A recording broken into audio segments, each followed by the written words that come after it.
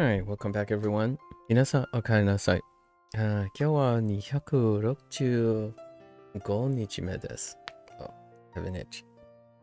Alright, we are in our, this is actually our day 4. Just so happens we do not have a burnout opportunity this time around because we do have a set that lands on this. Tomorrow is kind of weird too. I kind of want to get an early start. Or start getting earlier again because October is great and it's like quickly approaching. Obviously, time passes the same. It doesn't really change. We have 3 days, not including today. We have 3 days left before October. And October is going to be like a rigor month. We got to be disciplined because I'm gonna attempt to at least do prompts every single day. I'm gonna probably do like a mixed schedule, like a double up day, because WaniKani is asymmetrical, right? Like WaniKani has an asymmetrical workload. So these days, I might actually take a bye day to adjust. But the reason why I'm mentioning October is because I do Inktober. I mean, I like the concept of Inktober. So the idea is that I'm gonna try to aim to do a drawing prompt daily for the entire month, right? And this takes a lot of stamina.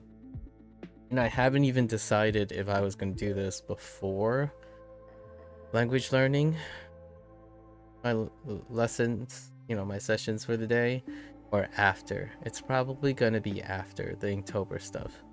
Although that can really diminish my stamina available for Inktober. So I haven't decided if I was going to modify the way I'm doing my lessons so that I don't overexhaust myself, or we just pep up and step up our game temporarily for Inktober, and then step back down, try to lean in. Usually this means that if I step up and I pass my limit, that also means that the following month is gonna be a step down. Like I'm gonna do less than I typically do on average to recover, right? But not just quit entirely, because it wouldn't be more of a burnout, like I'm burnt out. It's more of a giving time to recover.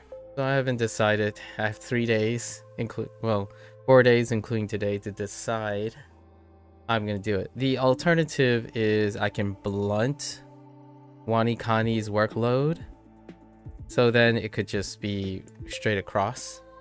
So the reason why I'm bringing this up now is this particular day and the other days would be kind of evened out. They would be intentionally evened out. So lessons would be moderated in a way. Although I do have to admit, now we are in the period where I started the new cycle. So nearly all the stuff that are burned now have reset the cycle. So there are no more, like, leeches are very few, and all the staggered cycles come in predictable groups. So these 75 probably belong to a singular group. So all these are stacked in singular groups now. So they are very predictable, as opposed to having leeches here and there and whatnot since then. So we're starting actually a new cycle just in time for Inktober. So there is a chance that on lesson days, which is related to WaniKani is the thing that's making it kind of adventurous in a way of my workload, because WaniKani has it's the more dynamic workload, which is how I go about other things like running and maintaining like dieting and whatnot. It goes through cycles. I cycle through instead of being consistent. It works on like there's a hard day, there's a recovery day, hard day, recovery day. That's kind of how WaniKani feels. So in the scheme of scheduling, it feels very dynamic. Then we have the follow-up to WaniKani, which is HanziHero. That's flat. It's flat across the board. So we have 2 routines going on right now. And Inktober,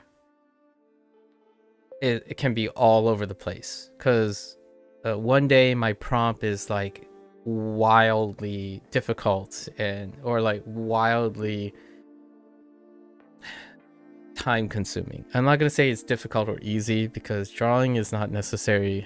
When you're doing something voluntarily, looking at it from a perspective of being difficult or easy, and that paints the reward is not quite how I would healthily do something consistently. It's more how time consuming it can be, because there are days when the prompt is like, oh yeah, I just want to add more details, and that could eat away at my stamina. So then it could destabilize all this. So next month is going to be earnestly going to be one of the truest tests of how much stamina, how in a really weird, quirky way, how young I still am, I suppose. Last year, it was Duolingo every single day, right? We had Duolingo every single day. The idea, but Duolingo has ways. My routine for Duolingo was a lot more flexible. It still was very difficult, and I'm pretty sure I put Duolingo after the drawing stuff, because the drawing stuff was far more taxing in terms of creativity and like stuff that I have to do and organize. So we'll see. It's going to be very adventurous from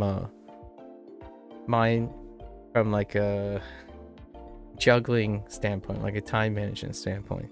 I will probably be a little bit more strict and disciplined with my Inktober this year, because you got to change up things, right? I learned a couple things here and there that can be applied to Inktober, like how I'm scheduling WaniKani and HanziHero. They're related to Inktober, so many of the stuff and prompts that I will be doing for Inktober will be related to WaniKani and HanziHero. That's kind of the nature of how I do things. Usually whatever I'm currently doing and everything that I am doing, they tend to be tied together so that they motivate each other, right? And this year, it's gotta be mnemonics, right? The theme is mnemonics. So I will hand over fist, try to incorporate some of the idiosyncrasies that was from WaniKani and HanziHero into my Inktober prompts. So the thing that makes it identifiable, cue the whole AI art and stuff. The idea is that we are, the artwork is, I was practicing technique and doing art studies and stuff, but this year, last year was incorporating Japanese and Chinese elements. So some representation of Japanese and Chinese, and then we did a little bit of like Hanji and Hanzi to celebrate that. This year though, mnemonics, and it's gonna be like a little bit of nods here and there to WaniKani and HanziHero. I'm not sure if I'm gonna be as ambitious as last year, where the workload was a lot lighter, where I would technically be doing 2 pieces every single time, because we had to do like a Chinese and Japanese component in every single Inktober prompt. This year, I think I can. I think I can pull it off, possibly. Now, the the fun thing about this is the reason why I'm gonna do this. This is as a teaser for next month because this is what I'm doing in the background at the moment, or trying to set it up.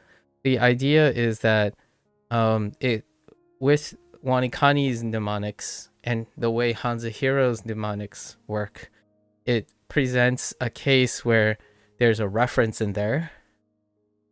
There's some provocative nature in it. And I also have modified my own interpretation of both of them. So now we have prompts that have 3 it factors. A reference, which people like because HanziHero uses references. Like, I gotta figure out how am I gonna represent, the characters, Robin Hood, SpongeBob, Patrick, and all of them. Meanwhile, WaniKani has this weird thing of near rhymes, right? And the near, and then how am I gonna represent Ko? Ko, Cho, Go, the random the random Star Wars references and like MacGyver and stuff. So there's some popular references in the things, and because of the way mnemonics work, you can allude to them and make reference to them while having enough flexibility to fit any prompt. So the idea is then there's part of the creative aspect. I like this because it integrates most of the things that I do to keep things interesting, right? I'm trying to figure out how to connect very abstractly all the things that put together. This is why, in my opinion, those people who understand what Mind Palace really means, in my opinion, is that things like mnemonics is underneath. It's Mind Palace is an umbrella term, in my opinion, or like a metaphorical umbrella term for all these techniques. So that's kind of neat that, or I'm doing it this way because then it pulls together everything. It gives me the option of doing most of my video game references and all that stuff, things expressing myself while also reinforcing some of the WaniKani stuff, some of the HanziHero stuff, and it makes everything gel together. Right? That's the entire plan, by the way. Most of the time, the idea is that one doesn't discard and compartmentalize their skills. They overlap and synergistically become emergent when you're learning skills. If I had all the time in the world and all the free time in the world, I could see myself compartmentalizing skills, right? Like, you learn a skill to do one task. That's kind of, I would say metaphorically, that's very similar to people who buy things for single tasks. Like, now you can do it well, buying and learning tasks for a very specific thing, if that thing is very important, right? Like, for example, if you chop and food prep like 90% of your time, getting an appliance that chops well and fast gets you a lot of time back. However, if you don't chop that much but you want a chopper, you hope that device can do more than just chop, right? And I think that's kind of the mentality here. Oftentimes I do feel one of the easiest and clear shot ways is you sit down, you make a list, you look at your activities, what activities you do consume a lot of time, right? And you focus on those activities and you try to either streamline them, optimize, refine them, right? Iterate on them and then optimize them again, right? That is one way. When you're in the aspect of acquiring new knowledge, like when you're learning something, right? There's so many things to learn. You can learn anything you want, but generally speaking, personally, my personal preference is that I learn things that carries all of my previous experiences as well, like keeping them in mind anyways. It's understandable if you want to just spin the wheel and say, I want to learn this because I like this, and then hope that you can creatively relate to that. And you can do that too. I did that recently with the last mini project that I took up, and those are happenstance things though. Like, I leave it up to happenstance to determine how I need to flex my creativity to apply my skills that I have to any given task, right? Those are the things you have to do. Like, if you have to go to work, apply your creativity to make the work go more efficiently, more enjoyable. That's your creative process. It's the problem solving thing. But if I have to choose to do things, that's like playing video games, streaming, and whatnot, I pick things very that builds on all the foundations that I have. So the games I play are not arbitrary. They are very well calculated. So the things I choose to play, since there's so many games, you know, you can spend a lifetime randomly playing games, right? And when I had a little bit of an inspiration discussion with a younger person in the just before the stream. One of the motivations of why I end up, despite, you know, playing live service games and all that and being distracted by the inundation of the internet, I can complete projects because I know those projects beforehand are very strongly tied to everything I have done prior. So I choose to do things that, if I'm doing them, I'm also doing everything that I currently am doing. If I'm doing them, I'm also enjoying all the things that I have enjoyed before it. So it's a culmination of things. And this is where I got into a discussion that was inspired off of someone who feels, and I think I speak to a lot of younger people online these days, where they always think of something as better or worse, but not cumulative. If something is cumulative, it is always better than before. But the thing is, that's not how that works for the mindset of many. For example, I was talking about game sequels. Game sequels are not seen as a continuation or a combination of things. It is possible for young adults, like many young adults I've seen, to distinguish, to be aware of the thing that a sequel invites change. It also could invite the same thing, but either or, it's a picture of the whole. It's a continuation of the whole, not a separate experience, not necessarily a separate experience in which it can come out as negative, right? Like, one of the things is like, oh yeah, man, this sequel changed what it was before, so it sucks, it's different. Or, oh, it's not the same as before, so it sucks too. Or it's different, it's not the same as before, it sucks, right? So like nostalgia versus, so it's this constant dialogue. And whenever I play a game like a Dragon or language learning, it's not a game, obviously. When I'm doing language learning, it's part of the journey, right? The journey is the combination of everything.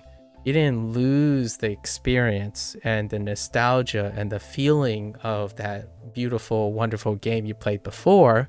You're experiencing the game in addition to your experience before.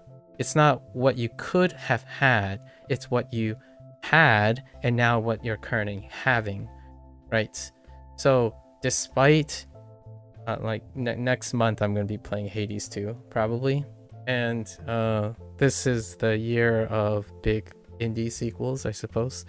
And a lot of times it's do if you don't, you know, like, it's bad if you do, it's bad if you don't situation, because experiences are compartmentalized. So like a sequel is no longer very attractive in this modern age.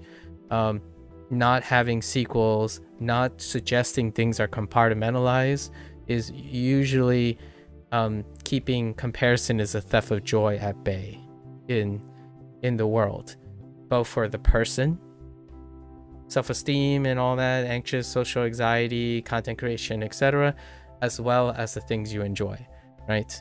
So if Hades 2 is exactly the same as Hades 1, I can know how to enjoy it because it's part of a continuum. It's part of a bigger picture, right? It is the legacy building of so you focus on specific things, but you see how they're connected. Then it's like, what if they threw the book out and made it entirely feel different? Then it'll be like, oh, it's not the same anymore. It's not as good or something like that. It's like, well, it's different. And that's great because now you have two different types of experiences attached to. So it sounds like I'm being a contrarian, but the reason why I'm being a contrarian at this very point is, are you happy with that? Like, do you see differences as only negative? And then do you see the same as only positive? Because those are the individuals that I feel are the majority here. They believe that something that's good must maintain to be the same, and something that's bad must change for the better. And then something that is good shouldn't be changed at all, right? Kept the same without any like this distraughtness or something, because it keeps consistency of good things without entertaining the idea that it could be better because it's different. And then same or bad, expecting that change will always be good, but it can get worse as well. So there are these things, right? And part of the continuum is that all your experiences are cumulative.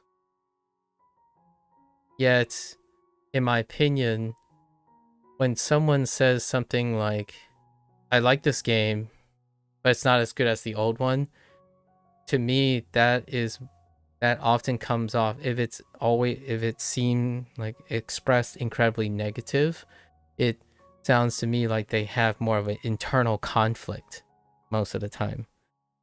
Because if it sounds like you don't want to play the sequel, then don't. But oftentimes those who have a negative compartmentalization of their experiences, they would proceed to experience those negative things despite their awareness of the connection. I'm not saying they're stupid and they don't see that a sequel is a continuum of the previous game. I'm suggesting they know this, but they continue to do things at the expense of their own emotional satisfaction, right? That's what I'm sharing that now, because when I say this for those who like have come to know me, whenever they say, oh, what is your favorite game of all time, I usually answer, like, the short answer, if I only have 1 minute to answer the question, is the current game I'm playing. It's always recency. It's almost 90% of the time it's recency of my choice. So if the current game I am playing is a game I choose to play, it will always be the best game that I've ever played so far. Like, it's my favorite game so far. That would be the 1 minute answer. The second would be explaining why that is the case and how that's the case. Is because when I choose to do something, it maximizes and cumulatively utilizes all the good feelings I have up to this moment. Now, if it was a game I didn't choose, maybe I was solicited for it, or I work, I do a job or something that is partially not in my control, then yes, it could be not that game because I didn't choose to. So this is the crux of the conversation I had earlier before stream today, which just inspired it, is the idea that if you're choosing to do something and it is your free time, right? This is your liberty. You have We're not talking about all the times you don't have a choice. We're talking about the times you have a choice.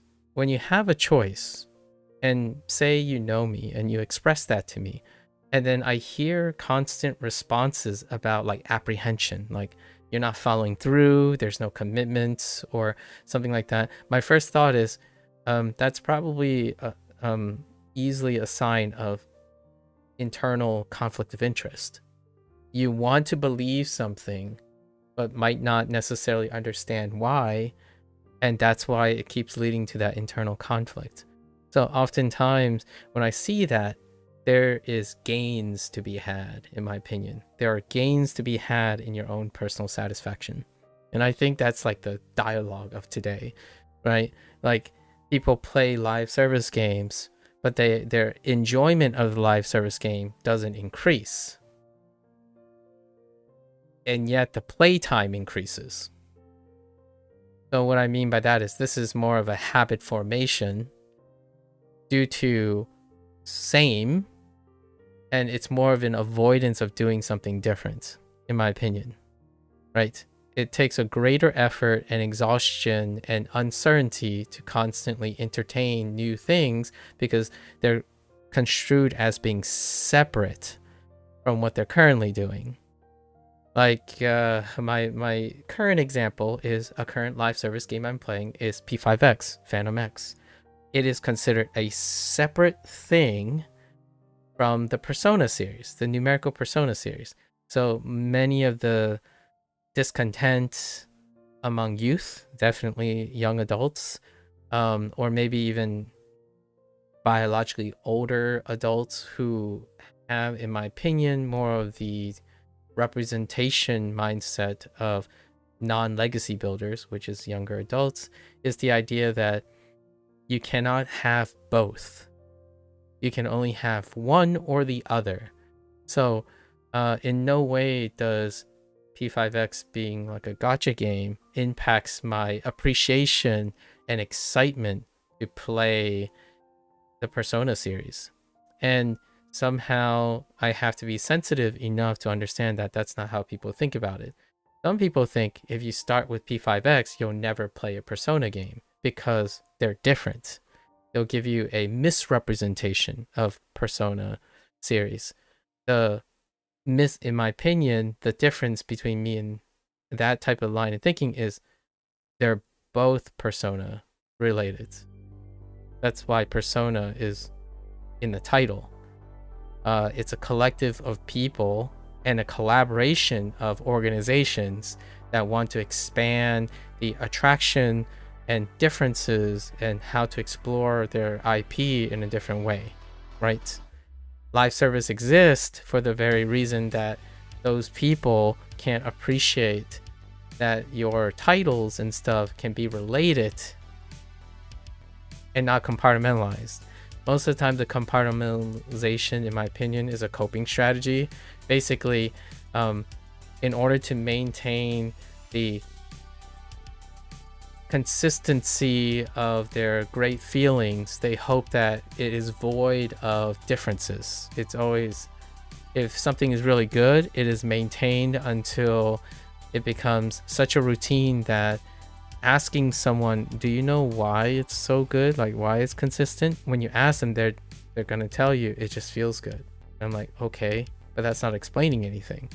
Like, you're not increasing awareness of it. You know that you like the thing. It's kind of like the whole souls situation and whatnot. So I think that's a dialogue that I'll most definitely bring up in the future. It deals with language learning. So how is this related to WaniKani and HanziHero?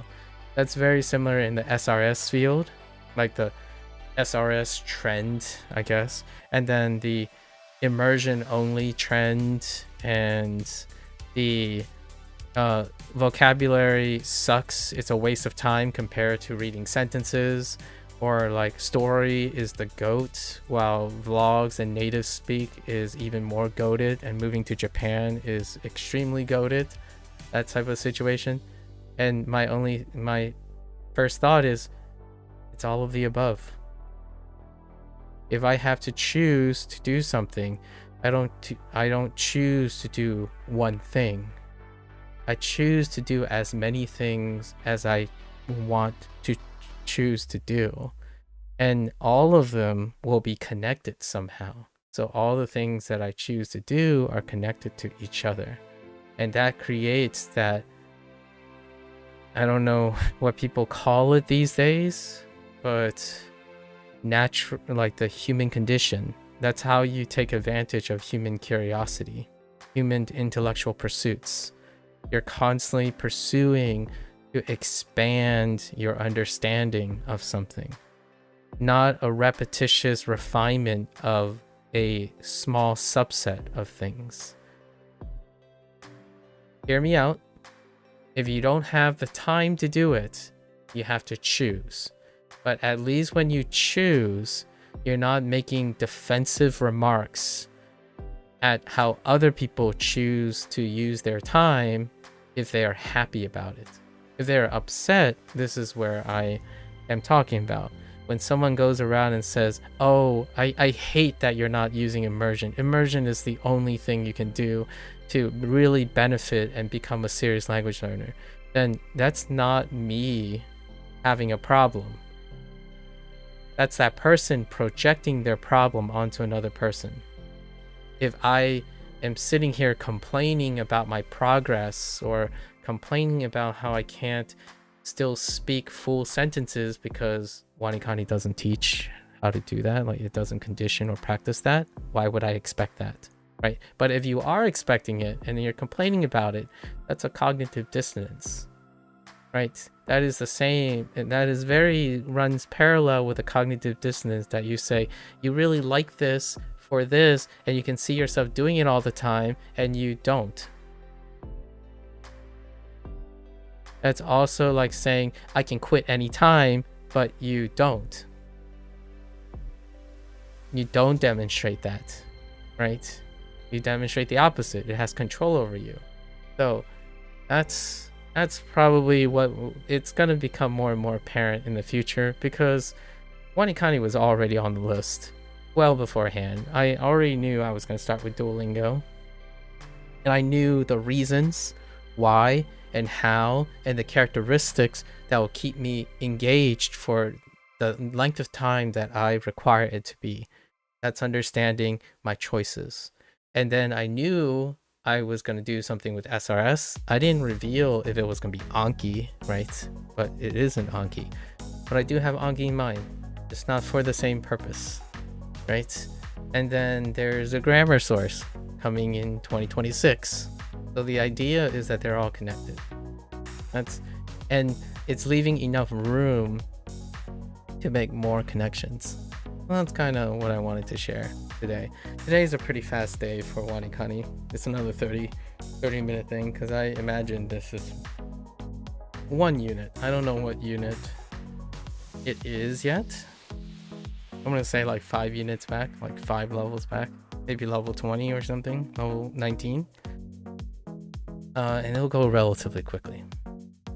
That is something that is definitely, in my opinion, I will generously talk about over and over again.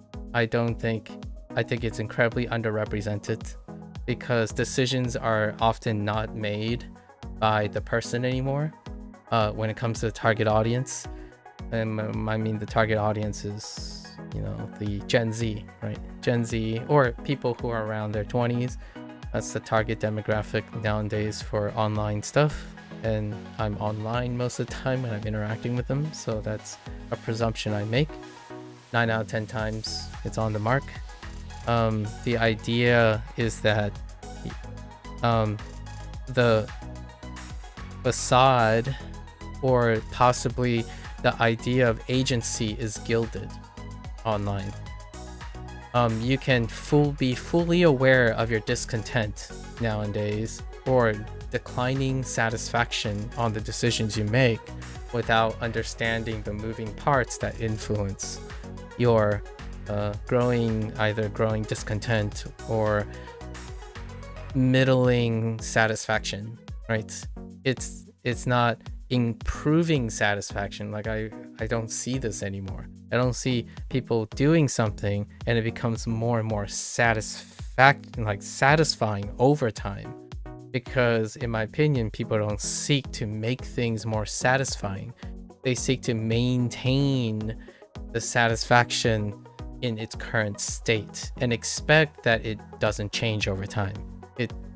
The human condition, it's a human condition. The thing that you want to maintain over time will naturally not be satisfying consistently over time. Like, it diminishes in return the more you do it.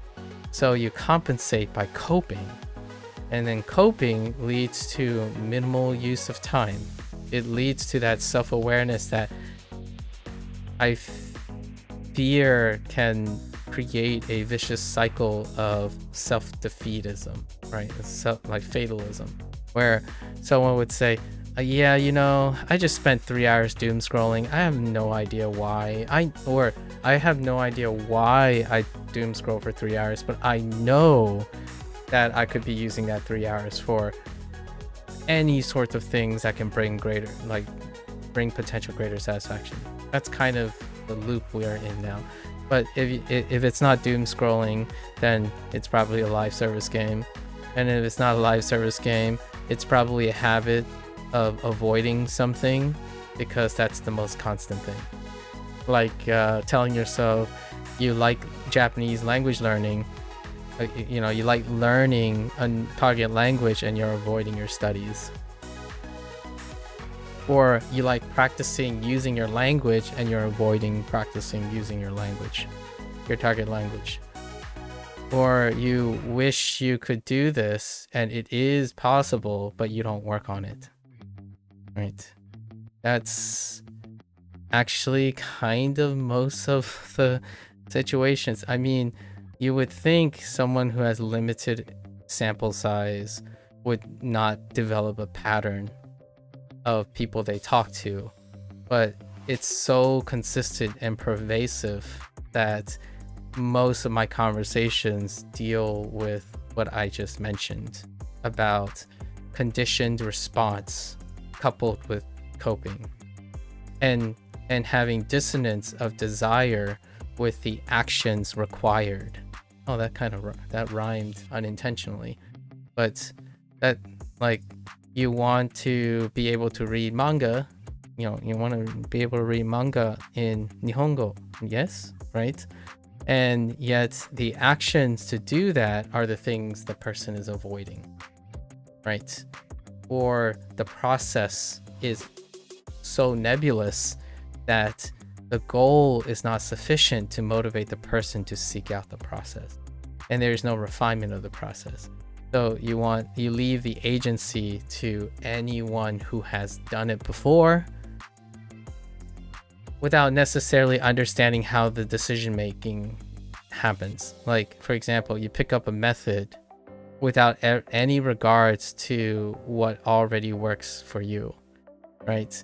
You pick up a method and the idea, oh, you know what, that is very much similar to picking up a crash diet. It's called a crash diet because you're gonna crash, in my opinion. That's the whole idea about a crash diet. It's a diet that's so far from your current habits that doing it requires an unbelievable amount of willpower, while at the same time will elicit a crash.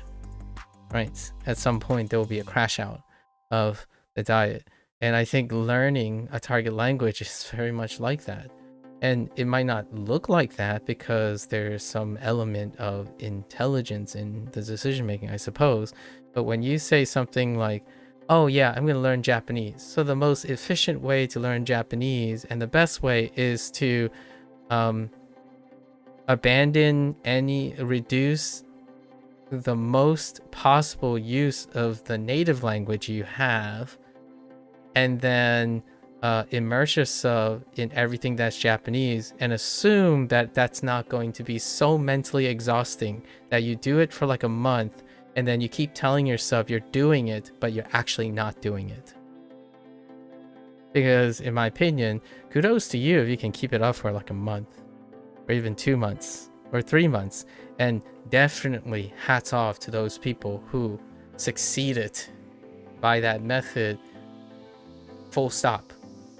But the question I often ask myself is, what is the success rate of that?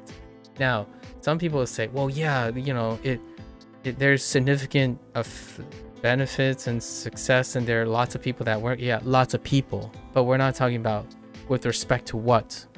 What is the percentage, the actual percentage of success?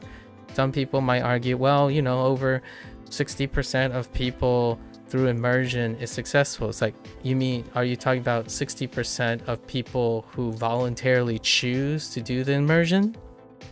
That's selection bias. So that's kind of like saying FromSoft is going to release a game, and usually 80 to 90% of the people are satisfied when they buy a FromSoft game. It's like, yeah, because they're probably already fans of the FromSoft games.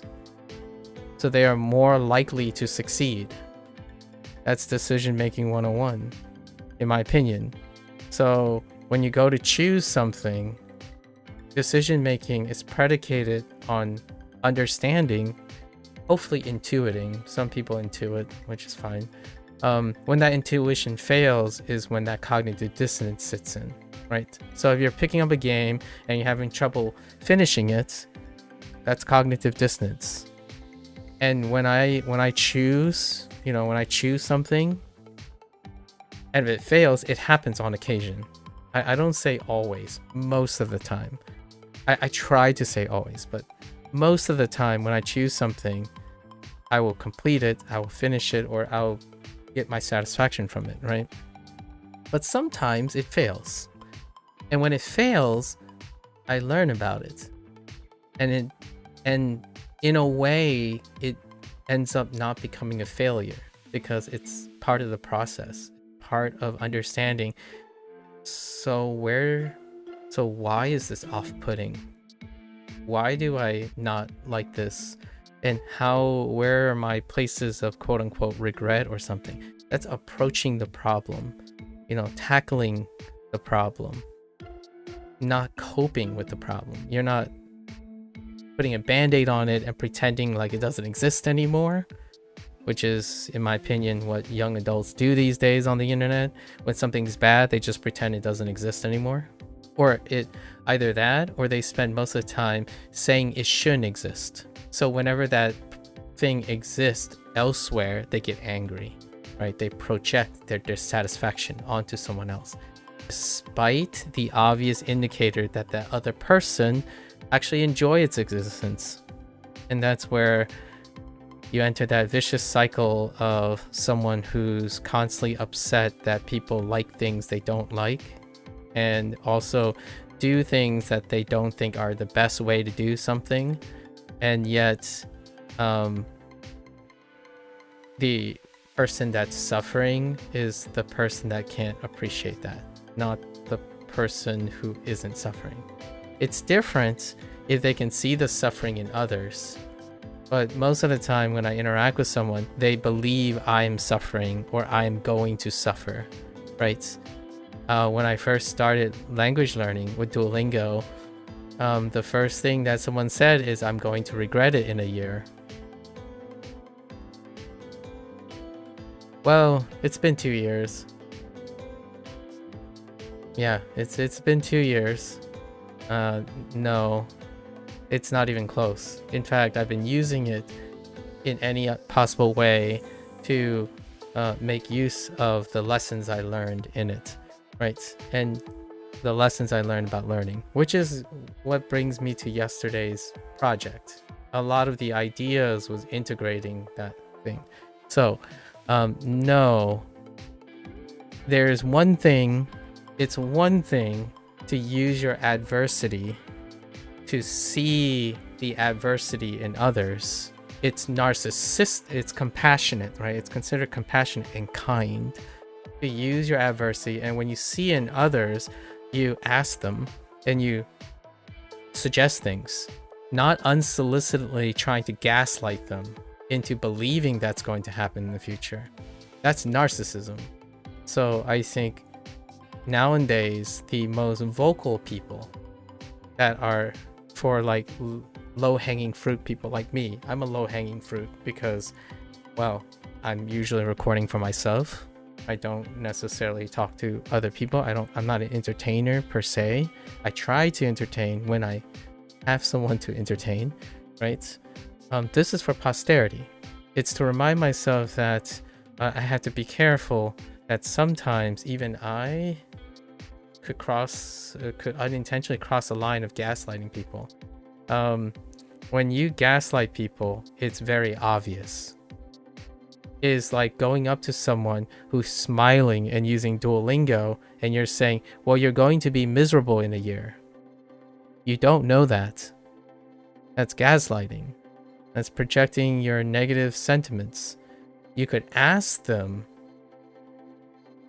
how are they feeling now? And are these going to be a problem for the future? You can use your experience to ascertain if they're going in the same direction, right? Not immediately, unsolicitedly projecting your adversity. I think that's wielding. That's a sob story. That's a narcissistic, self-centered way of saying you're being kind and you're being compassionate without actually being compassionate, because you don't actually know. You didn't even ask what that person was feeling or anything like that. And how's that related to what I said earlier about cognitive dissonance? I think the source of that behavior, one of a potential and even major contributing source of that behavior online, which I think classifies the vast majority of minority voices, loud minority voices, comes from the dissonance that they have and experiences that they have prior. So when someone says, oh yeah, not all Americans say that, you do know that there are other people that live in the United States. That's projecting. That's gaslighting. It's like I'm pretty sure two people who are talking about different people around the world would know that there are more than different people in different countries. So in order to like boost your moral high ground, you state something obvious and pass it off as profound, but you're belittling and condescending to the other person. That to me was my very first experience. I think it's over 50% of my experience. It's become less and less frequent, largely because the algorithm does not pre-select or expose people to long-standing form content that involves reductive and repetitious things on the surface. So that type of discussion has waned, and then as the numbers go up, right, the things have come down. Now hear me out. It's gonna start all over again the moment I put up that day one, and it's gonna be about something grammar related, because I've already revealed this 2026's project is gonna be Boom Pro, right? And I'm already anticipating that at the beginning of the year I will have another spike of someone coming by and explaining to me in a condescending way how I might as well like pick up a Genki textbook instead, or a Minna Nihongo textbook, or actually go on italki and talk to a native Japanese speaker, because that's the best way to learn grammar. Because grammar doesn't help you with conversational skills or something like that. And it's gonna happen. But you know what? I'm more prepared for that the third time around, right? And I'm gonna be a little bit more tactful and more interesting because I have WaniKani experience, Duolingo experience. I have a lot of experience now. So now the third time around is gonna be very different. I've already prepped for these things, by the way. Choosing to do something is also being as ready, mindfully, and prepared as you can by bringing your entire ability in. Hey Maku, just wanted to pop in to say hi and then lurk for a while. Okay. You're back at university now. I hope university is going well. the first days, syllabus settling in, and you're feeling a lot better than you did at the start of your previous academic year. I would love to hear why and how that's the case in the future. Obviously, in the future when you have time, you have a very good feeling about this year. This year will go. Fingers crossed, right? Both in terms of academic dedication and your social life. Hope all is well with you. Yeah, everything is well with me. We won't belabor, let's not turn this into a 4-hour thing, but I hope to hear it little by little, right? Little by little about your good feelings. And hear me out. Having good feelings, it really does. When the sun shines, it also gets brighter.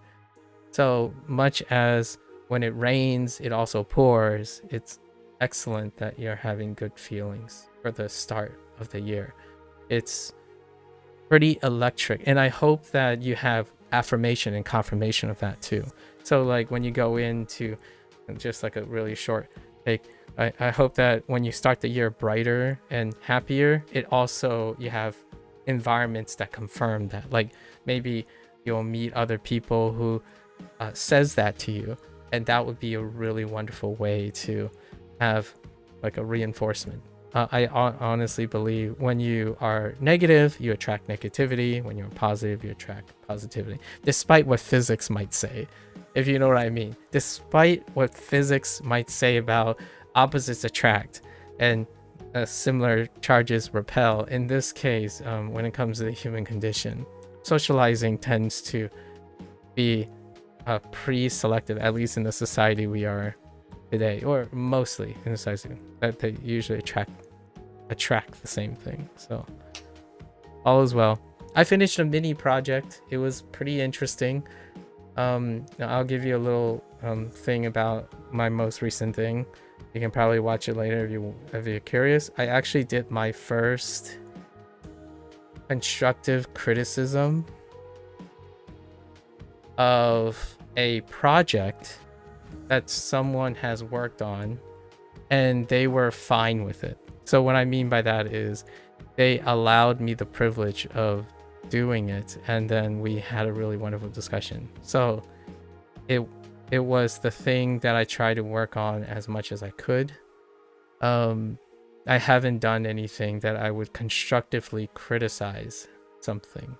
So I tried it. It felt really good. It reminded me of what it was like to be a professional in some way, and I really enjoyed it. And it's the first published thing. So I don't know if I communicated properly in the video, but I really was genuinely grateful to the developer, the person that I had an open line of communication with, the opportunity to do that, because I'm not entirely sure that person understood that it was a win-win situation. They thanked me for my efforts and generosity, but I really do find I thank them for the privilege, because it's very brave to approach someone which they probably don't know that much about, and that was generosity meets generosity. So it was really fun to constructively to publish something that exercised my constructive criticism, my ability to constructively criticize something. Because most of the time it's about feelings, mental, routines and stuff. I'm talking about concepts, but I rarely ever get to apply them in a way. So it was the most unofficial, non-professional, but still professional capture of the things I did on a daily basis. And I don't know if I'm going to make that a regular thing, but I do want to iterate that I was very grateful that they gave me the opportunity to do so. Also to learn you was something to think about.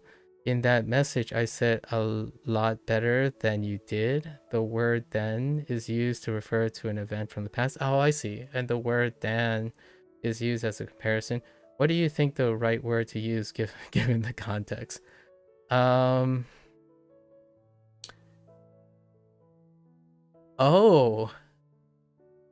I don't know.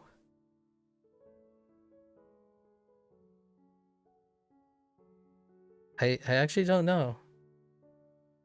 So so than is a point of comparison. Then is a time, right? And in both cases, I guess you're trying to mean both. So you've made a word. You kind of made. You mean both, right? Is that what you mean? You wanted to for it to mean both, or do you mean you're referring to that something happened in the past? You're very happy, but you're not that surprised that you had that outcome from your interaction with that developer, and you can see the similarities with what comes of our interactions, even kind of by best wishes for your future. Yeah, yeah. I look for, hear me out. Investment in people, right? Investment in people. I have no idea about that grammar thing though. I don't know enough about English. I feel like so protocol investment in people, because you just don't know who's gonna become a superstar. That's I understand that sounds like a business proposition, but I don't take chances. You invest in people. Like invest in people. If they can be any more than they are now because of your involvement, there's no regrets. If they become worse because of your involvement, then you have to learn from it. Right? So in the end, I know it sounds like there's no lose. I have a no lose situation. Well, I could be punished for it.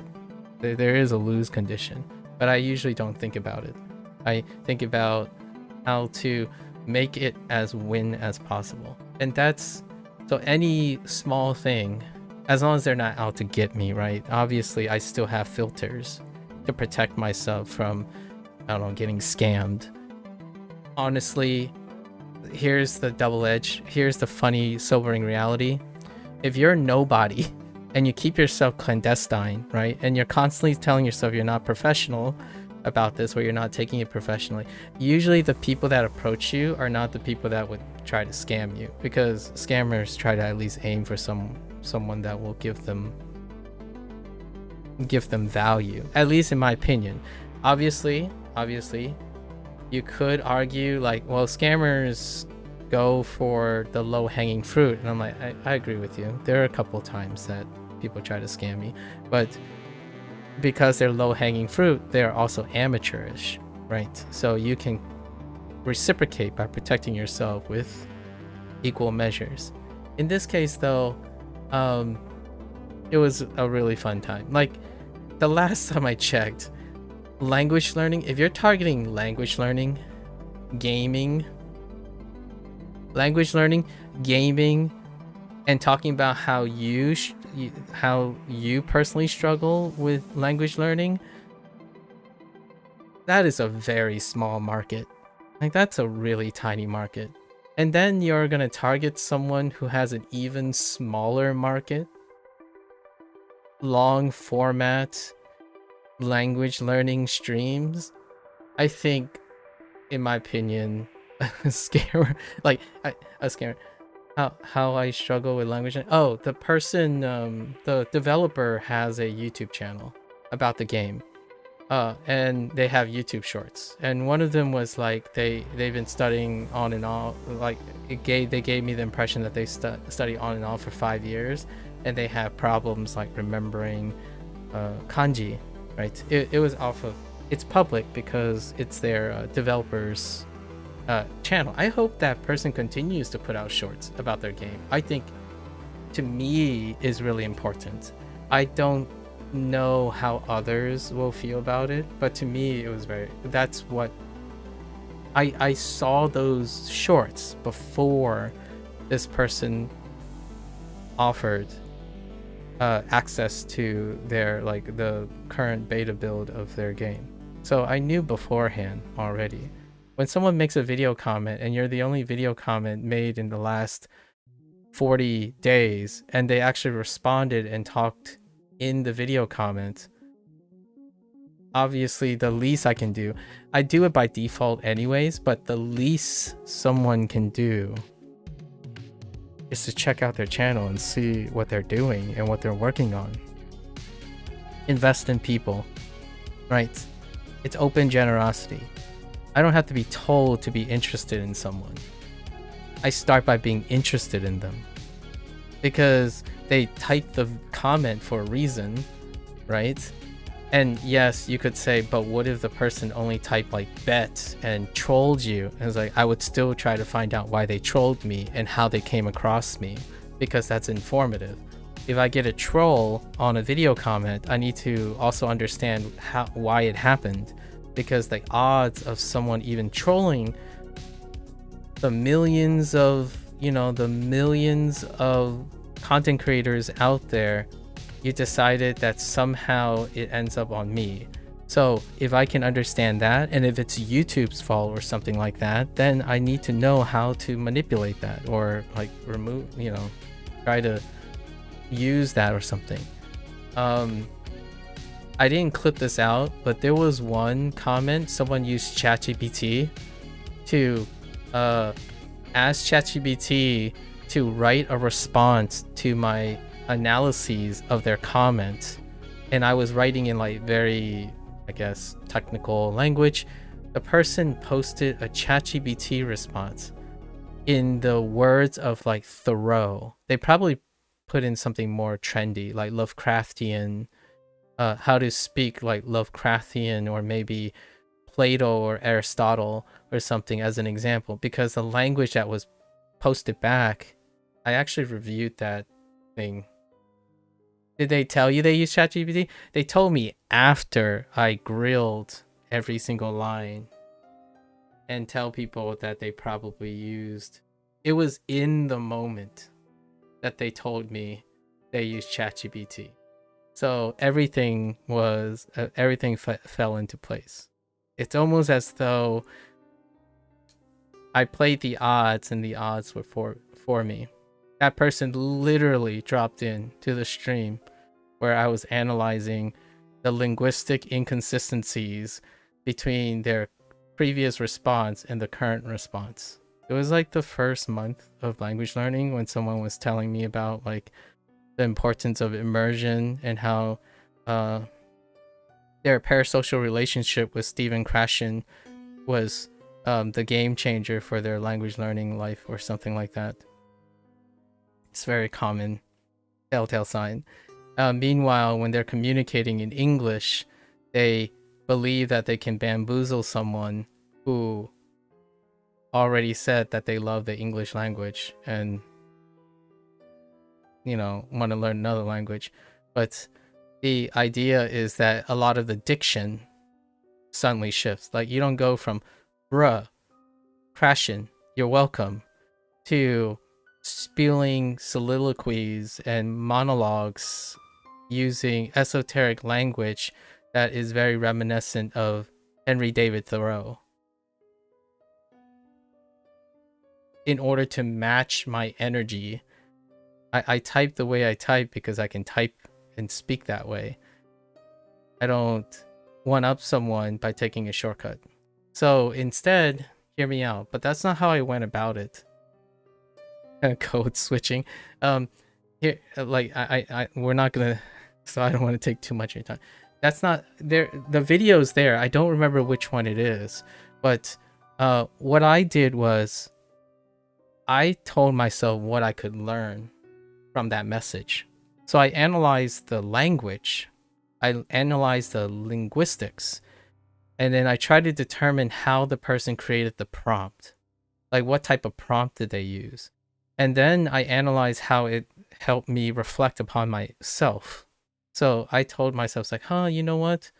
This statement, although very esoteric, it can be true. So there's a chance the person typed out the message and then they asked ChatGPT to convert it in using vocabulary of a different level. So in the prompt itself, I was trying to figure out the motivation of the person. Like, what is their discontent? Like, what they were trying to prove. And then that person dropped by, and guess what? It was Occam's razor. The person said, it was just a joke. I was just trying out ChatGPT to see how it would work. I'm like, well, that's a little disappointing. And that's how it ended. It's like a great 30-minute skit, isn't it?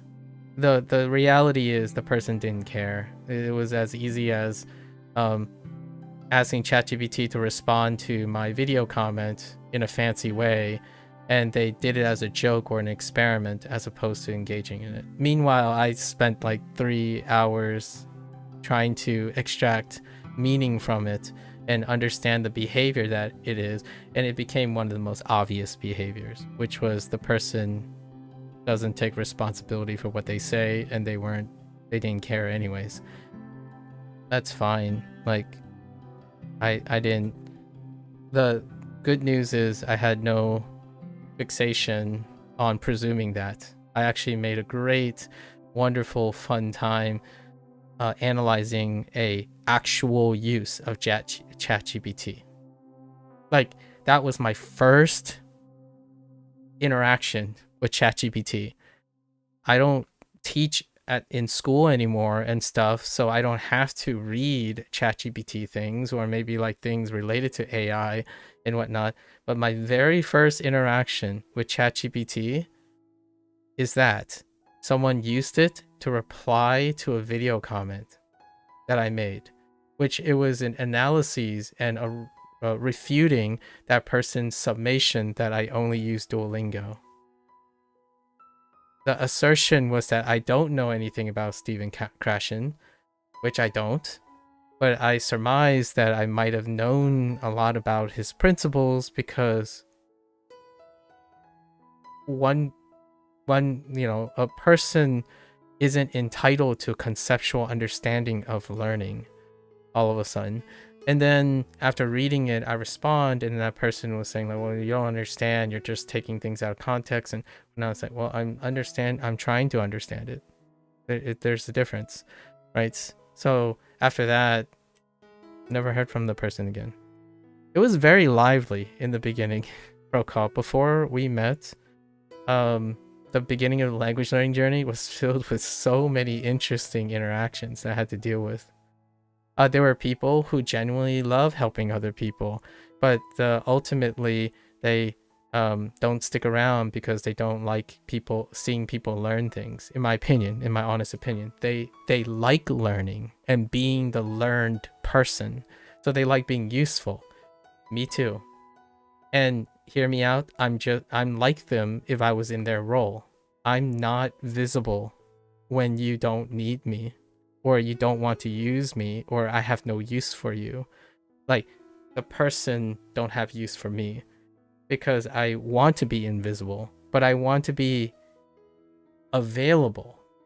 So invisible in the sense that I'm not all up in your grill trying to change your life or something. I want to be available, so as much as possible. So whenever you are out of options or something like that, I don't care if I'm the final option. I want to be at least a option that is available for someone. That's kind of what it means to be reliable, in my opinion. That is what niceness is, right? Sometimes that's something that costs my own livelihood, but is well worth the sacrifice. Being kind is what I try to do most of the time. But in terms of streaming, this is niceness. I want to be seen as a nice streamer, not a kind streamer. It's kind of a weird thing, but a nice streamer is also a kind streamer, but they're only kind when they have to make a decision, right? They are nice when no one's asking them to do anything. Right. So I'm nice right now because I'm not paid to do anything. I don't have any other obligations or moral obligations to do this. I know it's not technically true, Brokaw. We already talked about my moral things, but it's not visible. People don't know that is my. So it's a little twinge. There's a little ounce of self-servingness in it, right? My moral obligations about young adults and whatnot, but it's rarely made apparent. Yeah, that person did code switching in a different way, Brokaw. They literally used a tool to code switch. They didn't code switch themselves, but hear me out. That might be the future. I can earnestly tell you now if I am part of HR, like if I join a company or something and I work in human resources, without a doubt, that's probably a normal occurrence. That's a regular occurrence. Like when you ask someone to do something and or like to report something and you come back and this looks suspiciously like not the way they sound because I've talked to them before, that's probably going to happen. And I don't think it's a bad or a good thing per se. If you can work with it, you can increase efficiency, right? If you can read through ChatGPT on the person's intent, that can be a human trained response to connect with the person in order to maybe even encourage them that they don't need ChatGPT. They can express themselves entirely. Whenever ChatGPT comes up, in my opinion, is a consequence of poor communication skills. Or in not necessarily they have poor communication skills, the poor ability to initiate their communication skills if they have any, because they prefer not to use it. And hear me out, I don't think employers emphasize or play along with it. They would punish you and say don't use ChatGPT, right? That's fine. Another approach is to ask them why did they use ChatGPT, because earnestly, if you wanted to sway me, right, sway me that you're competent, that's the opposite way of doing it. And that's kind of humorous. I think it's incredibly ironic, and I'm using the ironic unironically. The irony here is that person could have responded cogently with their own upset. They could tell me I sound condescending. They could have said that, well, I'm being disrespectful. Can I change the tone of my attitude? That would have been far more impactful, and I would have been able to compromise and understand and alter my way of speaking than going to ChatGPT and try to one up something that they don't understand. That's in my opinion what happens with AI.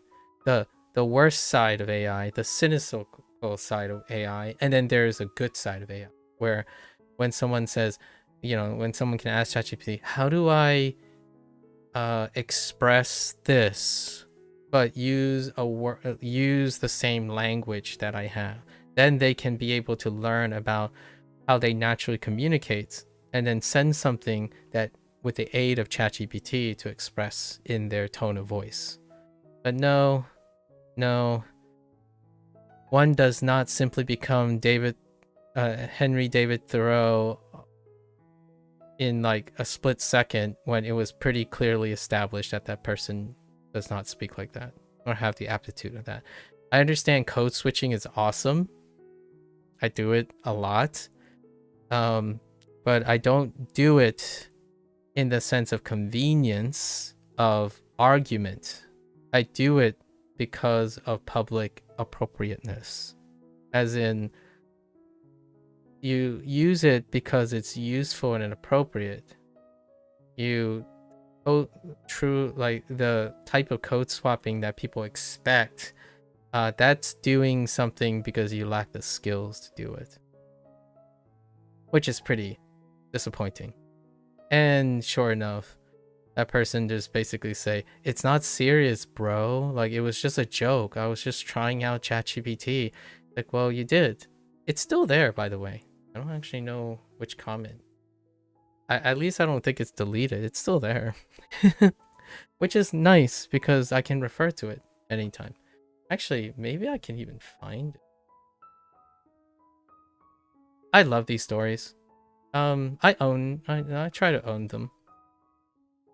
I did sound a bit like I made some concessions. I did sound a bit kind of condescending and whatnot, because early on, those were the only types of comments that I had.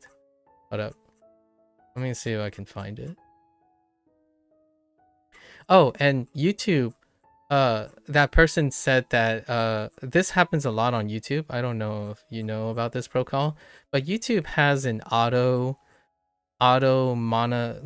collapsing and auto hiding system. So this person accused me of deleting the comment because they couldn't see it, and turns out that it's still there. It's just you have to uncollapse it because YouTube hides spam or hides things that trigger a detector, right?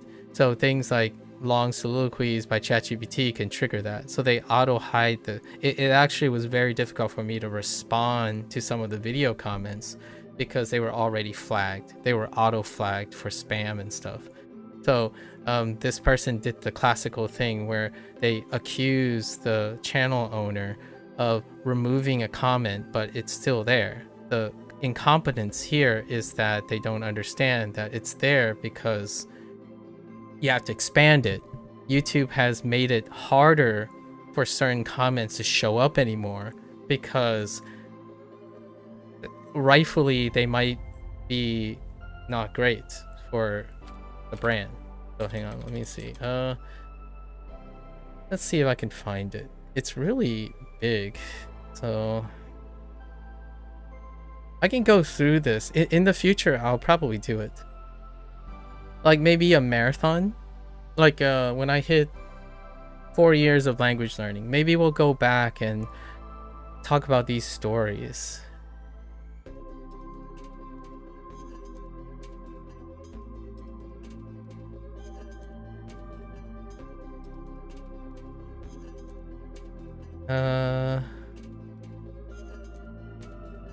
I'm reading some old ones. They were quite great.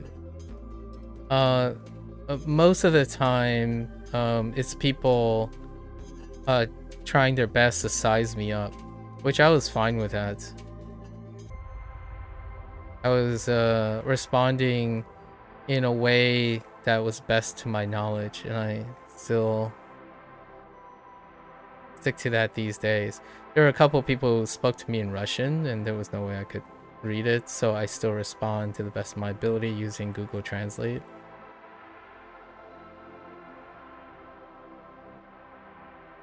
Oh. No, I'll have to find it for you. We'll do a segment in the future to celebrate like an anniversary or something. I used to do this because I got more video comments before. Now I don't get any video comments. So whenever there's a video comment that shows up, I save all my stories and my things that I prep for that person. So Seika Quest, the developer of Kotoba Dash, was the recipient of all that energy, I suppose. Yeah, I must have skipped over it.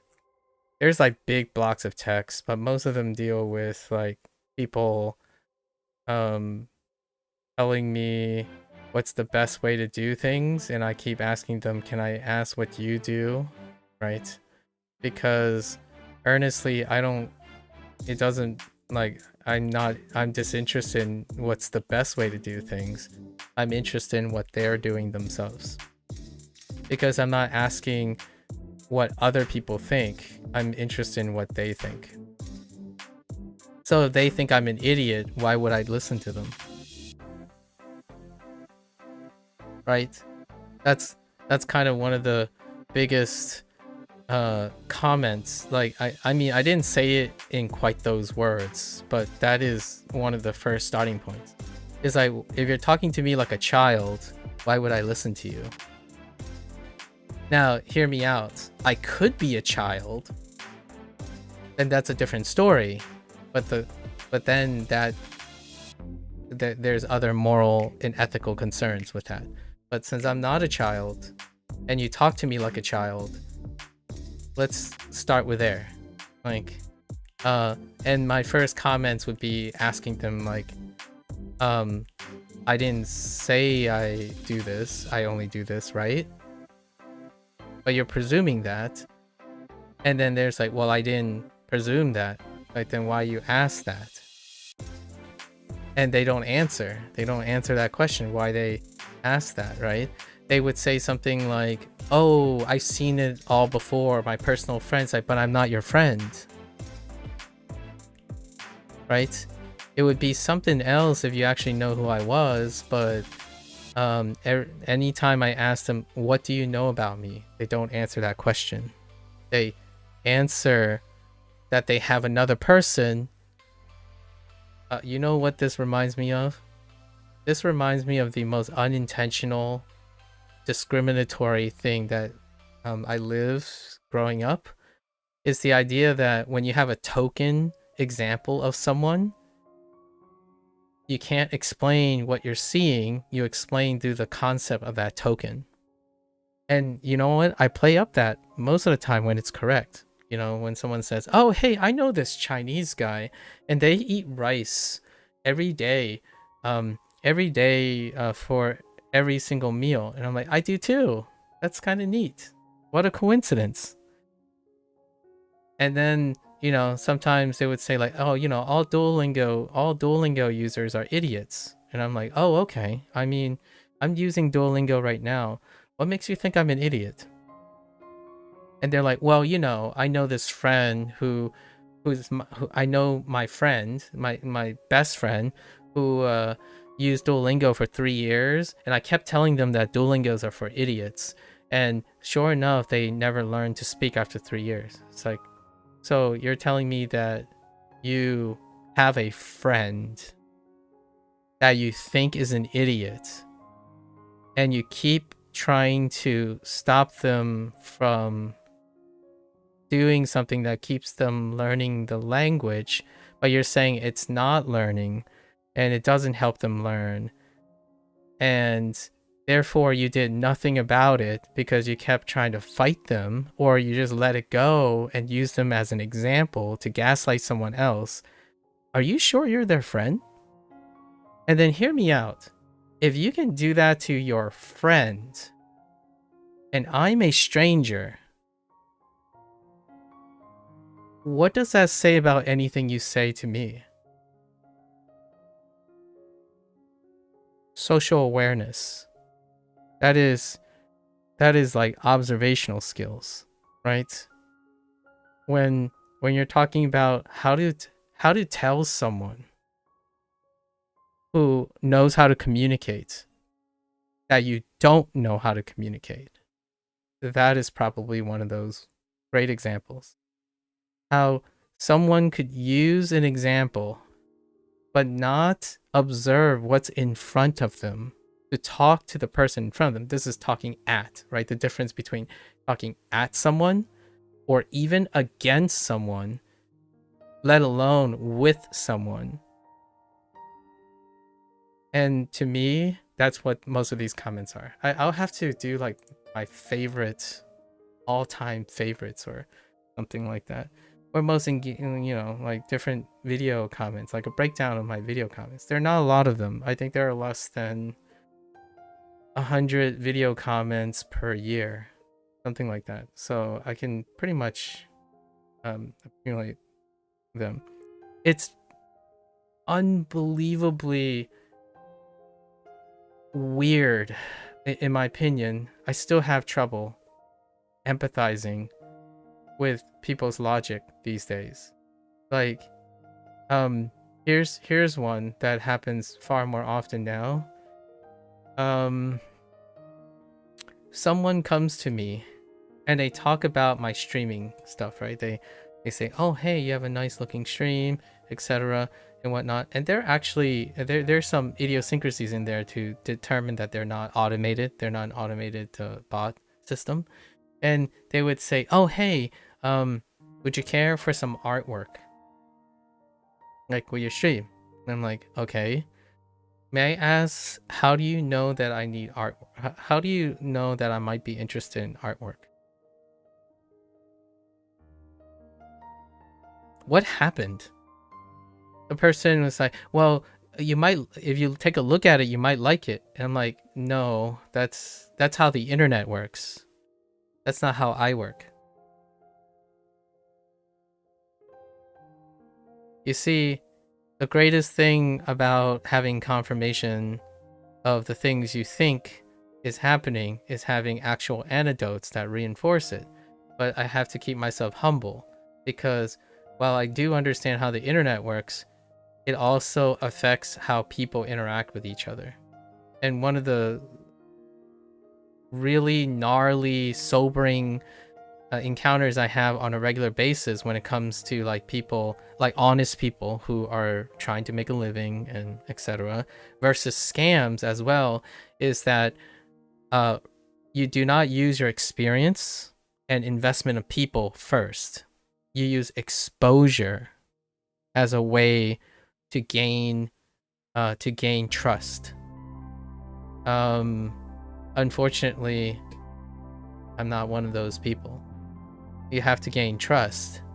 Like, you have my respect. Everyone has my respect by default. But trust is earned. Right. That's different. I think a lot of times people think trust and respect are the same thing. Like, you deserve people's respect. It's like, I agree with you. You deserve my respect. I give it by default. Respect is something for you to lose, but trust is for something you're privileged to gain or earn. So you have the privilege to earn my trust, but you have the entitlement to my respect. Those are the things. And when it comes to talking to people, especially business transactions or like advice, trust is rarely ever gained. It's exposure.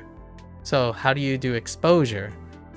You tell people of your accolades, or you tell people of other people's accolades, and then by that mere exposure, that's sufficient to gain trust. And no, not for me. So I want to say sorry, but I'm not sorry about this. Trust is the layer in which transactions, decision making happens. Anecdotes being very impactful where people seem to have a big drawback, both for when the anecdote reinforces something they know to be true, yep, as well as something you believe is true without you knowing it's true. Exactly. Double-edged. So the way I tend to sober up most of the time is to take yourself out of the equation and try to observe it in a situation outside yourself, right? And that is what keeps me sober about most things. It's incredibly humbling. It feels great. Like the example that I said about ChatGPT and that kid, right? It feels super satisfying, and I can understand why the internet works so well with algorithms.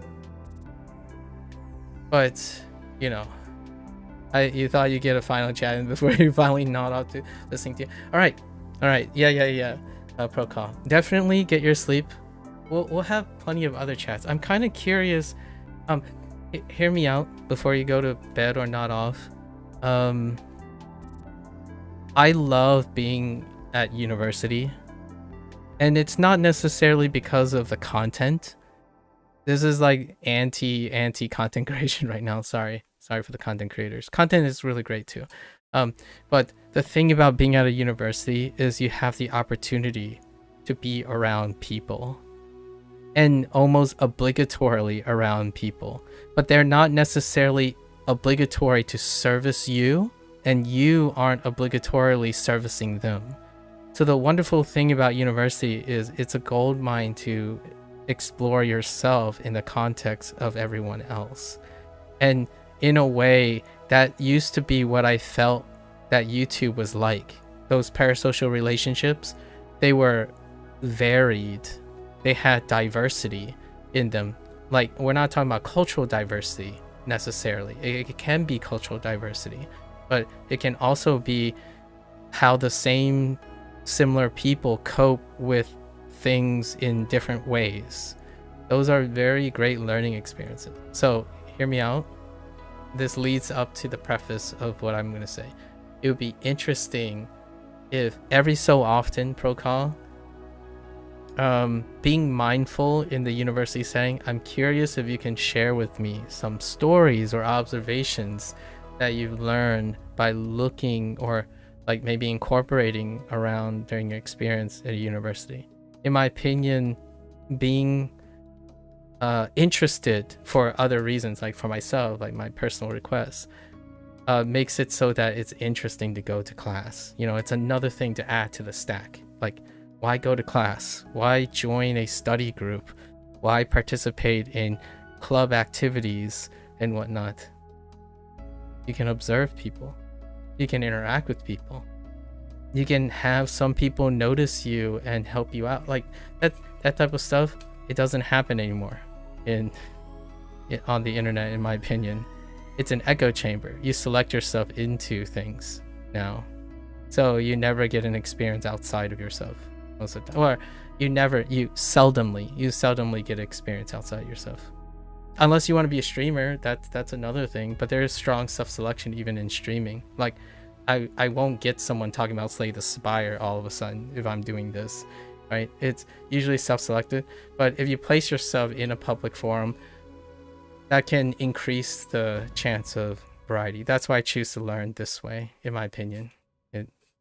We can interact, right? You and I met each other despite your no interest. You have no interest in learning another language, or like at least Japanese or Chinese at the moment, right?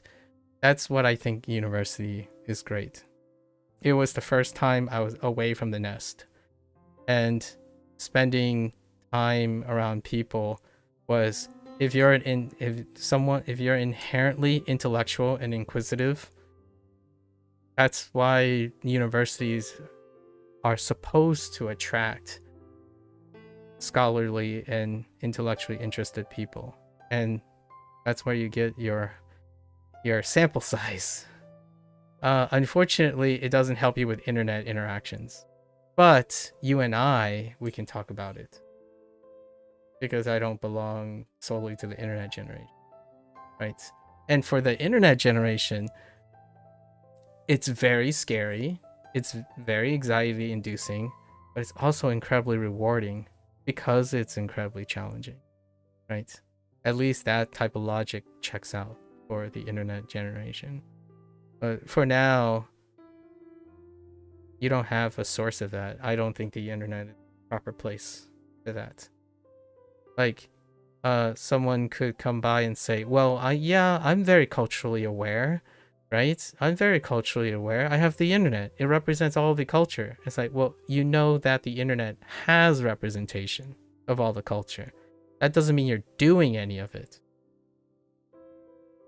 right? You're not actually participating in it or being in that environment. You know of the environment, not in the environment. So when someone tells me they know a lot of Japanese, so therefore they can teach, it's like, but have you taught? Because you don't talk to people like you have taught. You providing advice like you're an internet expert, and that's not a bad thing. An internet expert knows a lot of a topic. That doesn't necessarily mean they practice the topic. And here, this is how I learn a target language. And this is how I learn to make meaning from my actions. Is it exciting? No.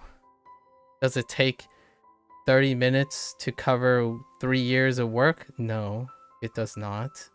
It actually takes 3 years, because what takes 3 years takes 3 years. So, trust doesn't happen in a blink of an eye. Trust doesn't come cheap. Heck, for most people, they don't even give respect by default. Like, if I were gonna talk to my people of my generation, I suppose you have to earn respect as well. But I understand online that mutual respect is an entitlement. It's not so much of an entitled thing. It's actually a right. So I give respect by default. Once you lose that respect, though, it's very difficult to regain.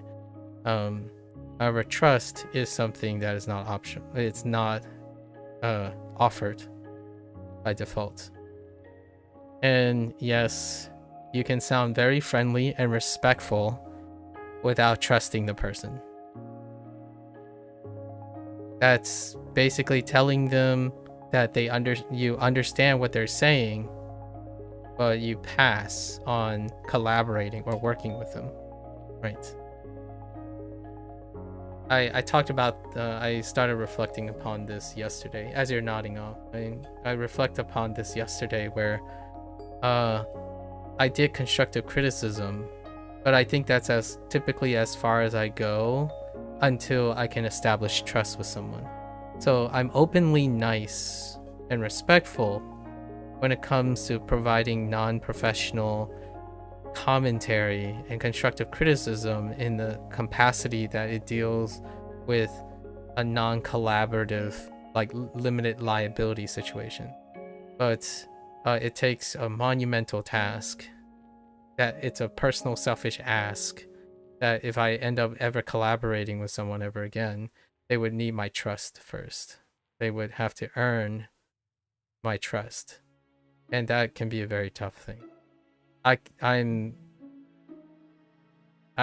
think the best way I can say this is I'm friends with a lot of people, but both them and I were probably independent people, and trust is very difficult between independent people, because that also means collaborating on that level. So it's not like a tough thing. I think the stuff that I'm talking about in terms of collaboration is a little bit higher, or like harder to achieve. So like what can seem like trust to other people is not trust to me. Like one of the trust things is limited liability. Both parties are responsible regardless of who the catalyst is. That is when I collaborate with someone. Prioritizing the person before the outcome. So that trust has to be established in a business-oriented way prior to entering a business transaction. That came up because of the mini project we did. Like, yes, certainly my constructive criticism could be seen as effort, and it could be seen as trying to place my professional integrity in the line, but it's like minor because I'm not the one who has effect on the final outcome of the product. Like what I mean is I don't make the final decisions or have a part in the final decision. If I do,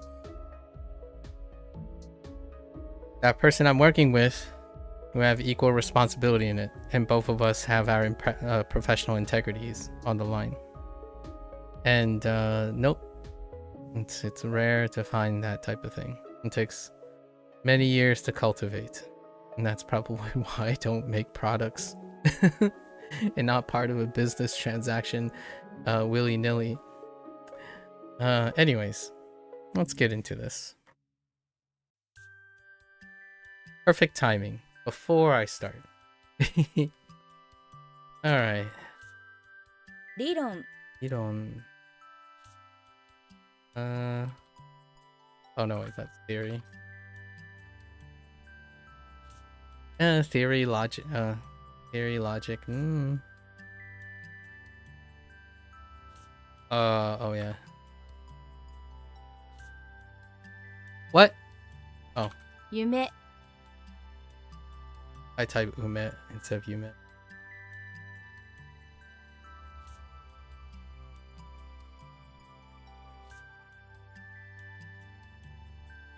Dang it.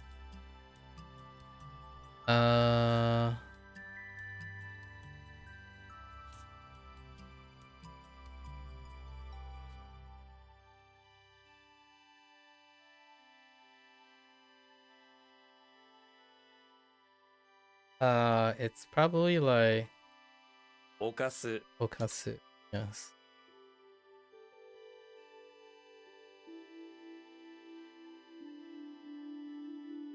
Okay.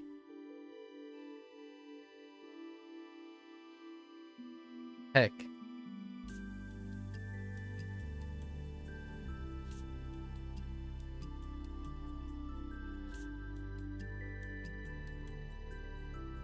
Dang it. What is... I thought that was... Oh. 経験 Keiken. The heck with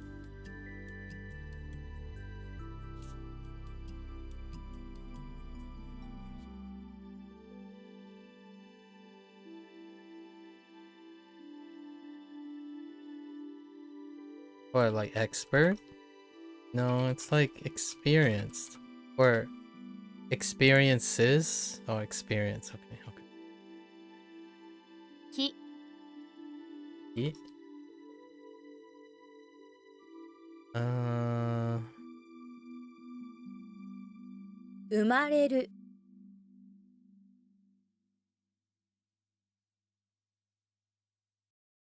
水害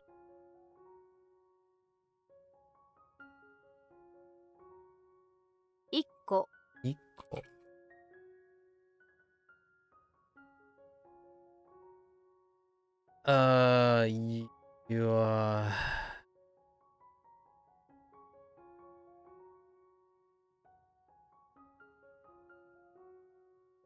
You余裕 you. Okay.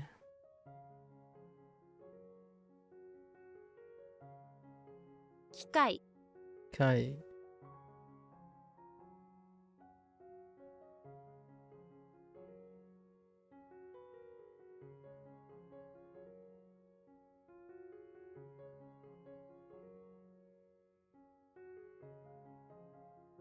Wait. Hold up. There's too many keys. Wait.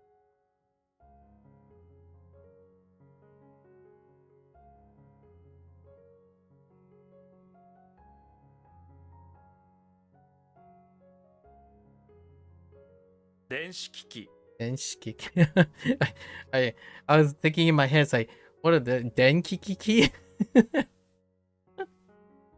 Like, there's too many keys. Sorry. Denshiki. Denshiki.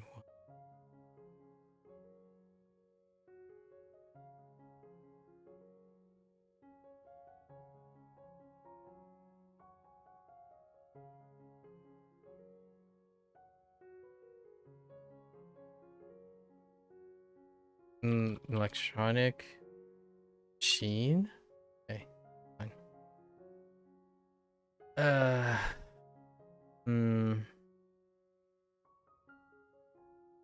Like again. Okay.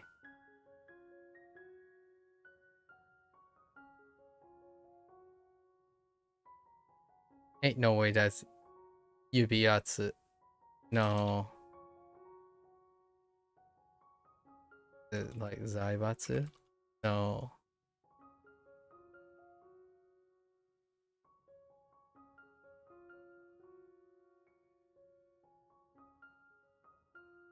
It might actually be.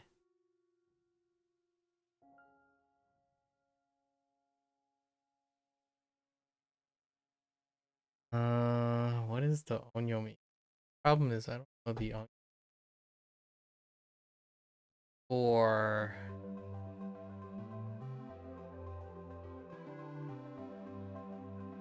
it could be the kunyomi or atsu.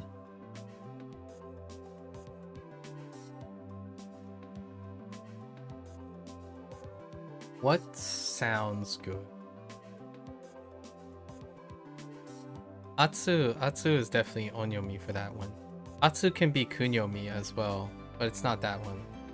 Atsui is kunyomi, not that atsu. This is pressure. So we're using onyomi, the atsu, 指圧 like finger pressure, or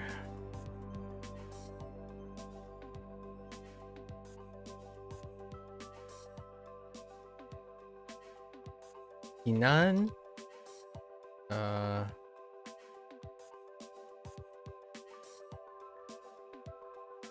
What?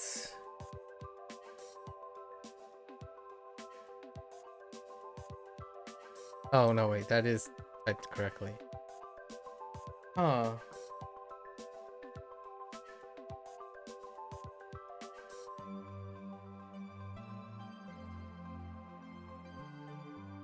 Hmm. I thought I understood. I think it's the left character that is fucking up. What does this mean?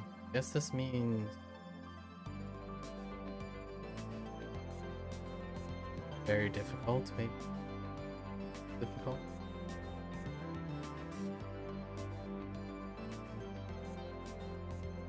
Hmm.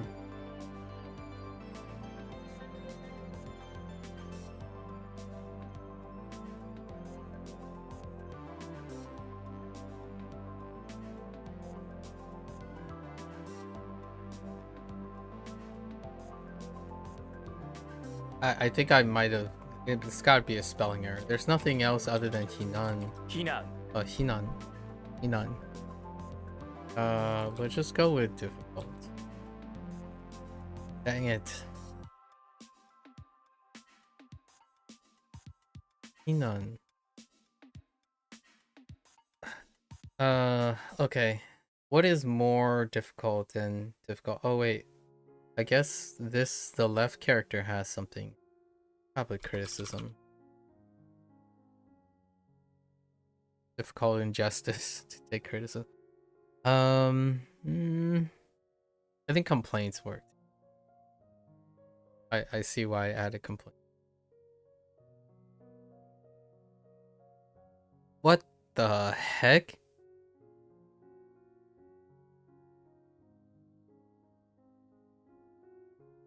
What? 個人 Ojin.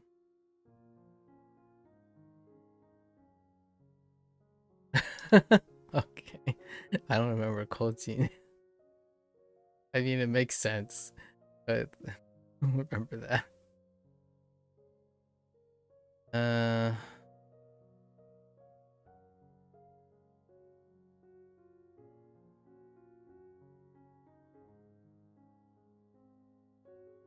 This is Tashkani. Tashkani. 確かに Tashkani. Tashkani. Tashkani is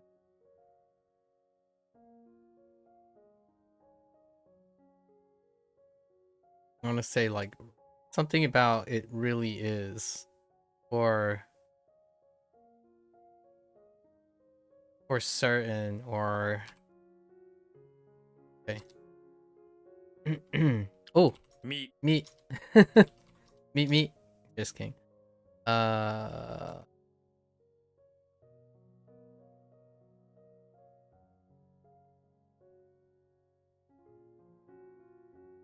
What am I thinking when I type that?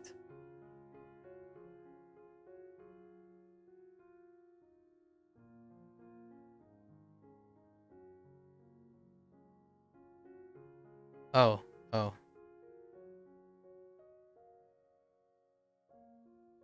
Ah! What? Wait. Just kidding. 自信 Ishin. The moment I read it out, it didn't sound right. Ketsuatsu. Oh, this doesn't have shortening. 血圧 Ketsuatsu. Raises my blood pressure. 公害 Kolgai. Kolgai.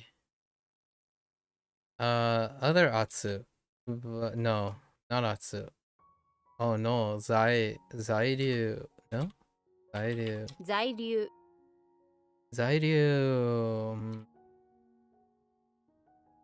You had to wake yourself up. As you remember, you had all 4 attacks left for your clan. Where'd you going to do them and then go to sleep? Our clan is now 440th in the world. Awesome. Listen, Procall. Live service responsibly. I say this, but between you and me, no one will ever know. Procall. Here's a little dirty secret. Since P5X introduced tasks, you allocate and dispatch people and there's a timer on them. Sometimes I sleep for 4 hours and I wake up and I assigned a new task and then I go back to sleep. Which, by the way, here's another fun little secret. Live service do these things a lot. Hank Green collaborated with an app developer where they took this advantage as a way to discourage people to be attached on their smartphone. So what they did was they created a game in the reverse process. Basically, in order to progress in the game, is to commit more time away from the phone, away from the app. Isn't that brilliant? When you just turn the thing on its head. So basically, you have this little cute little like avatar that you can buy things for him, but you have to commit time to let the little cute little sprout work and study and do things. That means you have to not pay attention to them. Let time pass. I mean, you could stare at it and watch it like do its work and stuff, but it's the reverse mindset.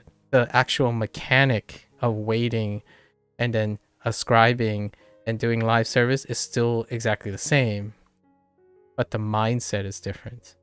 Now you're saying, I need a break from this.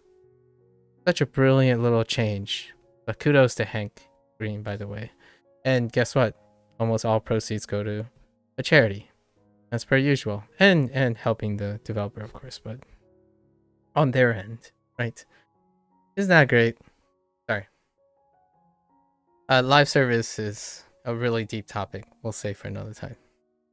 It's a secret between you and me. No one will ever know unless they watch this video, but no one will ever know, you know? Alright. お尻 CD. The holy butts. Is this Zai? What in the... Oh, it's probably 罪 me.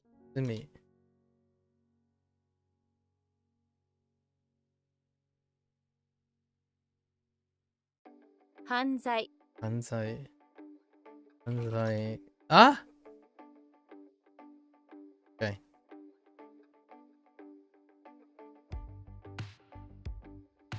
$440th. I'm part of a top 100 Carpenio. Number 89. I think that was a lot.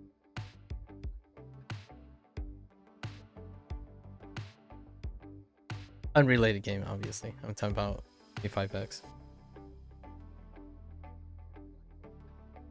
Live service responsibly is a good point. However, you don't think you'll get into the top 500 best scoring degrees, but your clan is top 500, so by using basic logic, it would be better to value my clan over my degree. What is a Carpenio? It's the Carpenio or Compenio, sorry. Compenios is the guild. It's the name for guild in P5X. The top 100. I could wiggle my way. I picked a guild that didn't require to be on Discord.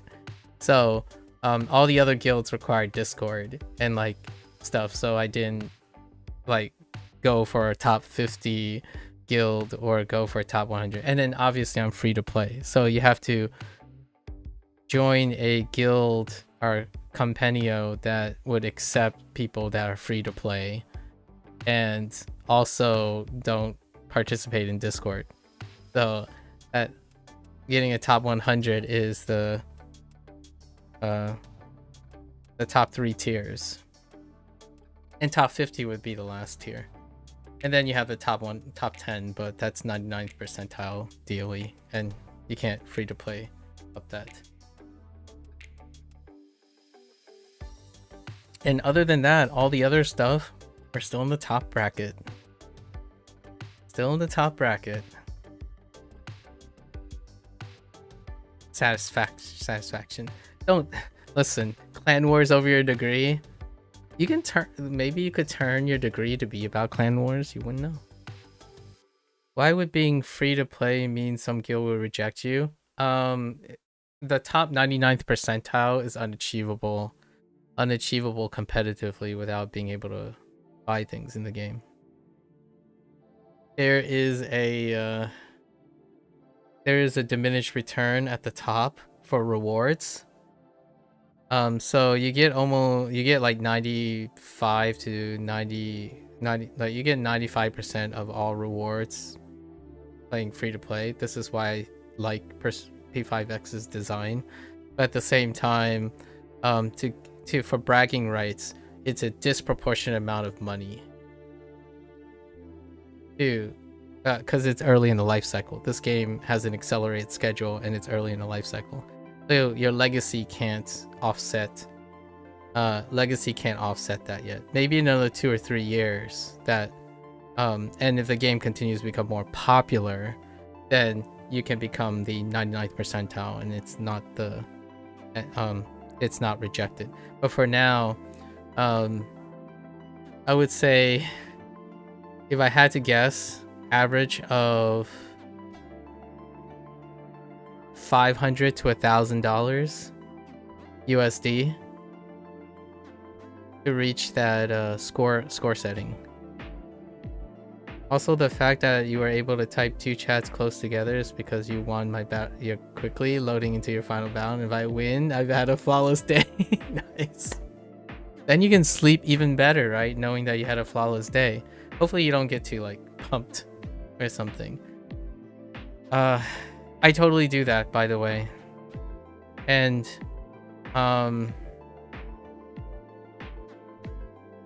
it's totally worth for me. As long as you go to sleep saying it's worth, I think that's a win, right? Maybe a little bit too enabling, but yeah, that's what happens when live service gets you. I'm always at the cusp. I deliberately don't do more than I have to reach the top bracket. You know, before as you finish your last battle, it's kind of like looking at tax brackets and investment ratios.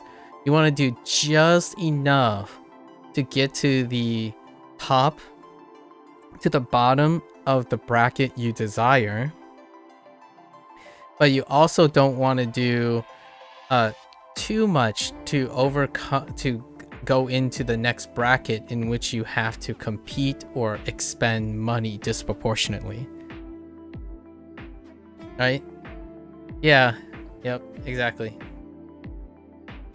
Exactly.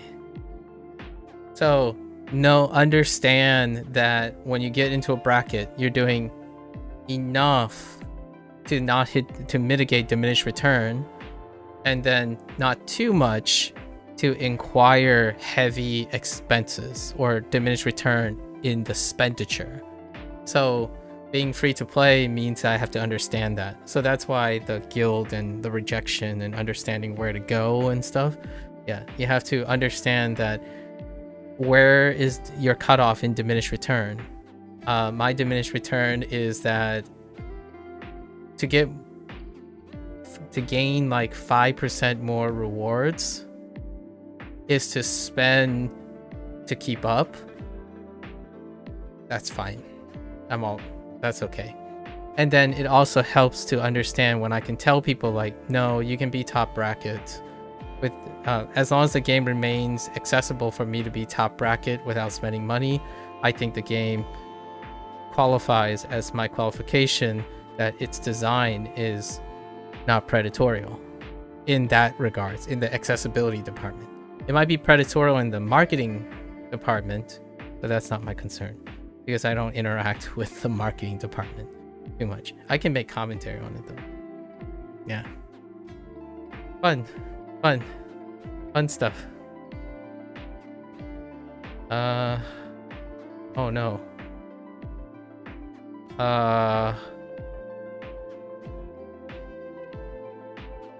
Something. What? Oh, I really thought that was it.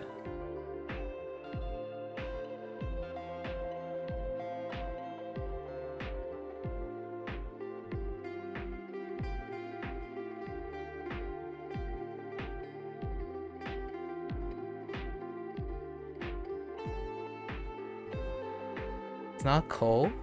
Is it she? Son of a dingus? What is the left thing? Wait. Hold.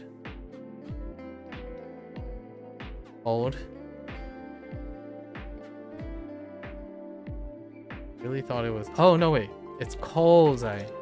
Oh, what? Alright, alright. I clearly am not. Exist, child, and what is that? Arches? Arches. Arch and child.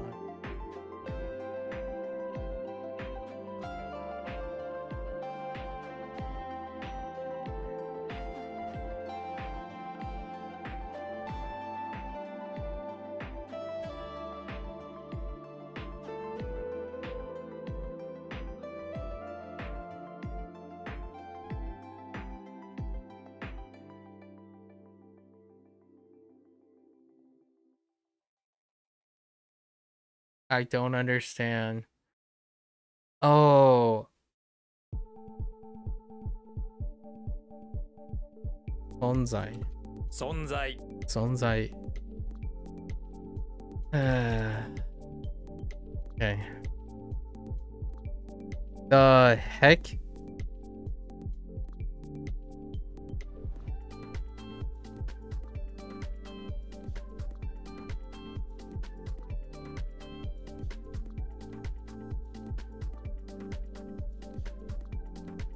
What?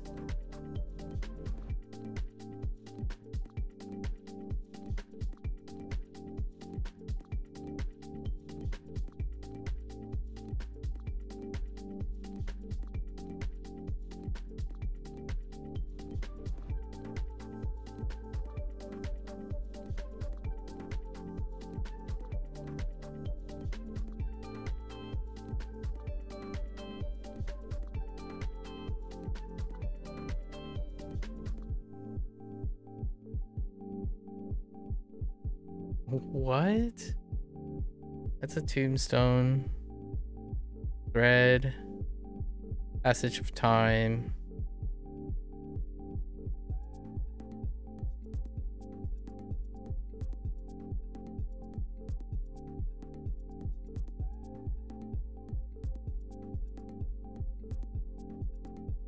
The heck? It's gotta be like a shortening. It's probably a shortening. KU. KU. Figures. That chat was your attempt to type while in the battle. You did lose, so not flawless, but still a good battle day. I see. You may have woken yourself up too much from that. Oh, okay. But you have hope that your stream can help you sleep soon. The mix of not talking for a while and then talking for a while is something you find relaxing. Oh, okay, okay. Fair enough. Fair enough. Oh boy. What if I told you I was in a top 100? No, I'm kidding. I haven't played Clan Wars. I saw people play Clan Wars.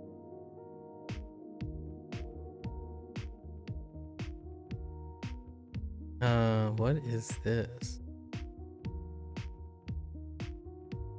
Message of time and reason.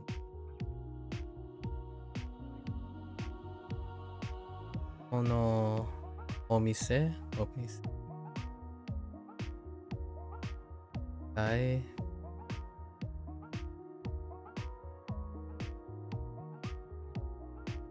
That doesn't help. Osaka. Osaka is something.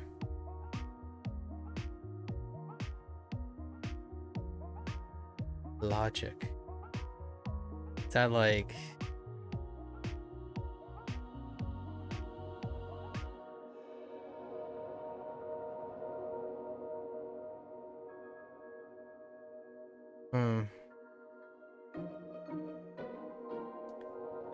I remember having problems with this, right?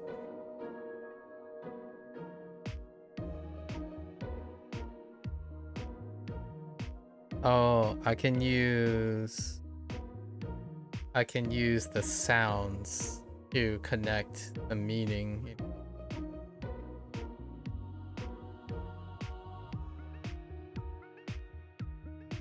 Cake and yort via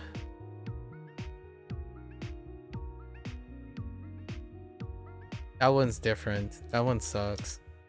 What the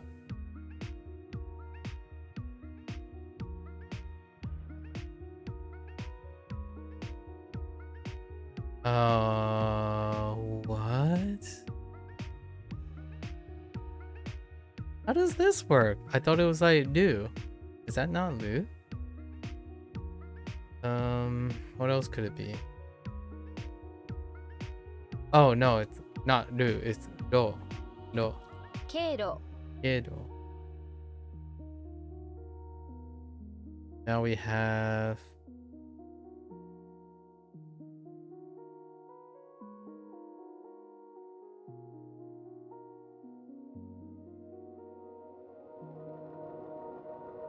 I think I might be misinterpreting thread and tombstone. I thought it was like passage, right?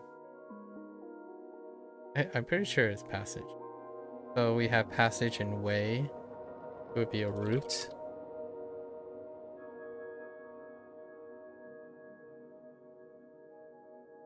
Zaigai Zaigai.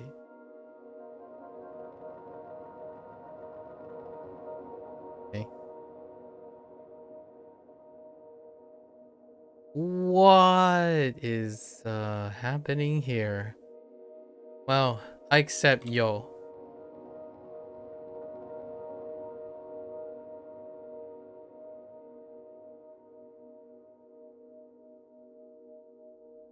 I thought it was huh. A cross? How is that not How's that not key? No. Yo something. Oh no wait. This could be measure or something. Oh, calculate. Yeah. 余計 It's still surplus though. Or maybe even like this or more than needed. Yeah, unneeded surplus. More than needed.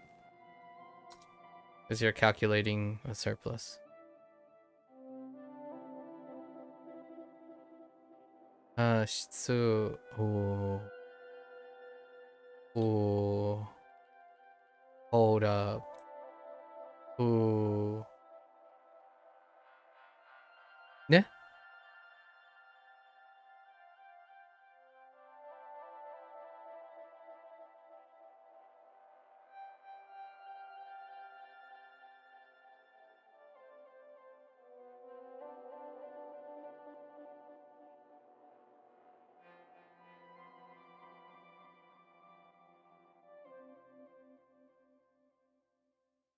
It's gone.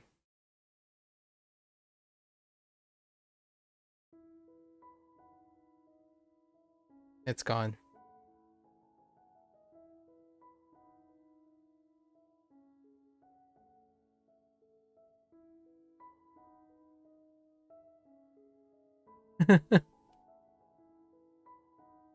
uh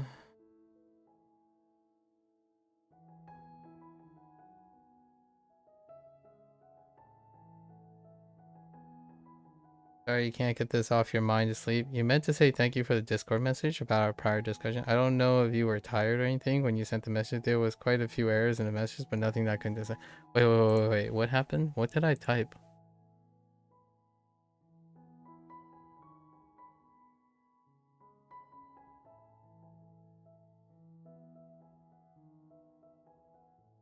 Oh, you mean that stuff?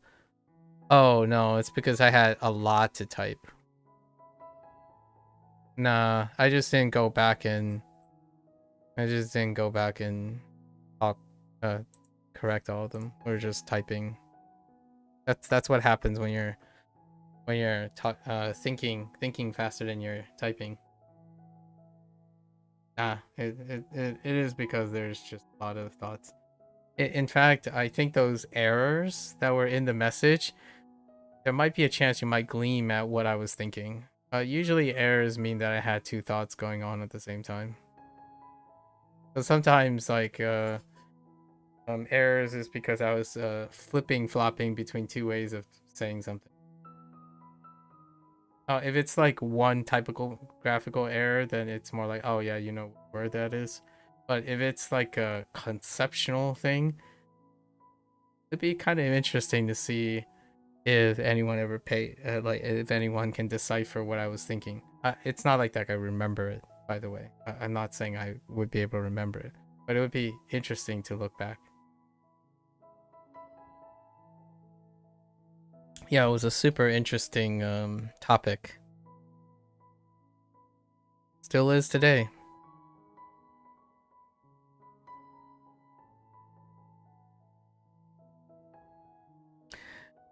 Well, I don't know if you're gonna hear this, but this thing about fiber, soluble fiber, and like squeezing fruit juice and stuff,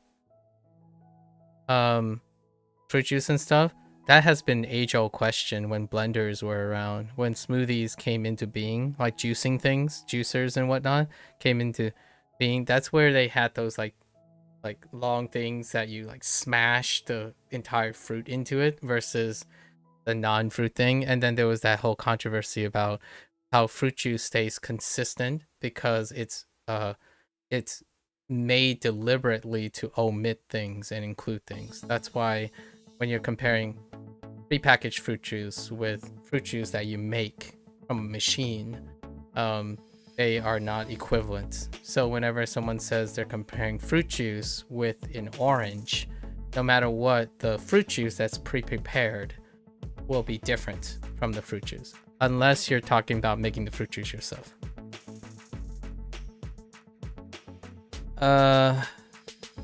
Things like this. So if you suck the orange juice from an orange, is insignificantly different from squeezing. Yeah, because you're not eating the thing. I always when you say so you suck the orange from an is significantly insignificant. Oh, I see. Yeah, I was trying to say it in a positive way originally, but then I decided to say it so the word, so if you suck the orange juice from an orange, it's negligibly significant is what I was about to type, but I was like, that sounds wordy, so I wanted to say insignificantly different, but that's a double negative, so both of them are not that great. So it would be easier to say it's negligibly different from the squeezed orange juice from the orange and drinking it that way. But instead what happened was it's two clusters of double negatives, or a negative and a positive. So that was terrifying. And that was an interesting, still is today. It was only a few days ago when we talked about it. Sorry, I just found out funny. Oh no, I'm talking about, that wasn't, yeah, by the context, but I meant in a historical manner. Like it still is today, is because it's interesting.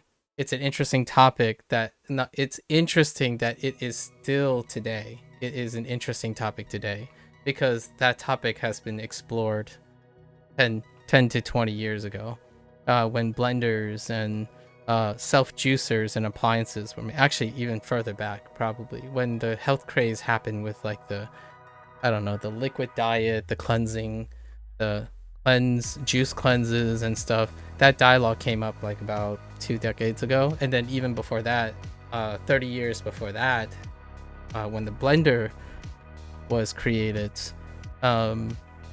the home appliance blender, there was this idea of what's the difference between like grinding all of the fruits and only juicing the fruit itself. You lose most of the nutrients, and most of the nutrients that people talk about that lowers glycemic index or is to decrease glycemic load, which are, I didn't know those are those technical words. I have no idea what those technical words meant before our discussion, but now that I know, I can sort of use it.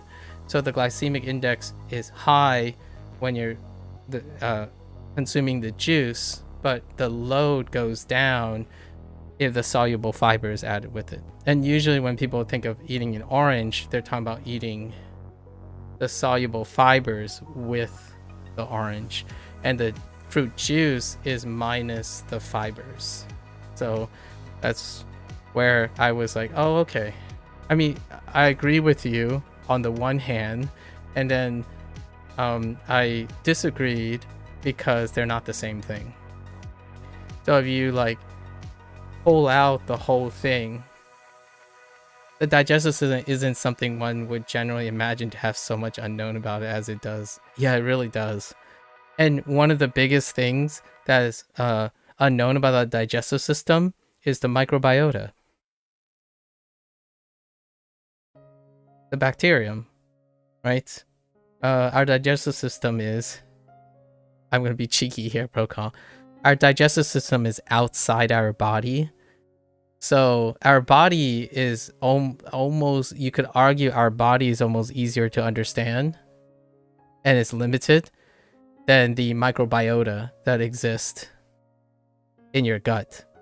Like the colonies of bacteria is like several lifetimes and generations of studying, because each colonal bacteria has its own properties versus like a little bit more homogeneous nature, maybe arguably more homogeneous nature of the human body, which is our cells. So a lot of the complexity actively deals with how soluble fibers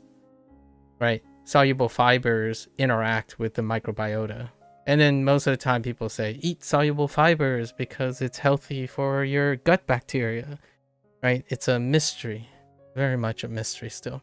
That's why smoothies still exist in a specific form for older people. Ensure things that are fortified with soluble fibers is still like that wonderful, mostly positive win-win situation. So when you get older, just putting soluble fiber in your water and stuff, they can be tasteless because it's not necessarily digested in your system, but it can promote proper bowel movements and cultivate your microbiota. So oftentimes one of the safe things now to consider when it comes to fruit juice is hopefully you're supplementing soluble fibers somewhere else. Yeah, and beyond just understanding how each colony works, also knowing how the colonies react to each other. That's just one example. Yeah, it's like, before you go to bed, like the Men in Black episode, not Men in Black, but the Men in Black movie, like this, I think it's the end of the second movie where they're like, oh, you just don't know the half of it, and then like Tommy Lee Jones opens the locker, and the locker opens out of a locker of a bigger universe, because the whole movie was that they were taking care of a universe the size of their necklace, right? So there's a whole universe contained within the universe that you live in. So the microbiota in every single human could constitute as an entire environment itself, right? So then the devil's in the details and the nature of the scale, but or like a Rick and Morty episode where Rick designed a micro universe to generate the power for his car. Yeah, you've seen that. It's funny that you bring that up as you watched the Men in Black movies not that long ago. Yeah, exactly. So that's the thing about relativity, right? The complexity is relative to its resolution. That sounds like slavery with extra steps. That episode was absolutely brilliant. I love that, because if you think about it, that's how it works. If you personify water molecules, if you personify kinetic energy, it's like, well, who's to say that they don't? If they're thinking about it, it's like, well, you're basically just using us for the energy pass-through. It's like, what the heck, dude? Free of charge, right? That's kind of like, it's a really poetic episode. I love that episode where the micro universe, and then the micro universe invents another micro universe, and it's a play on words. It's like mini verse, and then like you just keep getting smaller and smaller, and that's how you appreciate the complexity of stuff. But imagine that every human houses a micro universe of bacteria, right? We're walking mini universes, mini ovens for bacteria growth. And one thing I can stand by, it might go in the top 5. There are only a few absolutes that I still go by, maybe to my dying days before research changes it all up or something. Walking, and probably soluble fibers in your diet as you're getting older. So if there's a longevity thing that is low effort and probably gonna hold up to experimentation, probably walking and finding sources of soluble fiber. So if you're drinking fruit juice and you notice it says 0 fiber, you can throw in some benefiber. Like, they're absolutely tasteless. So and I misspoke too. It's psyllium husk. I said mycelium husk. I don't know why I thought it was mycelium, but psyllium husk. Any source of fiber, like if you're concerned with your fruit juice, you can effectively sorta lower the glycemic load by drinking less fruit juice, but increasing the fiber content, the soluble fiber content of the juice. Because if you think about it, how many, like if you're gonna squeeze the juice out of a orange, how much of that juice are you gonna get? Pour that much volume, then add the fiber to substitute for the missing fiber, and then you actually have the orange if you were to eat the orange. So then you kind of normalize the analogy. So the question is, and I don't know the answer to this, if you had fruit juice and then you add soluble fiber, is that healthier than eating the orange? Then those would be comparable, right? Then we have controlled for the different sources of the stuff. So ultimately, in my older age, as I'm growing older, if I'm getting like kind of a bit of constipation or like trying to preserve my GI, I would throw in some fiber, right? You got to make sure to keep it so that you're regular, right?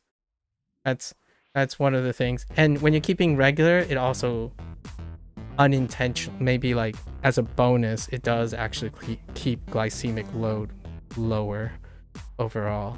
So you win-win. If you're a bit concerned, and eating soluble fibers and insoluble fibers for that matter, they kind of come hand in hand, also reduces your appetite. Or it gives, not necessarily reduces your appetite, I misspoke. It gives you a feeling of satiety. So it may promote fullness, which technically may reduce appetite. And reducing appetite is still going to lower your glycemic load across the day. So a lot of the stuff kind of are related to each other in terms of behavioral patterns. That's kind of nice. Anyways, that's a whole different story. The idea is I have a behavioral pattern that can hopefully support that whole discussion we had about glycemic index. I do consume and spike my sugar blood levels, but it's funny enough that the pattern I have is actually often a temporary fix or temporary way to mitigate diabetic problems and symptoms. So I don't know how that works. I didn't read too much into that after that. Like, how does intermittent fasting, despite having a closed window, so it has something to do with probably thresholds and like crossing the threshold, and it's unlikely to cross the threshold at once, so it's more about chronic high blood sugar levels versus a narrow spike, and that's why IF, like a pattern that mimics IF, actually is more conducive to reducing or not promoting diabetic, like insulin insensitivity, despite having an outrageous spike every single day.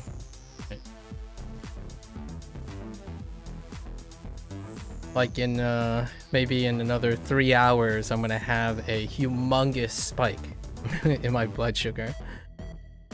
And that's not even from added sugar, it's just from consuming a high amount of glucose, like carbohydrates, so that I don't like start losing weight and getting weaker from a severe calorie deficit.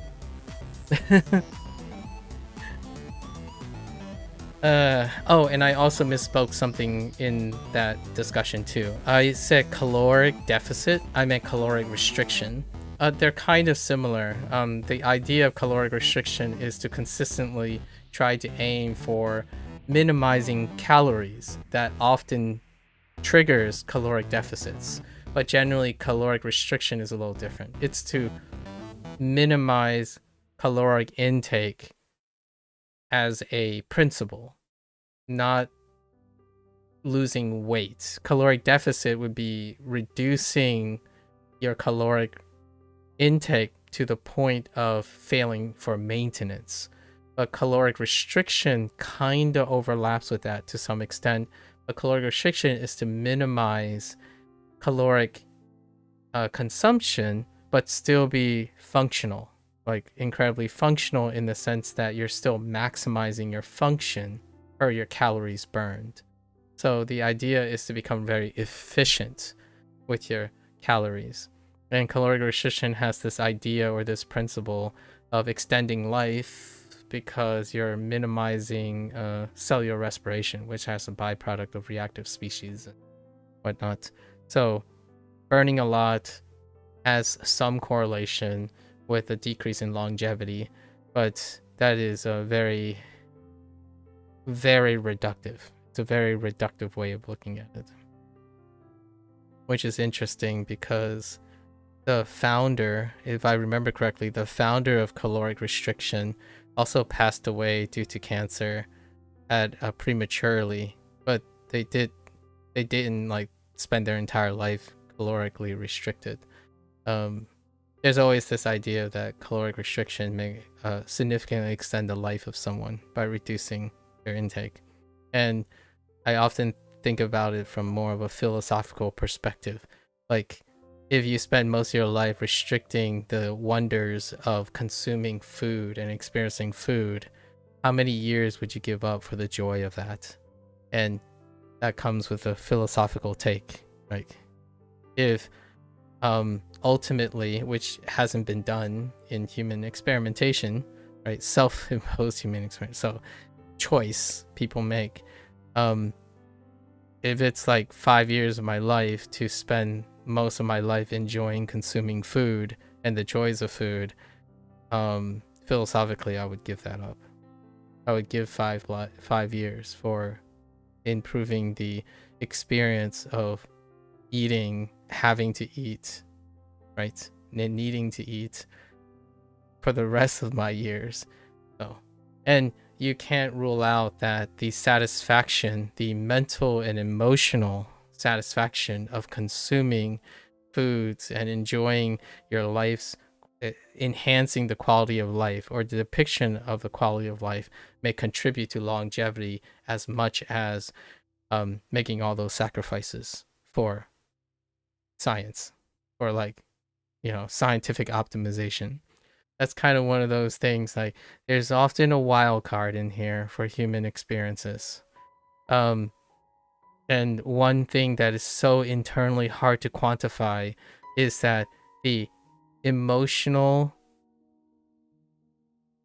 You can't rule out the complexity of stress stimuli and their impact, their global impact on human decision making that leads ultimately to contribute to longevity. So it's one of those constant ethical and moral dilemmas. How do you know that optimizing your life for another 5 years of longevity based on science is worth the mental stress and pleasures that one may give up at the cost of longevity as well? So, such a interesting, nearly unquantifiable thing for the time being. Although one can argue if caloric restriction was standardized and normalized, ignorance is bliss. So if you are unaware and not made ignorant and sheltered from those potential pleasures, would you miss them in the first place? And it wouldn't trigger a stress response. It's kind of like if you didn't see that the grass is greener on the other side, does your longevity do you not suffer a longevity hit? Does it mitigate the longevity hit? That's gonna be, in my opinion, nearly impossible with the way the technology is going for the time being. But if the human condition reaches singularity, then I could see it being possible. So if everyone thinks singularity, right? If a singularity approaches on any of the principles of human life and condition, then you would be none the wiser. Then you can optimize it. When humans become singularities, then standardization can happen, even at the point of emotional stress, right? If everyone thinks that drinking, I don't know, eating oranges is the single best thing you can do for your life, then it's none the wiser. You don't entertain the idea that you can enjoy oranges in a different form, right? Then there wouldn't be a stressor. There wouldn't be a psychological stressor. FOMO, right? FOMO being one of them. Nervousness, anxiousness, fatalism, nihilism, those things would maybe, conceptually subside. So you wouldn't get stressors like cortisol and whatnot that have ripple effects through your quality of life. Like, how much is sacrificing the joys of drinking coffee have an impact on someone's functionality, or gains in functionality would be at the cost, would also come back to affect their longevity. So difficult to unravel that stuff. All right. Anyways, so what am I missing here? I'm missing the right? It's side. Okay.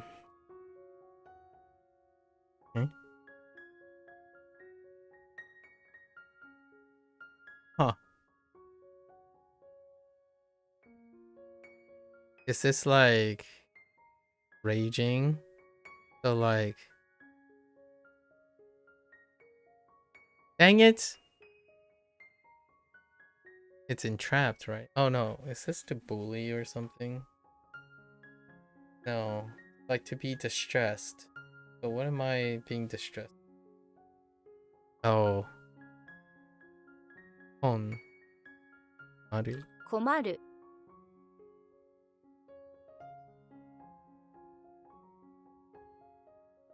性格 What the 性格?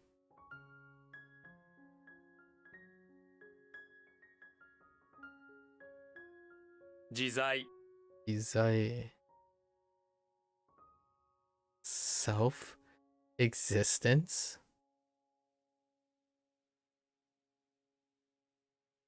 Consciousness? Self existence.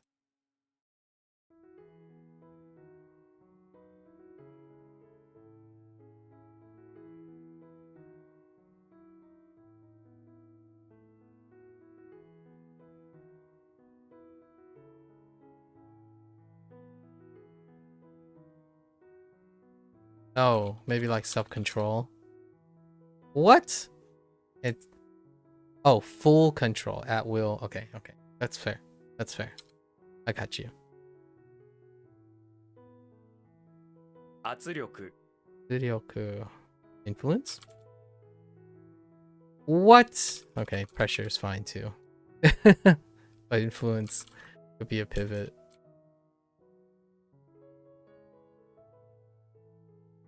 I immediately type coal. Why did I go to coal? Let's go with it. It failed me. 共犯者 Johansha. Johansha. Johansha.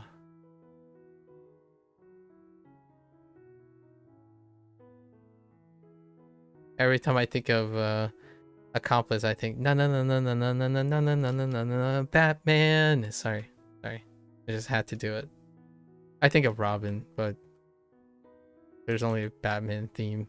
Actually, I'm not sure Robin has a theme like that back in the day. Accomplice, a sidekick. Because accomplices, vigilantes, they're called sidekicks because it's heroes, but a lot of the heroes are vigilantes, and vigilantes have accomplices. That's their sidekick. It's also the theme of Persona 5. All of them are thieves, and they have accomplices. Because they're vigilantes.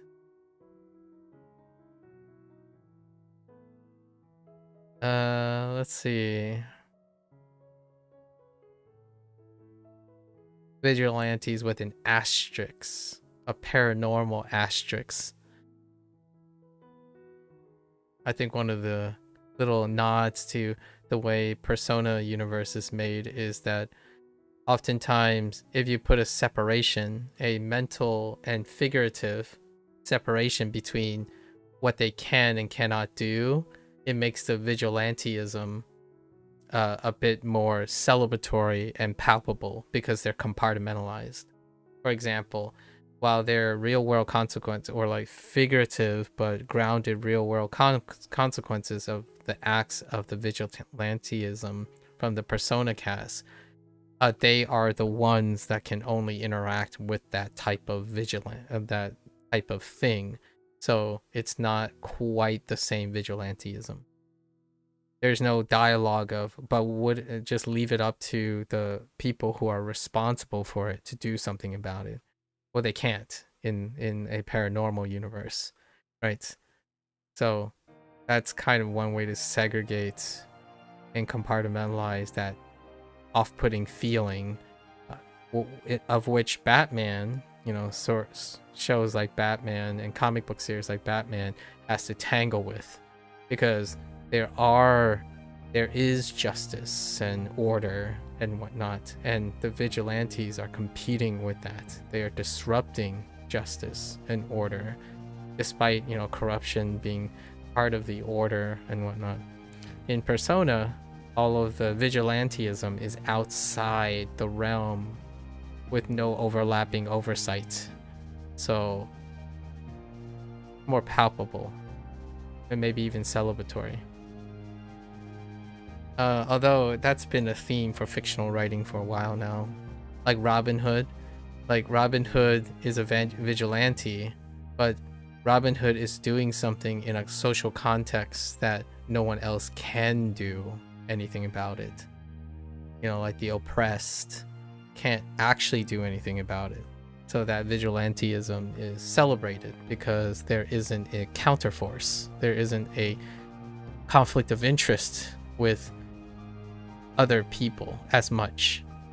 Batman, on the other hand, Batman has the police force, the Gotham PD. They both seek to do something, but you have an insurmountable condition to make it seem like only one person can achieve the outcome. Such an interesting dynamic. I do enjoy that part of Batman, like especially the Batman series of comics.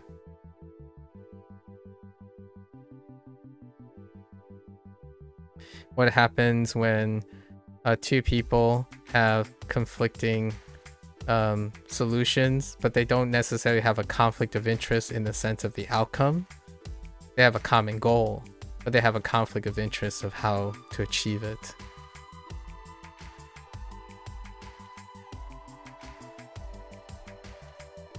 Do you choose cooperation, or did you choose self-righteousness and indignation?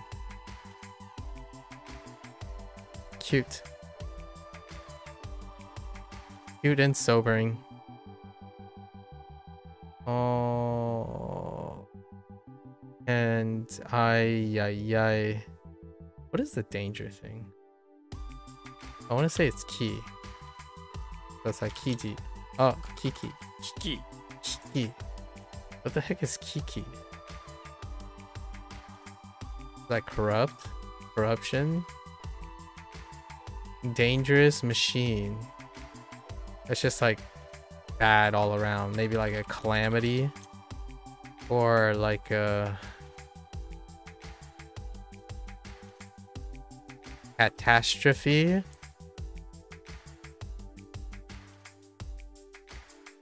It's something like something bad, but expressed in a different way. What is a systemic problem? A systemic danger, a crisis, which is still catastrophe and calamity and stuff. They're all very, very much elicit the same thing. This is probably Tsuma. 妻 Tsuma. Tsuma.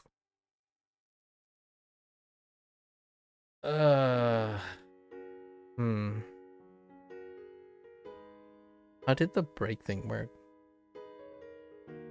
What the heck was suit skin? Oh no, spirit. Oh wait, this is spirit, right?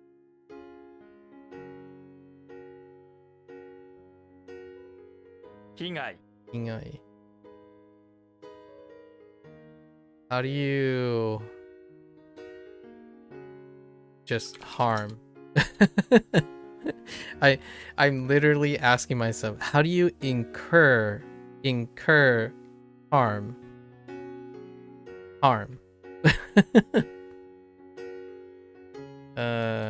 What is this? I'm gonna say the. Dang it. Oh, is this like? Oh no.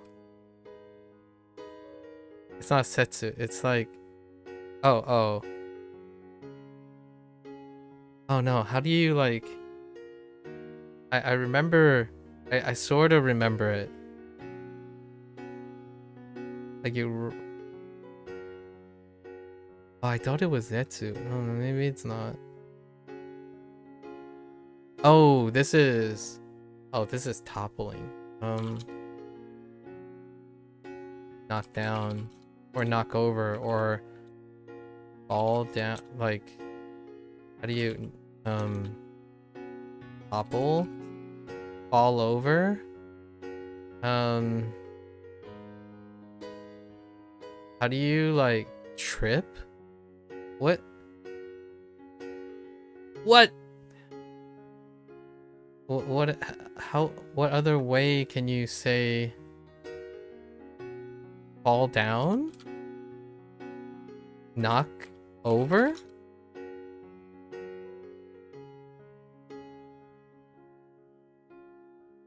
It's all of these things. I refuse whatever they decide to choose for this. How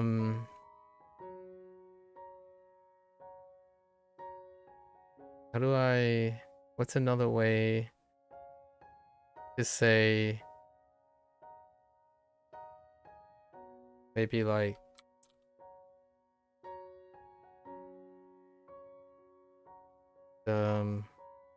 Overthrow is probably it.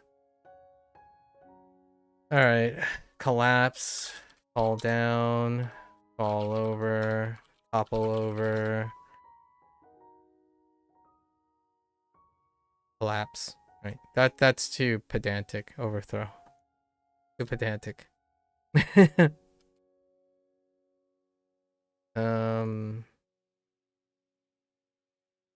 Seki mawari? Seki mawari. What the heck? 先回り Mawari.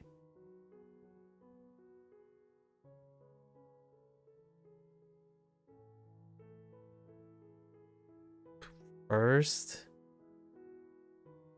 What in the previous?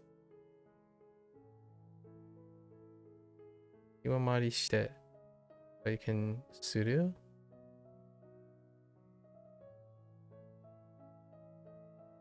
To return to previous, so like go back to the like return first, return. What is this? We have Ato? Atoka. What the pa? To ka. Patoka. What the heck is patoka? It just sounds like parking car. Okay. Saki mawari shite shiroi kuruma ni mukatta. Oh no. I'm like, yes, no, immediately denied.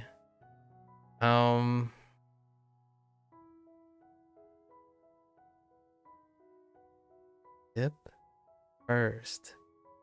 Revolve. I just wait. Think about it later. 無害 Okay. Harmless. 実在 Uzai. Okay. Oops. Ah!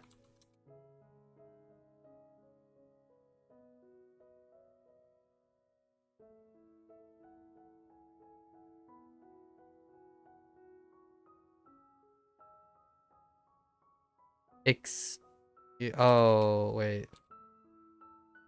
Or 妻子 Saishi, wife and children.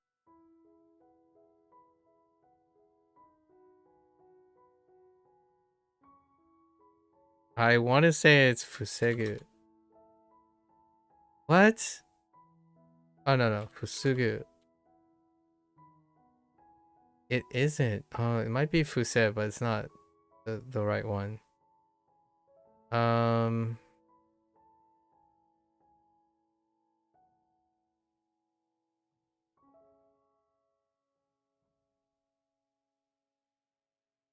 Is this the...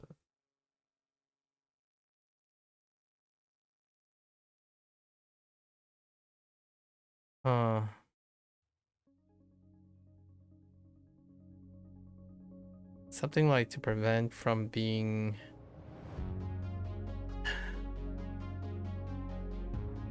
You're doing bowling to prevent something.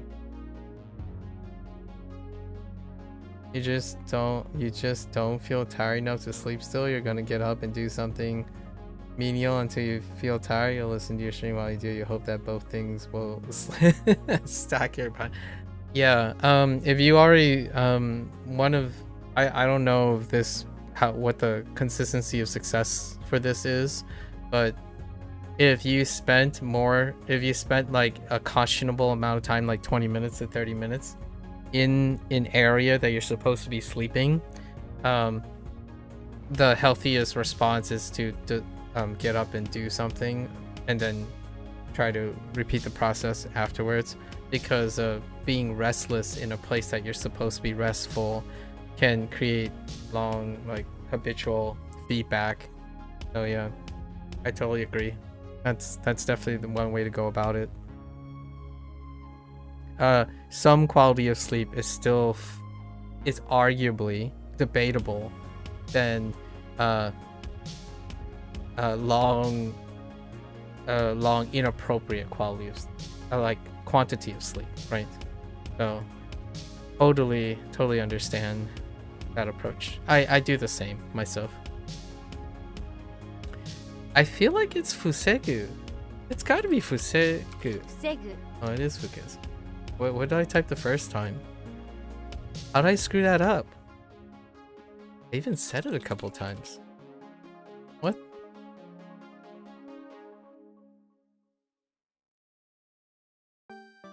I demand a recount.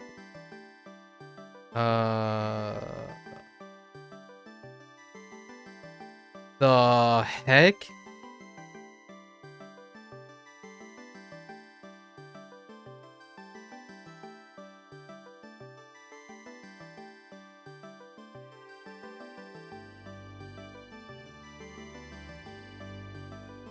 What? How is this not? Whoops.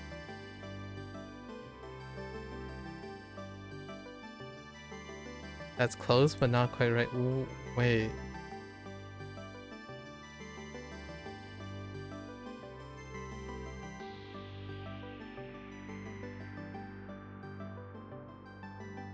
I don't know where the change is. What is this? The very tail end. So just the end. Cycle.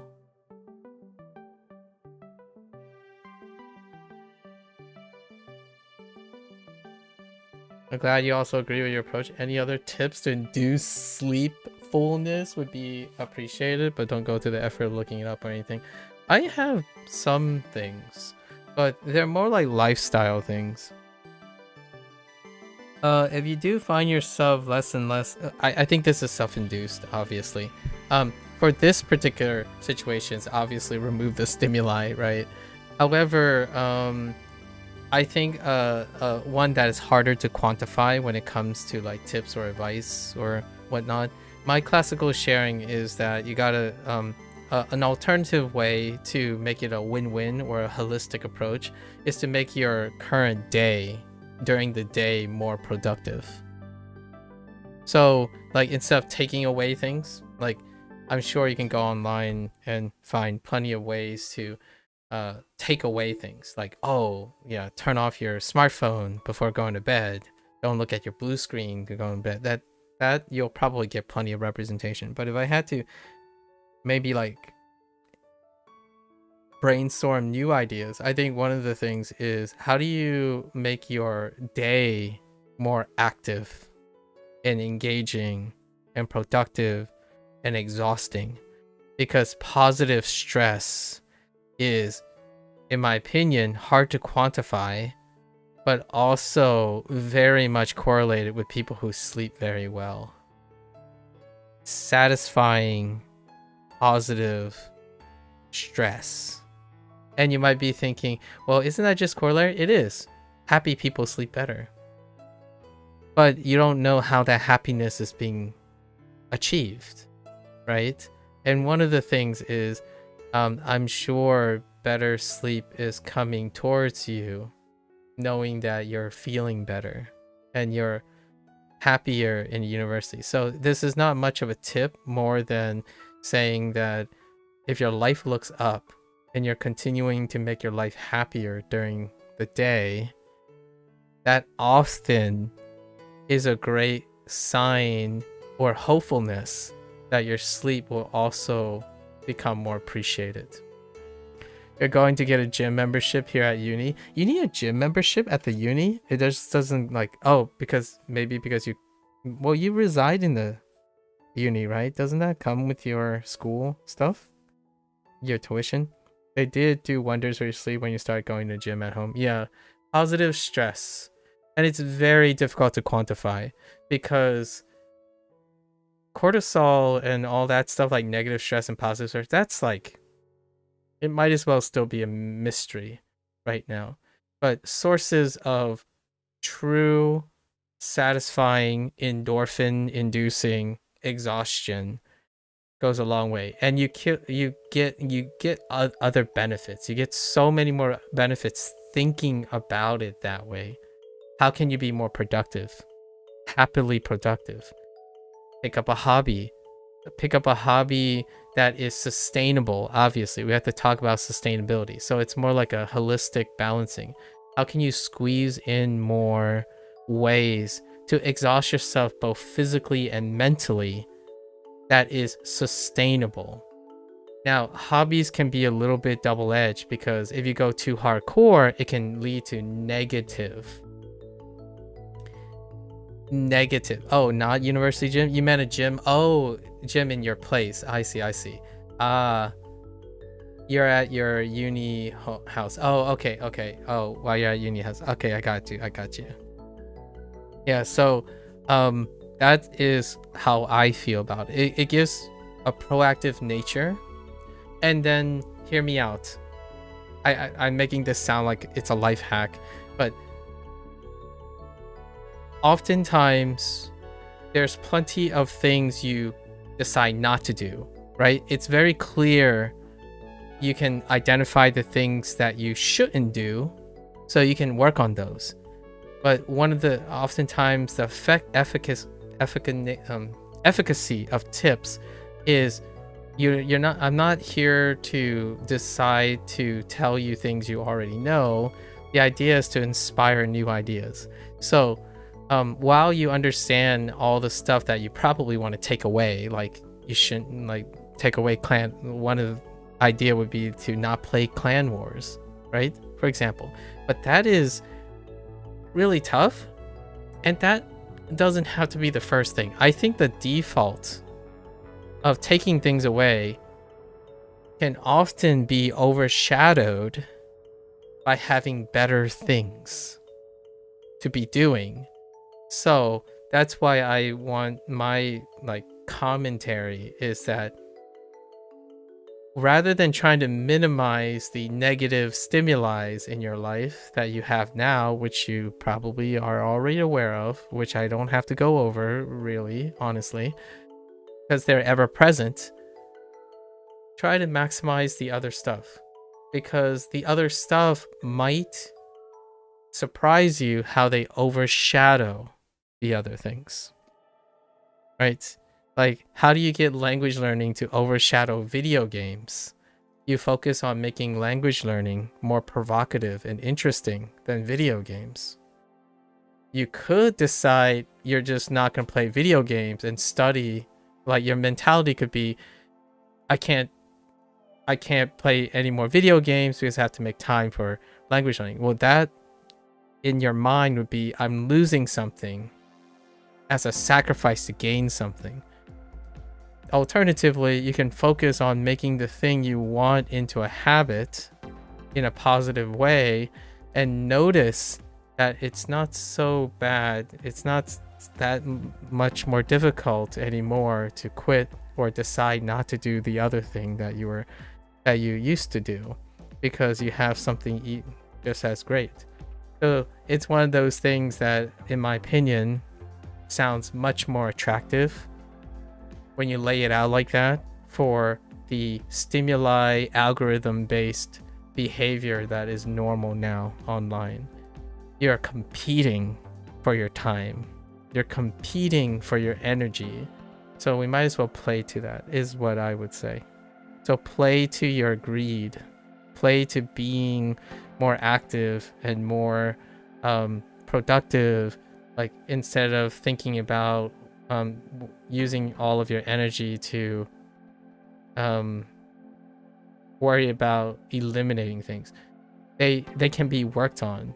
You can still work on those, but the more positive things you gain is also going to help you contribute to giving up things that might not be that great in the first place, right? Like working out could end up leading to something else. You just don't know. Yes, and the other stuff may be a relatively positive in comparison to something else, and then in time the other stuff can take the place of the original negative stimuli. Exactly. And can then discover a better example of the other stuff. Exactly. That's at least that's my mantra, right? School was that. School was very much that right from the beginning. If you like, think about how powerful this is. It can get to the point where the stuff, yeah, like what you said, the negative stuff, the original negative stimuli, can be trivialized by how your ability to make things better. And that's pretty much like, if I had a TLDR, you know, like to say, what is my secret hack or what is my hot take? If you can make negative things into positive things, there are very few things that can stop you. They don't pile up, because the first thing you think is, I have a problem, let's go fix it. Like, it's not, let's go, I have a problem, let me find out if I'm able to fix it. No. You have a sleeping problem? Let's work on it. That's it. So for now, though, for those who might not find that, obviously now I'm being very like reductive. For those who need steps, who those aren't very comfortable with that, especially with very difficult habit forming stuff, you start somewhere. So start by making it possible. So you start with things that you can do. So positive things can become more positive. You can start new things that are originally not negative yet. That type of thing. And then eventually a lot of those negative stimuli, with all that positivity, you have the ability, and like, it just, one day you realize, in my opinion, I like to believe this, one day when somebody is positive enough, most of the negative stimuli do not hold agency over you. At least in my opinion. I like to believe that's a human condition, but I don't think that's strong enough to be a core human condition where someone can simply be like, I'm not professing this to be something fundamental, where someone can simply be as positive as possible and that negative things will just randomly go away. The idea is being able to adapt and work on that makes it easier to do it. And easier to do it increases the frequency of success. It's not a guarantee, but overall your life will go in a will likely go in a net positive direction as opposed to a negative. And sleeping is definitely one of them. Sleeping is still this magical thing, right? How to get good sleep is still a magical thing. So for the time being, until like science comes through or technology comes through to like disentangle our cause effect of our brain chemistry and stuff, for now we can exercise human conditioning and behavior and do things that can increase that success without any like accurate like precise science, right? Because the research is not there. And one of them, I would say, for sleeping, a good day is often correlated with excellent sleep. And I'm not talking about like watching Halloween and then you're having nightmares, or eating and you get indigestion, and then that we're not talking about necrotic things, mental things. If there are no necrotic, like actual harmful things in your environment, it's a mental game. So maximize your day, be with loved ones, find a hobby that brings you joy, and it's pretty substantially significant in, I would say, not making any guarantees, but within a month, somehow sleep becomes so much more satisfying. When you're bored, oh my gosh, your sleep is gonna go out the window. Like, if we're talking about the opposite to illustrate my point, if someone's bored, sleep is out the window.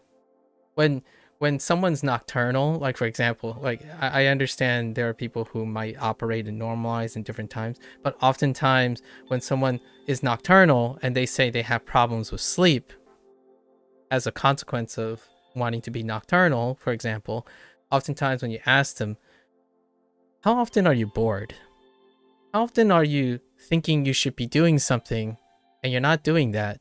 And how often do you keep thinking that you're being non-productive even though you have to be productive? The moment you find that out, it's very linked. Like, that's one of the core things. Like, there's no restful sleep if you're restless, right? What is the concept of being restless? You can't sleep well because you had a poor day. You had a poor life. You had a poor series of events recently. Their restlessness is almost mentally and figuratively the characterizing the negative aspects of your life at the moment. It leads to restlessness. So even before science, neurobiology, and stuff trying to disentangle chemical things, the whole idea and language and culture around restlessness is dealing with the idea that your current wakeful life, the moments you are conscious, are terrifying. They're filled with negative stimuli. So yes, you will be restless. In fact, you can be restless while not sleeping. You know, the whole idea. I'm using English right now. I'm sure other languages have their way of portraying this, but you can be restless when you're awake. That's the concept I'm trying to evoke here. Probably. To link our two discussions together, not that well. Negative stimuli may be one of, if not the most impactful antidote. Yeah. If it's the one that's most infrequent. But hear me out, there's a double edge here. Surely you can only be restless when you're awake, no? Oh yeah, that's a fair point. If you're restless, that's fair. That's a fun play on words. That's a really fun play on words. Oh, we could so crack open this like can of worms about English. The concept of using the word restless. Because if you are indeed restless, yeah, you would be awake, wouldn't you? For the negative stimuli, the impactful antidote. Impactful antidotes. Negative stimuli hits so hard in impactful antidotes is because they can be identifiable for a deficiency. What I feel hasn't been conditioned for normalization to balance that is thinking of a positive stimuli to promote impactful effects, right? So it's sometimes the impact of a negative stimuli is impactful because there are lack of positive stimuli that are impactful. So what I mean by that is due to the frequency of certain things, the relative impact is not either balanced or countered by the opposite. So when you have a negative impact, there can be two situations, and you often, or two very common situations among others, but two very common situations that, in my opinion, if I were to help someone, right, maybe a personal friend or something, I have to discern which one they are. One is they largely have a really healthy life, but they experience incredibly negative singular stimuli that like has a hand in almost everything they do. The other is there's so many negative stimuli that it's chronic.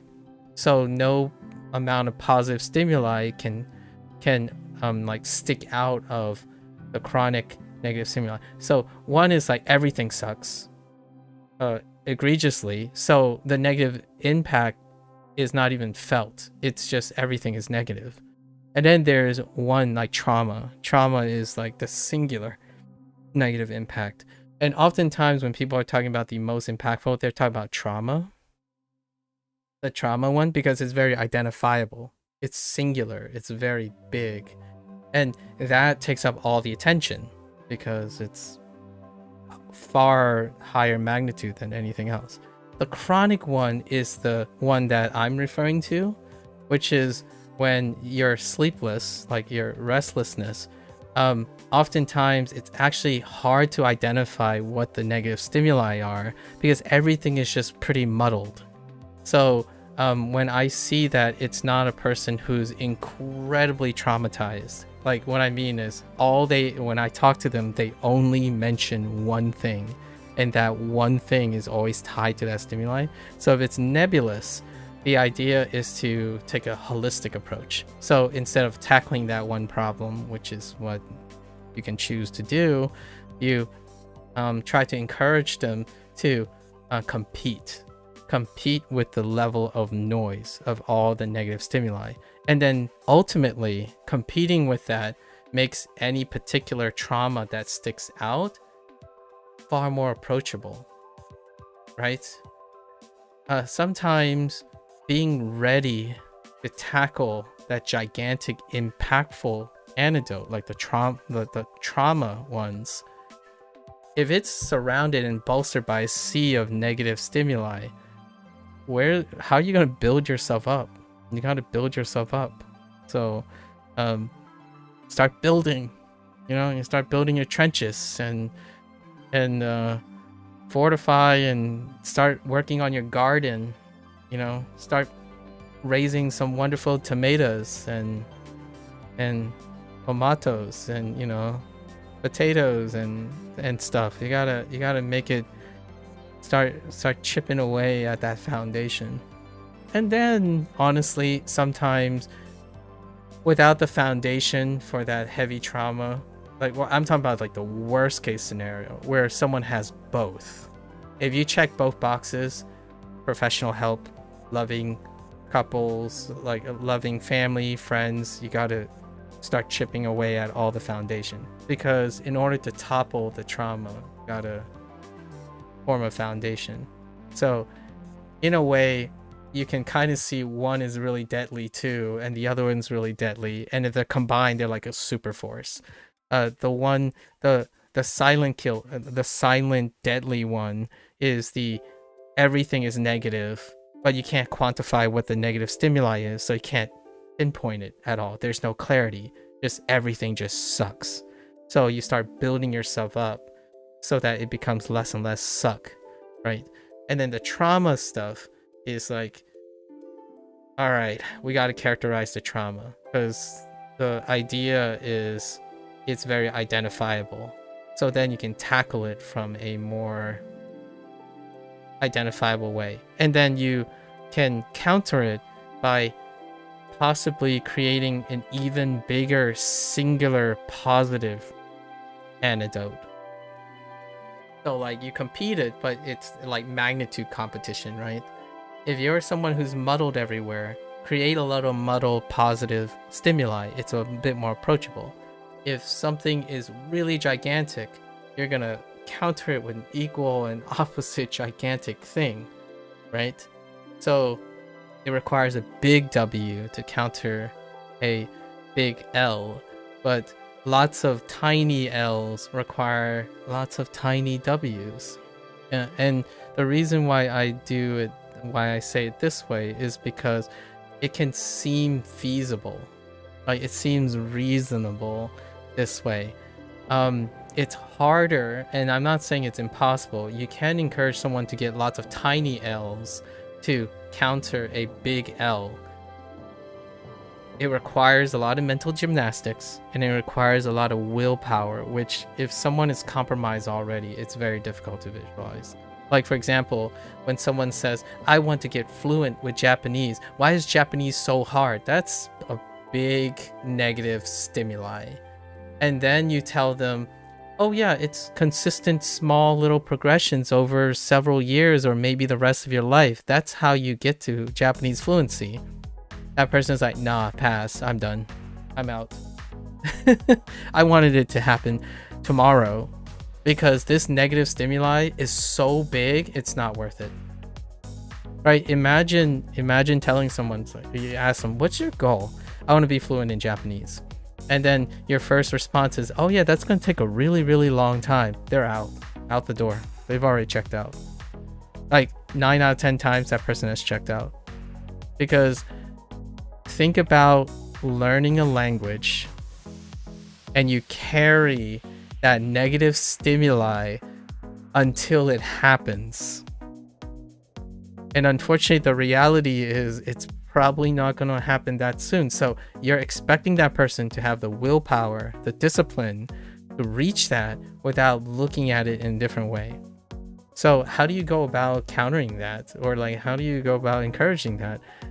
There are many approaches. One of the approaches is to break that large negative stimuli into smaller ones over time, so it won't look as large, right? Then it can be a little bit more approachable. Alternatively, which is very rare, you can really pump up the positive stimuli, but I don't know where you would get that. Unfortunately, I haven't thought of a clever situation to do that. Maybe get a brain implant that automatically like help you learn Japanese. I don't know. There isn't much, like there are limits to their situations, right? So that's a great sobering way to say that there's no one size fits all solution to these things. But for definitely, in my opinion, so going back to the original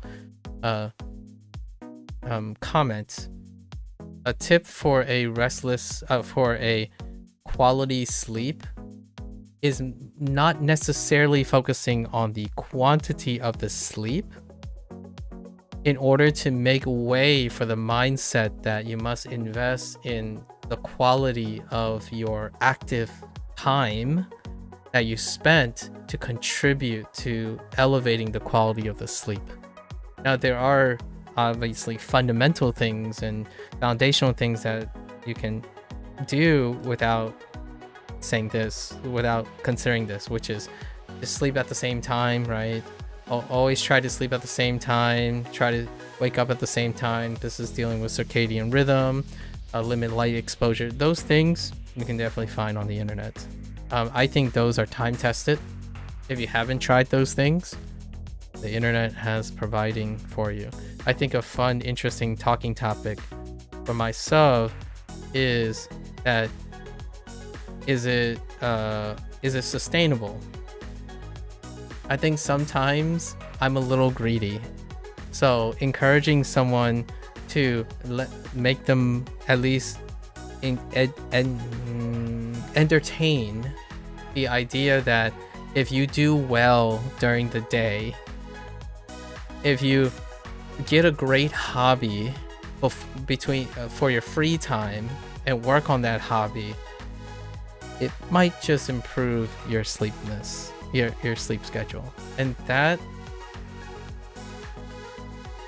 sounds more like a win and approachable than, oh yeah, take away all the stuff that you're currently doing, right? In fact, hear me out, Proco.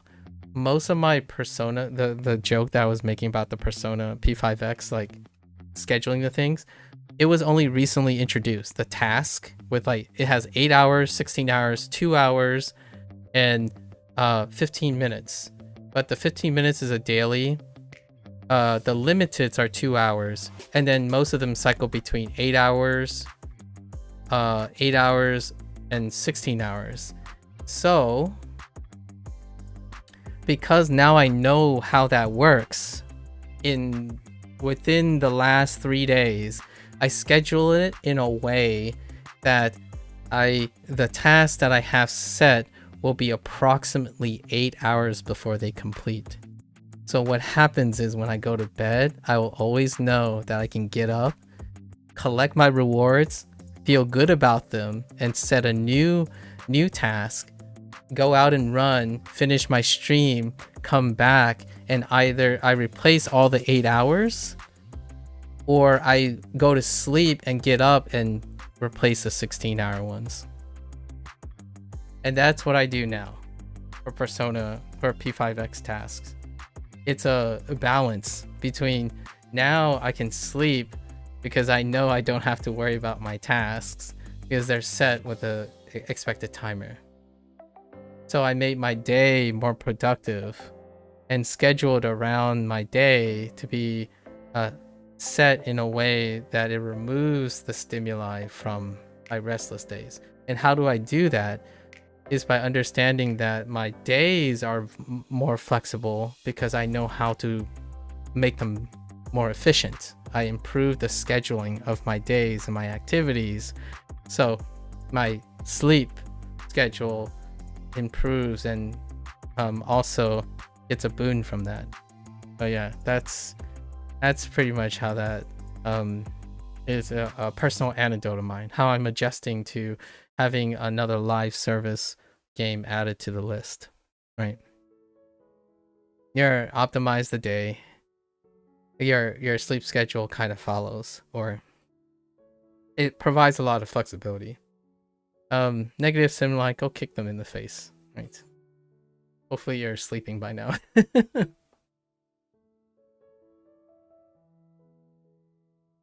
All right. So I don't know. I still haven't really figured out how this changes. So we're just gonna skip this for now. I'm running away from responsibility. 個室 Private room. Hmm. 有罪 Use I possess skills? Surplus. Amaru? 余る Be in surplus? 3個 Uncle. This is not I should really make this disclaimer earlier. Obviously this is not medical advice or anything. It's kind of a holistic approach to encouraging people. When people are positive, they usually tend to find a way, in observation, they tend to find a way to improve their sleeplessness, to address their sleeplessness, but often it comes as a proactive way. And there's a lot to be said about a different perspective on this. Sometimes focusing on what you can do and can alternatively affect the things that you believe you can't do, but not giving it the time of day, like not having it consume most of your energy, can be an alternative way to addressing problems. Saturate it with goodness. 論文 I earnestly feel, in my opinion, anecdotally speaking, that there are less people who nowadays try. Algorithm does not support, does not like thrive. Content creators, in my opinion, don't thrive on proactive quality of life management and boosting positive things. They're usually set to reinforce negativity and provocative controversy and stuff. And that's not saying that I know why that is the case or how that's the case. I know that it's observed. It is observed that fear, anxiety, anxiousness, FOMO, that type of content is far more provocatively trending than. So inherently, maybe this is confirmation bias. I do not believe that the vast majority of content reflects what I'm sharing here. So that is my major motivation of sharing the alternative perspective. The other perspectives do exist, and they, in my opinion, are overrepresented by the algorithm currently, which is how do you sleep better? Get rid of all the active stimuli in your life during sleep. It's like, well, yes, easy said than done, right? What if the active stimuli occurs during your waking hours? It's not like you're gonna say, oh yeah, I'm just gonna quit my job. That's a good way to get a sleepless day. I mean, sleepful quality sleep. Quit your job. Like, wow. You know, like, oh yeah, remove all your worries of the regular day by pretending like they don't exist when you sleep. In my opinion, I think that's pretty impressive if someone is able to do that, like they just turn off their brain, there are people who fall asleep really well, despite like daijoubu desu, right? Like when the world is on fire, the room is on fire, that somehow they can turn off their brain and selectively go to sleep. That's impressive. That's incredibly impressive. Wonderful skill. I do not think people who are intellectually inclined and hyper high functioning, especially in a university environment and whatnot, will be able to do that. Because that is not, in my opinion, their normalized behavior. Their normalized behavior is to think about the things they have to do. So instead, make those things good. Right? So when you're thinking about them, it's not a negative thing. It's kind of like an exhausting thing, but when you have closure with them every day to day, it creates a less restless mind. I'm like, again, not professional advice, personal anecdote, a lifetime of mindful mania before you go to bed every day. You know, like when stream goes off, mania happens. I type glossaries and like monologues to myself day in and day out in my brain. So how do I overcome that restlessness? Make my day saturate over that. And that's kind of how my sleep schedule, my sleep kind of improved over time. It's not the gold standard in sleep, but one thing that really addressed my mania is to literally address those thoughts during my day. So if I have restless ideas, things that are engaging me, that's keeping me awake, I learn, okay, first thing I do, let's go try to address them while I'm awake. How do I maximize and make the things that I go to bed wondering about not be be satisfying at least. So then I don't have to think about it. Like, oh, do I have to worry about, should I like get my task done here? I can just get up and get my task done. Like, find a way to make it happen during the day, during your waking hours. Then there are less and less stimuli for when you're sleeping. Your sleep will become more of a, oh dude, I did way too much. I'm so mentally drained and physically drained that sleep feels so good now. And that, in my opinion, is how I not really solve, but how I manage my thoughtful mania. It still happens, by the way. I think my sleep hygiene has improved, but to full disclosure, I think my sleep hygiene is still very disagreeable to those who think, if you ask them what is great sleep hygiene, it's probably not what I'm doing right now. Most of the time it deals with like a break. There's usually a strong break after 4 hours. I'm in bed for 8 hours, but there's like a mental conscious break around 4 hours, and then, you know, I'm trying to work on that and address that. It might just be something that I'm gonna take for the rest of my life to address, but that's managed the rest of my life. But that is what it's like, in my opinion. It's not the best, but I sure as heck are gonna continue to improve it. I don't settle. Like, I think settling for something you have to do obligatorily in your life is giving up, and I don't want anyone to give up. So that's probably why I sound like a cheerleader more than a I don't know, what would you call it, like a prescribing dictator or something. Like, you can't have this, you can't have that, you can't do this, you can't do that kind of situation. Always negative. Right. Rongbun. Rongbun is a thesis, no?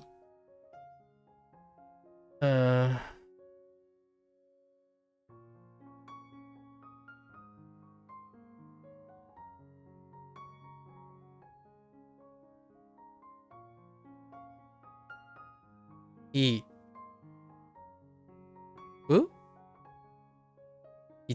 No.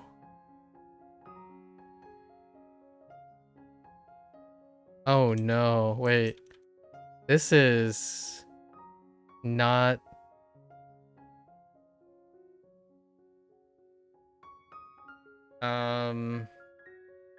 This is very different.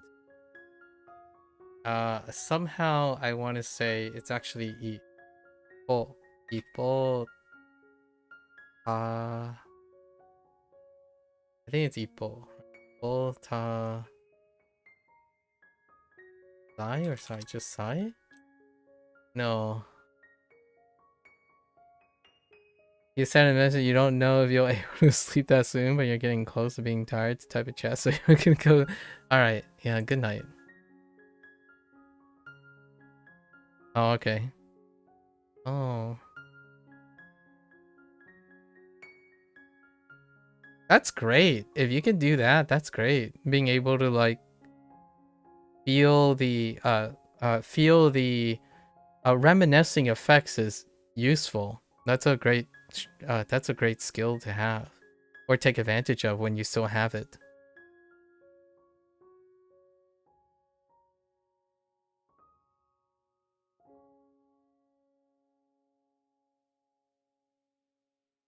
Yeah, but if you're able to like illicitly and surrogately have the same emotions and feeling without the actual thing, eventually it'll subside, that dependency. So that's kind of neat. Yeah. Not to talk.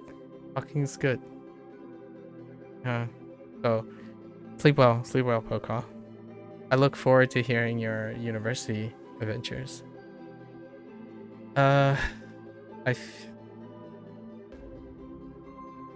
Did I mistype this? Oh, I did type this incorrectly. Ooh. Ipu tasai. Ippu tasai. Oh, it's both. Ippu tasai sounds actually quite nice.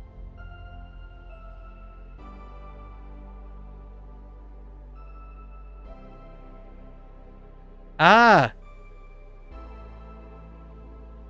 Muzugashi. Ne? Oh, muzukashi. No. What? Muzukashi. Oh, I keep typing ga. And that is something I need to look out for.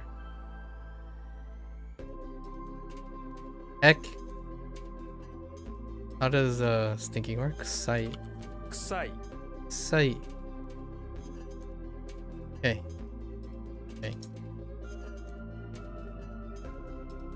Ah, I don't know why I thought it was Datsu. How do you hit something? Utsu.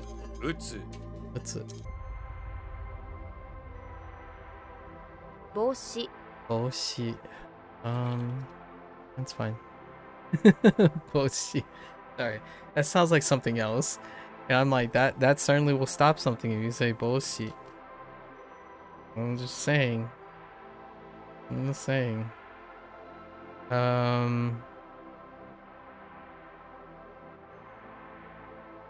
How does the tune for tail work?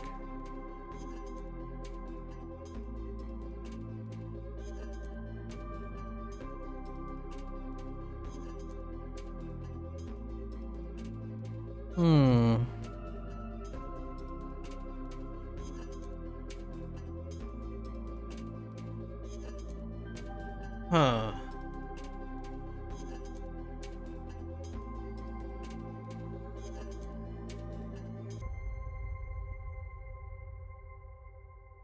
I almost think, oh man.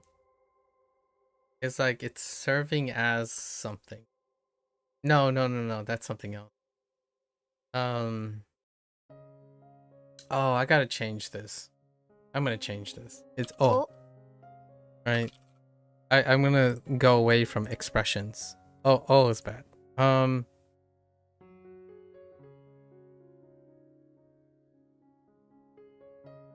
I got one.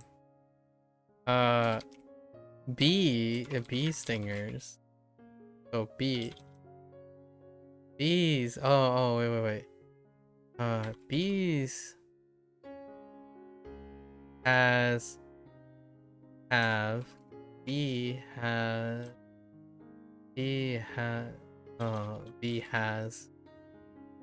Oh, it's weird. Is bee? Oh, you know what? How often do you only say singular bee? Yeah. Okay. The bee has a black O-ring. Black O-ring around the tail. We're gonna use O-ring from now on, not like a circular ring. O for circular, not O for the expression. Expressions are going out of here. O's, ahs, heyos, nah, like that type of stuff. Ooh, out it goes. Mnemonics, like expressions, can go anywhere most of the times. Like, oh, that's okay. Oh, that's bad. Oh, that's good. Oh, it's a tail. Oh, it's a coffee. Like that's just not gonna. I think it's far too promiscuous. It deals with like opinionated things, and I'm not quite there in the mindset. So we're gonna use them as objects, locations, and descriptions, not expressions. So out goes heyo, oh, nah. I'm not sure about sound effects yet. Sound effects, they're fine. Like ne for horse. The horse sound, ne. Like ne, that kind of thing. Maybe. But not the 悪夢 akumu. 暑い Sweet.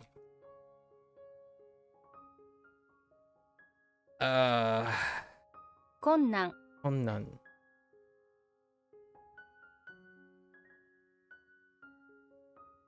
Ah, whoops. Wait, is this? Yeah, this is. Heck you! Discuss in discussion. Yo? 予防 Yobo. Yobo. Heck! Wait, before prevent?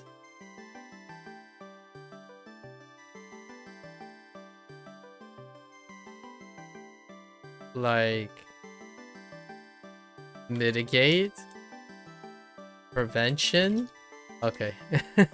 I was thinking mitigation. It's funny because I'm thinking video games. That's mitigation comes from. 論理 Only logic.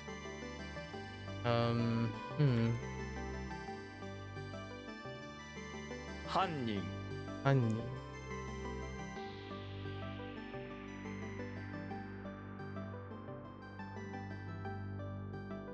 余震 Yoshin.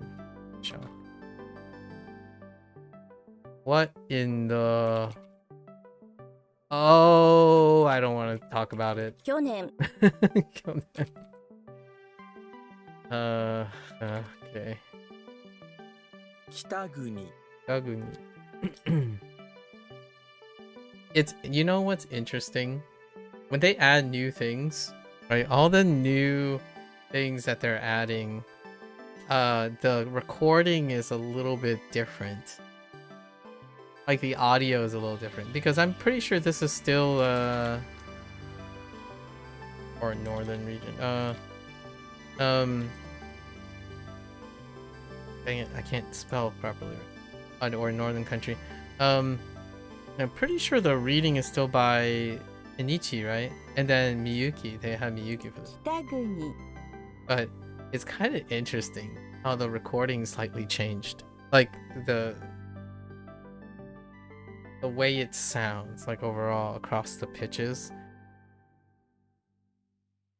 Obviously, because they're different recording sessions. So it's still intriguing. How does this work?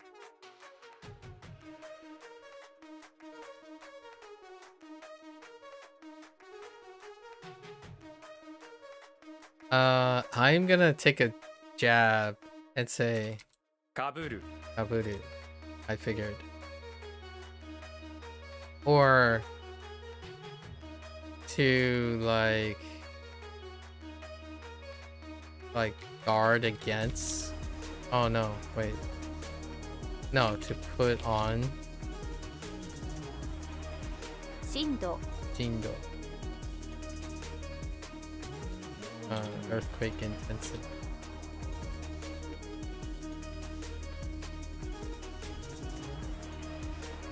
Muchu To fantasize? What the heck is Muchu? In the middle of a dream? Dreaming? I feel like it was like, oh wait. It's better than fantasy, or like be obsessed with, right? Something like that. I don't think they will take obsessed with. It's like crazy about. That's still fantasize and obsessed with. And it's fine.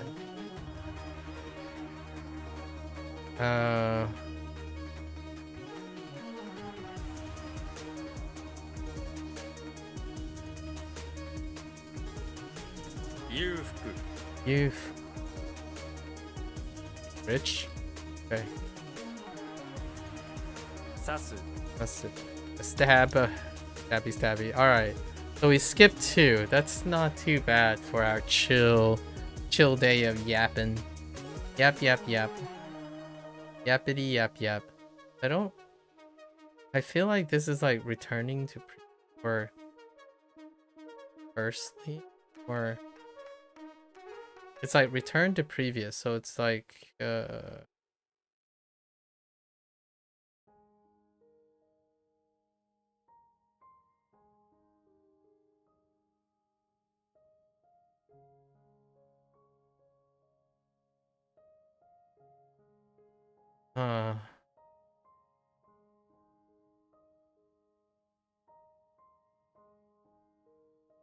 Awari.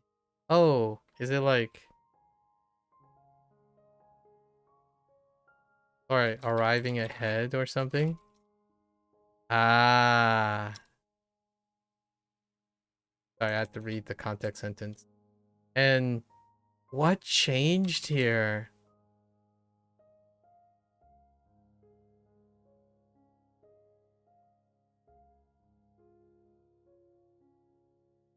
Oh, so close today. I swear something's elongated. Oh. 最後尾 Like Colby. The elongation was in the call. Sai Colby, which is like end of the line or just the end. Alright. That's not too bad. And wait, where did the level up go? Oh no. Level up. I forgot that's a different group. So level up is still gonna be around 4 tomorrow. I think I might do HanziHero first tomorrow and then do WaniKani. It's gonna be tough. But yeah. 194. I kinda wanna lump these together soon. And then whatever we learn for what level 26 is gonna be on Mondays. We're just gonna continue, right? It looks like there isn't gonna be another burnout opportunity either. So tomorrow's level up 1, 2, 3, 4, 5. Yeah. So for a while. Oh. Wow. What happened here? Oh, it's just slightly above the threshold. This would be the next burnout opportunity. Nah, we're making cold turkey, right? Oh, we're not cold turkey. We're making a strict restriction. 20. This is above 20. So call it a non-burnout day. Interesting. Maybe it was a fluke that burnout days were available. It's not necessary. Burnout days are not necessary. Kind of nice to have a feel good repeating of those. We behaved pretty well today, all things considered. Me and whenever Procall shows up, I'd be like, it'd be 6 to 8 hours long or something. In fact, I kind of think it's nice to see a bit of a silver lining here. This might sound like a bittersweet moment, but whenever I start talking to people, I often think if they are in a healthy spot, the conversations are infrequent. So in a way, now that I know he is at university and he's doing stuff and all that, however bittersweet it might be, infrequent discussions mean also that the person is being very productive. I know that can sound like cope. Sometimes people can see it as coping, where, oh well, they just don't like hanging out with you. It's like, okay, that's fair. You can that is an accurate, it's a potential way to interpret it. But knowing what I know, typically, if I'm able to occupy someone for a very extended amount of time in a discussion for like 6 hours, and then that will tell me if they have the desire to talk. But when they are infrequent on that desire to talk, it means they have that desire, but they also have things that are happening in their life that are very productive and important. More important than having prolonged discussions with myself or other people. And that's good, because in my opinion, that means the person is very healthy and productive.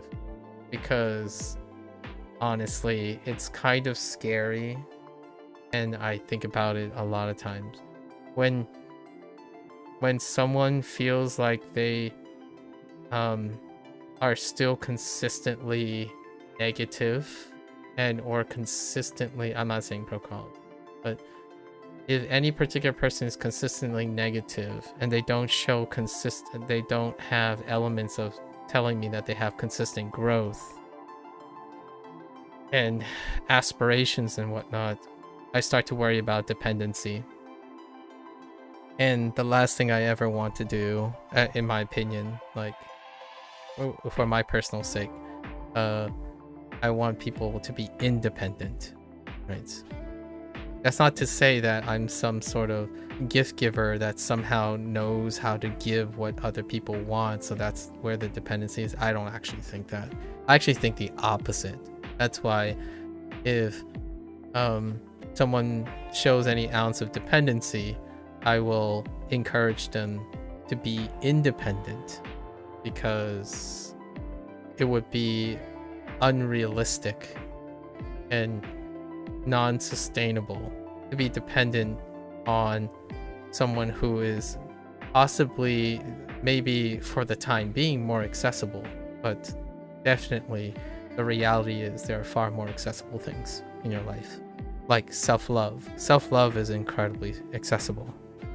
So oftentimes when I'm talking to people who may end up forming a dependency on stimuli and routines, that currently it is a bridge or a band-aid, a temporary solution that can bear fruit into something a little bit more sustainable and realistic. But often it involves a lack of self-love and improvement, right? And if the people disappear, I like to think in the back of my head that they found it. They found self-motivation, love, ambition, and that is really cool. It's a bittersweet moment though. Well, most of the time it's a bittersweet moment. Kind of like teaching. When a student graduates, you might never hear from them ever again. But you kind of don't want to hear from them for many reasons. But the one reason that you're always welcome to is seeing how successful they are. Or like hearing about their exploits, or like you can see them, but you kind of don't want to hear from them, in my opinion, in a way that can Like I'm a bit of a pessimist in that case. In I probably, this is probably one of my weaknesses, one of my banes. Whenever I hear someone, I often talk about this thing where I like making myself useful, and that's one of the most satisfying things I can ever experience, at least in my opinion. When I'm useful to people. But the thing is, that's also the basis for the relationship being useful. And if I cease to be useful, then I hope that they find something useful. So it's bittersweet, right? And that's kind of the mentality I have most of the time. It's not a devaluation of myself, which I feel lots of my acquaintances over the years have seen it that way, where like you're devaluing your continuing role in someone's development.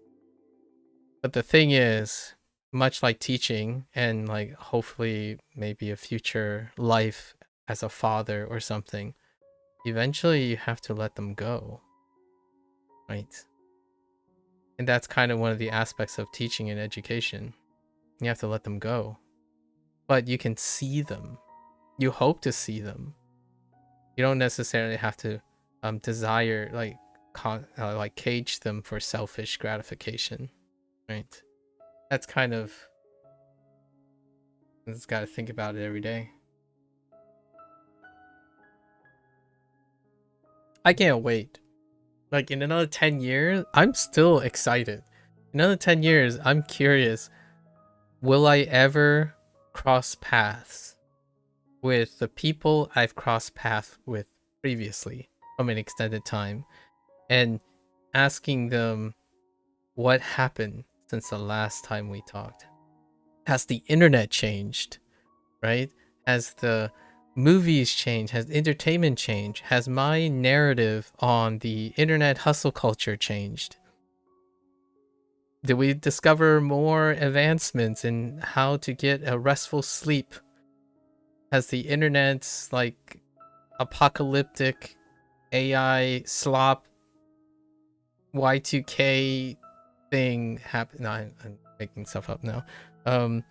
Has that crisis overcome? I can't wait. Obviously, I can wait. I'm sorry, I misspoke. I'm excited for it, but I also can wait. Right.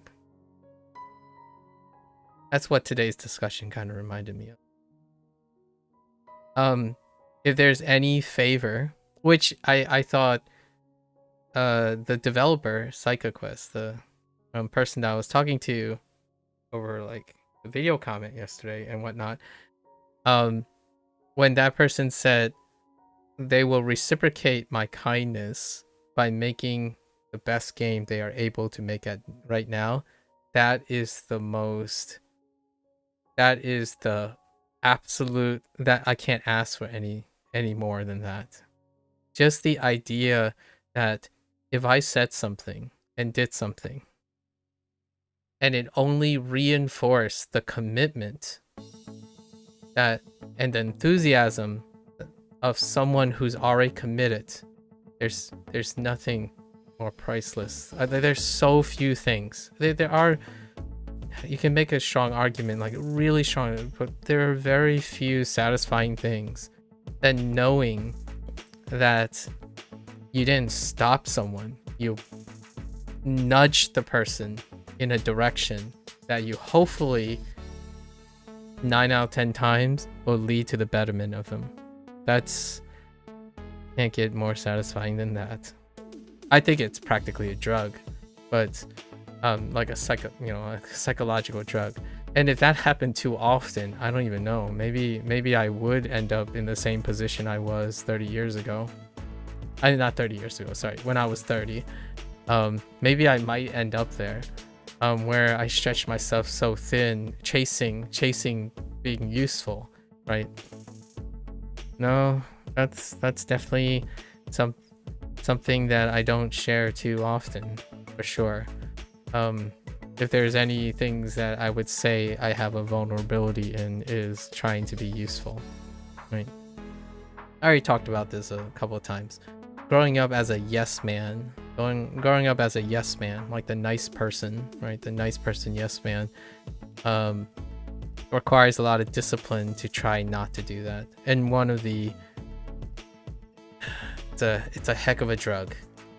I don't know that there are people out there still on the internet maybe that are addicted to that, but when you get that hit where you literally see someone turn over their life and change something, and you were able to witness and take part in it, you like, to me, the moment that happens, you kind of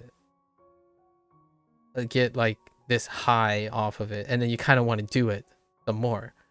But the sobering problem is you're going to fail as well. So it's like horrifically like a drug addiction to some extent. Like, you want to do the thing, but you know it will eventually bring upon disappointment, but you're going to continue to seek it. And then you keep seeking it until you can't maintain it anymore. It's kind of like a what's something that a content creator can relate to, or people on the internet. It's like a content creator seeking clout, right? A clout chaser. It's very similar, only maybe slightly out of date. I have my life, my bane that I typically concern myself with is something that dates well before the internet, right? Back then, one person can lead to that addiction, not millions of people. Like, I don't need millions of people to get me wanting to be useful. Like, making people happy, that's awesome. Back in the day, it's about making one person happy. Making one person a day would be like a dream come true. In the content creator world, in the internet world, it's like making hundreds of thousands of people happy is mediocre. Making millions of people happy every single day, that's like normal now. I can't even fathom that. And it could be an imposter syndrome thing or a fear, but I can't even imagine trying to juggle that. I'm sure if that ever happens, there might be some way to go about it. But that is kind of scary.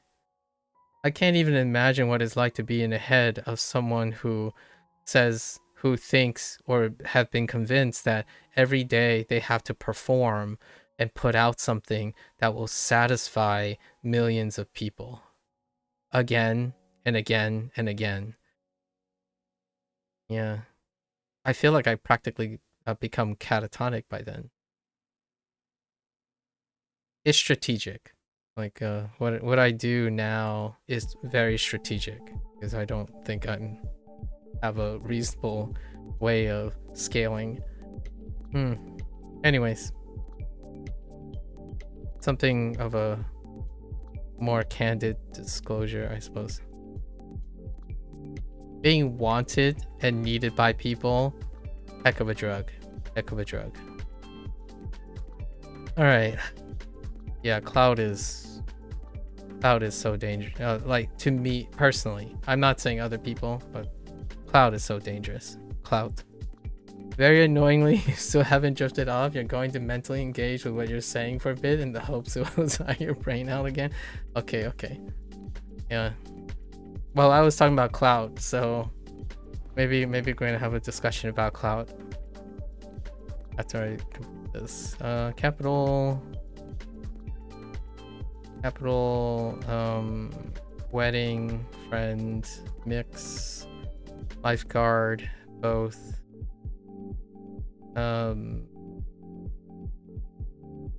Greenhouse, mantis, right?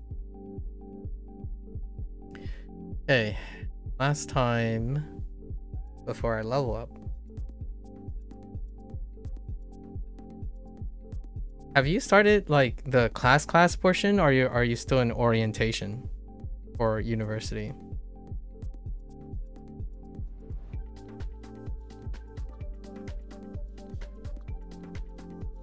Okay. How do I greenhouse you? Okay. Baku. Gen. Yo. Gun. E. Hyo. Wata. Hyo. Suzu. Yo. Math class, did you say? Oh no, like, did you start classes, or are you still in orientation week or something like that? I don't remember how long it's been. Has it been a week already? You know, oftentimes the first week of classes tend to be like orientation week. So you still have like that nice settling back into the groove of things. So you have like syllabus, outlines, introductory stuff before it hits the class portion. This week was induction lectures. Okay, next week is when you start this terms unit. I see. So this was the orientation stuff. Nice.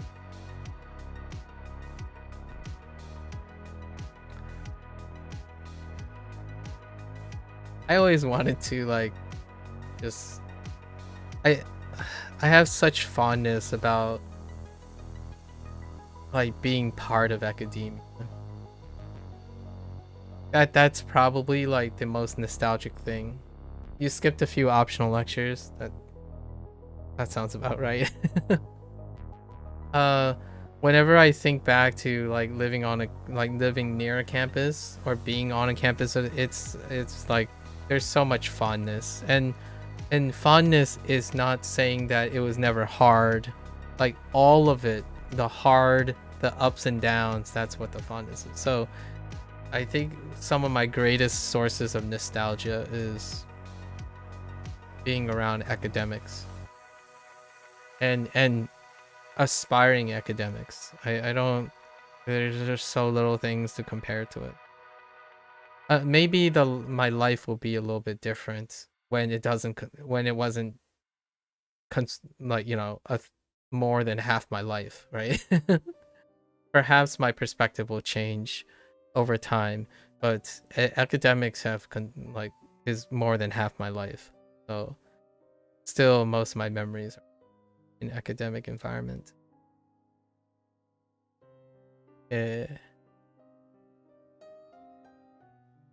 And the volume was higher as well.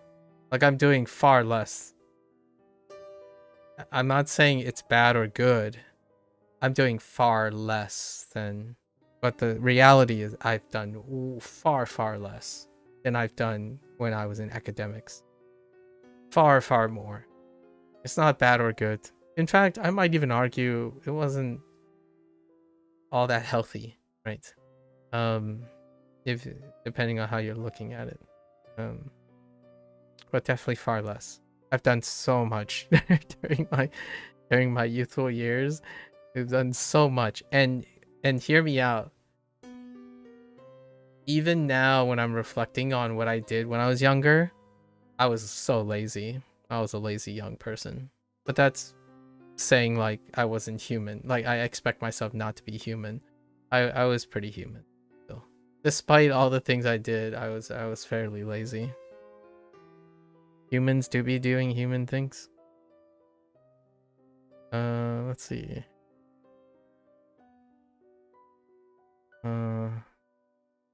New. So.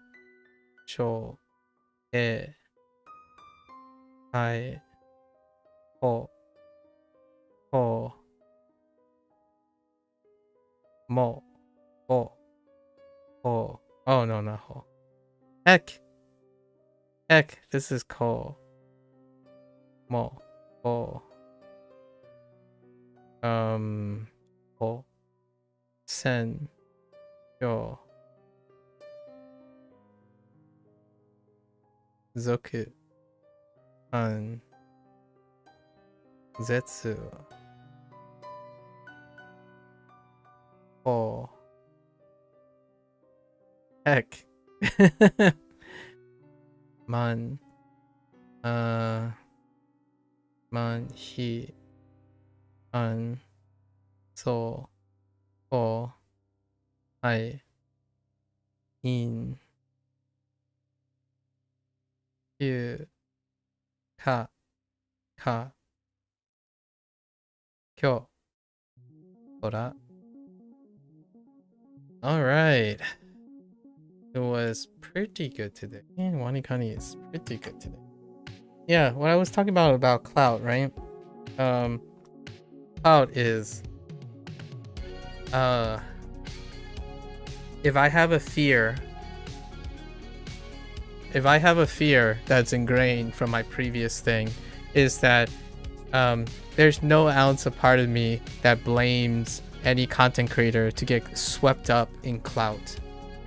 And that's one of the things that I definitely would say, while I sound like a level-headed person, and then someone can come by that's like, well, it's easy for you to say, you don't entertain millions of people and under the pressure of stuff, you wouldn't understand. It's like, I do understand, but I also can say this because I also don't possibly want that either, right? And it comes from a perspective of responsibility. I want to echo something that John Green said before, and he is on a way different scale. He's momentarily a celebrity because he licensed his book for movies, so he had a taste of it, and he has a really grounded thing that captures my concerns, or kind of affirms a lot of my suspicions, because I feel like I really parasocially align with his thoughts. And it's like, it's great for a brief moment, and then you just start spiraling into a catatonic state where you're constantly counter-arguing, like, okay, I don't want to be like, I don't like this position anymore, like, I don't want, like, being held at a pedestal and being all that glamour, like that type of thing. It can like cause someone who is ever concerning about those behaviors and various mania and thoughts,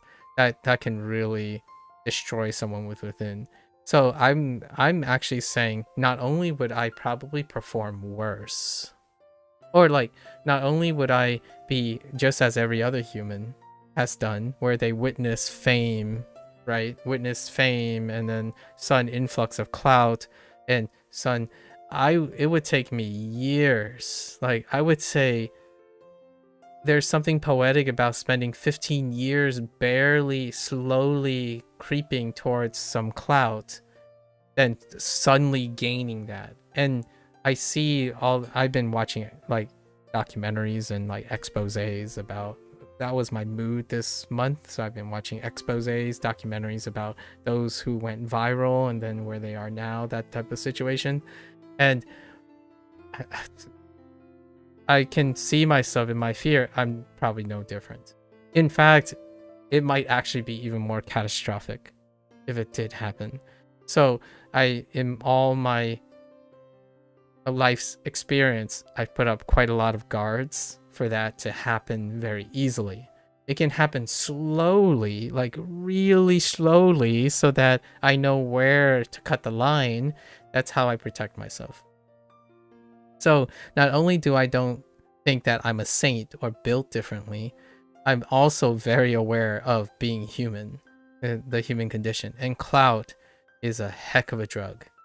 So I was like at cloud 9, just finding out that yesterday that person watched the video and we had a fun exchange. That's cloud 9. Helping one person, or like even offering something for one person, gets me into cloud 9 territory. So thinking about going viral and then suddenly being responsible, or like, this is where ignorance is bliss comes into play, where I might actually be a person who would prefer that they don't know that their help, like if it's even possible, is helping a lot of people, I probably just prefer not to know.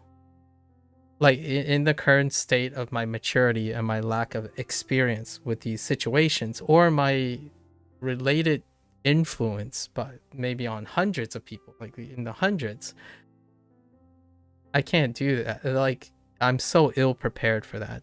And understanding and how I cope with this, or maybe prepare for this, maybe it's an inevitability or eventuality or something.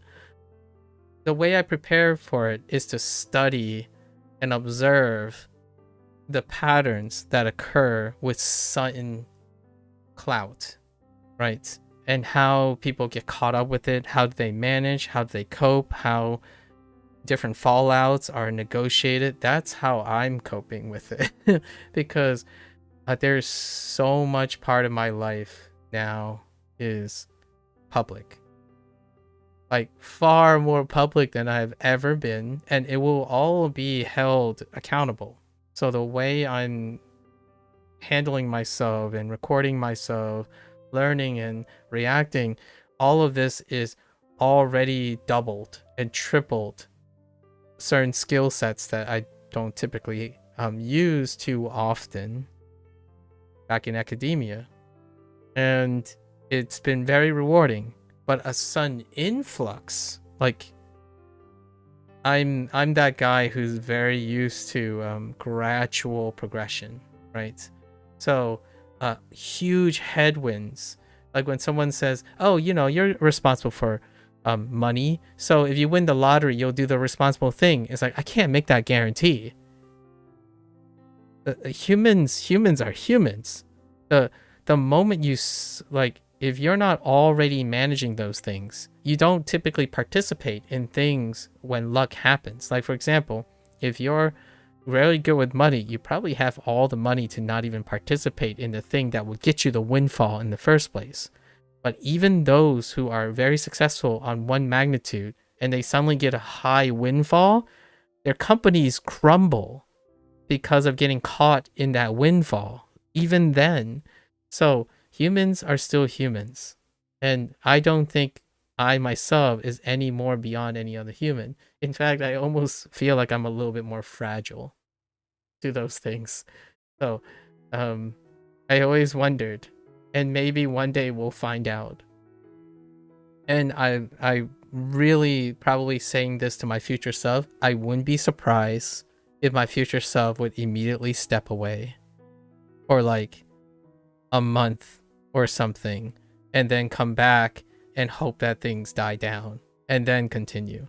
Because, man, some of the stuff that I see, but what people did, I can understand. I probably wouldn't do the same things, but at the same time, I can only imagine myself doing something even more like subtle and deleterious or something like that. So I always thought about that when it comes to clout.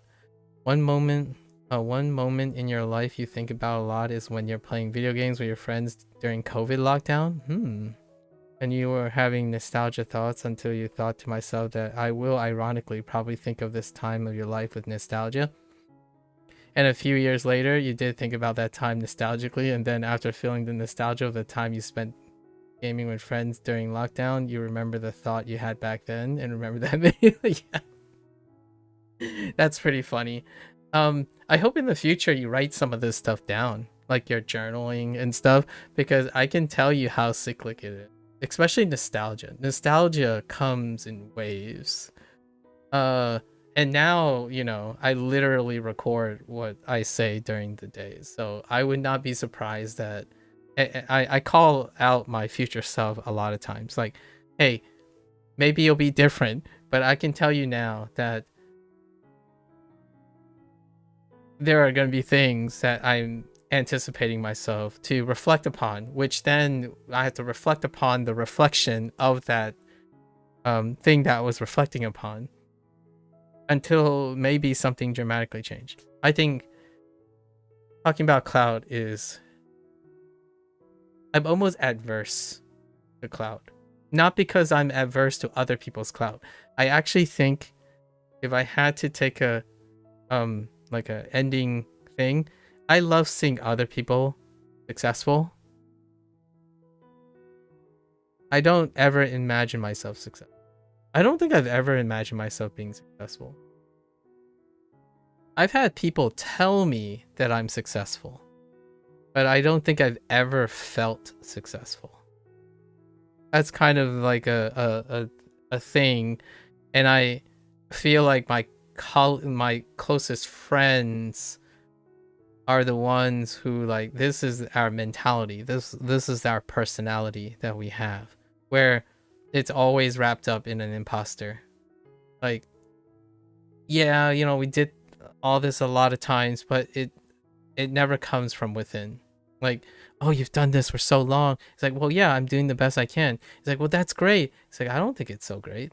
I mean, I do this every day. I work on this every day, right? Like, it still needs work, right? So that's when I have a slight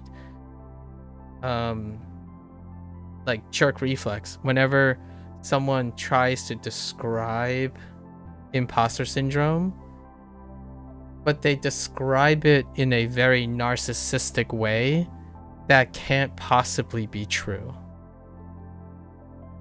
So hear me out. And it does involve a very prominent controversial figure, and maybe several others, who use that logic to make them sound humble. And they played it off for many years and got them great clout and whatnot.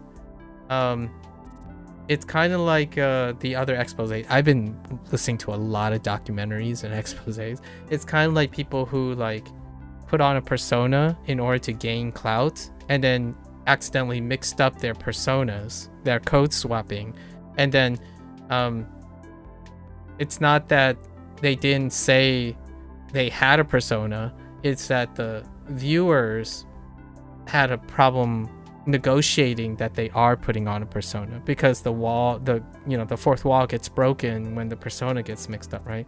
But there are individuals who are, when they do that, they because of the cloud motivation, they forget that it also impacts people who actually have those compulsions. And it's through that I feel, when it comes to individuals that may present themselves as very skilled, right? They're incredibly skilled. They say like, oh, I do this, and I always reference my accolades and my like, oh yeah, like I'm the best here. Like, this is what I did for 14 years. That is not. And then suddenly they talk about how they understand what an imposter syndrome is, and then they start using empathy words and whatnot about, oh yeah, just go chase after your dream. You see the thing that I'm doing? It's garbage. But if you work on it very long, it gets really bad. But the thing is, while they're doing that, they are also manipulatively speaking as though they are an authority on things. That, in my opinion, is not someone who understands or empathizes with things like the imposter syndrome.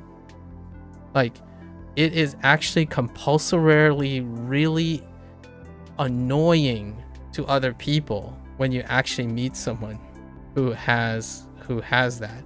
And I've legitimately pushed people away because I can't seem to feel comfortable about thinking that I should enjoy myself. Typically, I don't enjoy myself. Whenever, like, it's kind of funny because I didn't even hear me out. Like, here's a disclosure. I didn't even attend my own robing ceremony for my PhD. In fact, it was kind of funny because coincidentally, the entire department was away on a conference. So we were all not at the robing ceremony. like things like that. Like I don't like, For example, if I was giving a seminar, right? If someone was doing an introduction, I don't like that part of the introduction. Like I don't like being introduced. You can kind of say it's like a cowardice way of trying to prevent getting missing the mark, right? The fear of disappointment. And I think that has a lot to do with being Chinese or like being raised Chinese, where if someone is going to introduce you and you have the honors of doing something, sometimes you can become catatonic. At least in my opinion, I can become catatonic to the point where I don't think I'm ever good enough to meet someone's words. So oftentimes my coping mechanism for it is to pretend like it never happened, or like be away from it. So when I'm being away from it, I can operate as though I always do my best instead of not being good enough. So this is where I get that inspiration or empathy for other people who now feels that they're never good enough because they see examples of other people. So the way I empathize is not the same. Whenever like I talk about the internet where someone says like, oh, you know, it's not worth doing this because there's already a superstar somewhere, right? That I can try to empathize that. It's more like sympathy. I can't directly empathize because I don't see it that way. However, I can get close to the feeling because that's very similar to being a disappointment.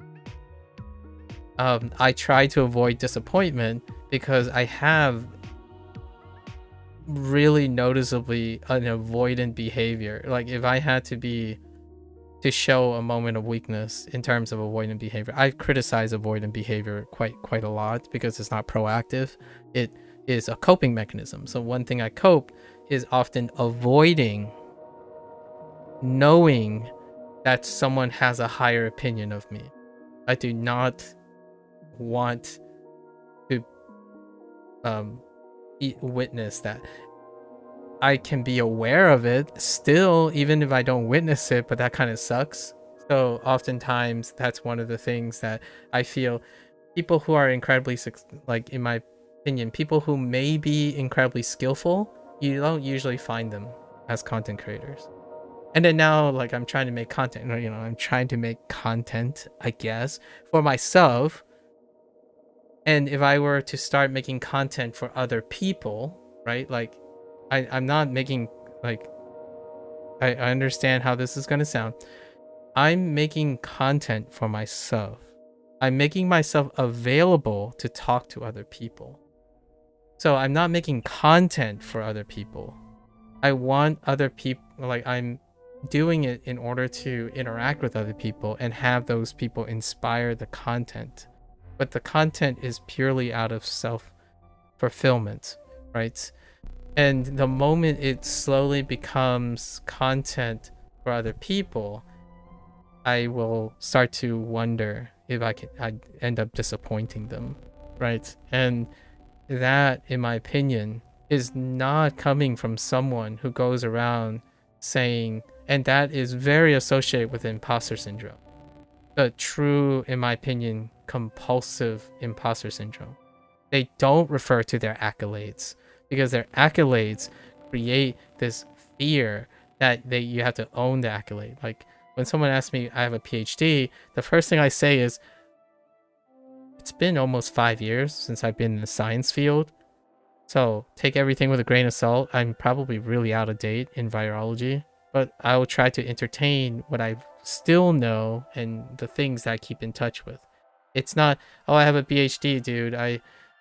Every single time someone mentions a science or research, it's like, I have a PhD, guys. This is why you should not underestimate me or something like that. And then suddenly turn around and say, oh, dude, I started from nothing. I'm like that guy who always thought they're not good enough. I don't think you can code swap from a compulsion like that. You can feel a bit of insecurity, but when people are talking about imposter syndrome, I think it's spectral, right? There's limited degrees, like varying degrees, but there are degrees, in my opinion, that I experience that is not reflected in very prominent figures, where their behavior is gonna come back to bite them publicly, and it did. Like, this is in retroactively, right? And I'm not surprised. But then again, someone can tell me, well, you already saw it now, so you can say it now. It's like, that's fine. I'm okay with that, right? It's tough. You think this is a bad idea, but your housemate from your house last year has invited you to an afters at their house, so you're going to go. To be honest, worst comes to worst, you'll clunk out on their soup. Wait, right now? Wait, right now? You're gonna go in? You know, c'est la vie, I suppose. I mean, that sounds like a pleasant surprise.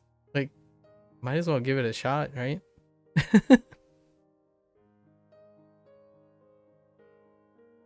Right now, yo, dude, go, pro call. Seize the opportunity. University life, dude. University life. That sounds amazing, actually. I'm sorry. I'm sorry if this is the word you might not be thinking, but I think that's really cute. That's pretty cool. The word is cool. That's awesome. Camaraderie. Yeah. I'm about to like take a break and then try to finish my HanziHero session. Good luck. Yeah, sleep well. If you don't make it back to your bed, I hope the sofa is comfortable. Alright, folks. Enough sharing. That's the end of our WaniKani session. There was a little bit of a yap today, but I'm feeling a little bit yappy. It's getting close to the end of September, right? We had good company. Until then, if you're gonna watch this later, arigatou gozaimasu, right? As always, feel free to follow along. Pick up WaniKani for yourself, give it a try. Always welcome for a yap session. We can make it related to mostly everything. So, I am not one to be creative in the yap.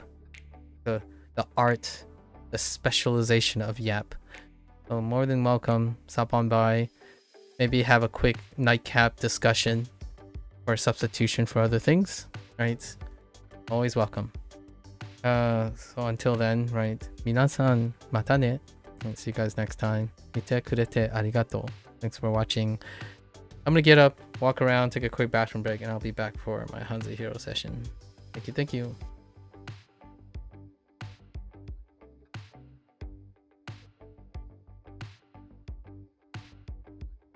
I forgot to tell Procall to bring a blanket or something. Bring a blanket, some pillows, maybe remind yourself of your own bed. That is pretty homely too. A sleepover. Alright, I'll be right back.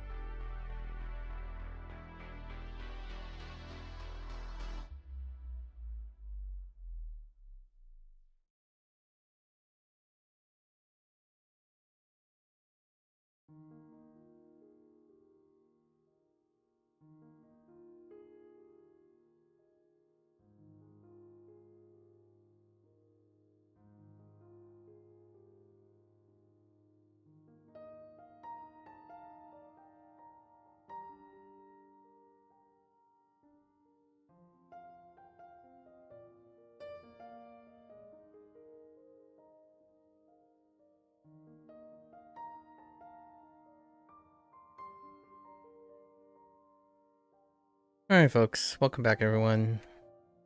欢迎大家回来. Change your plans, you're staying at your home now. Oh, okay, alright, fair. 今天是第258天, I'm gonna say 258.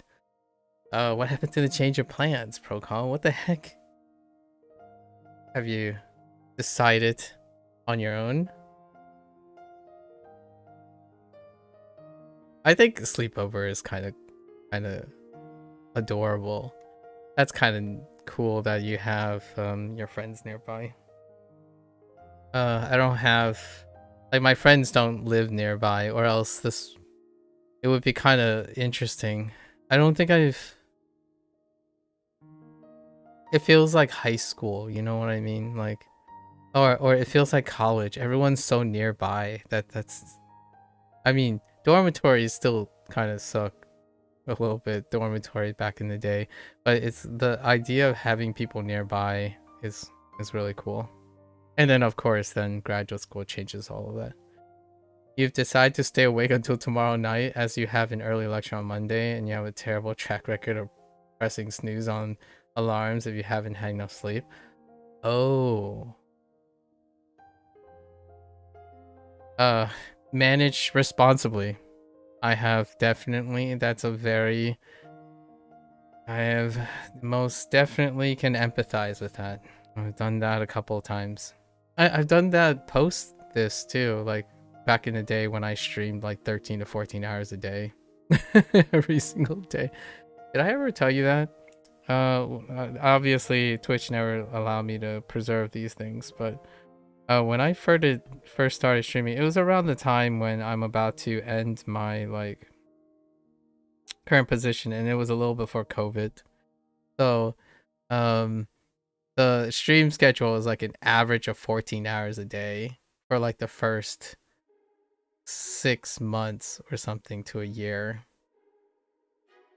I practically the only thing that wasn't on stream or like in the waking hours was probably that was it. Like the eating happened, it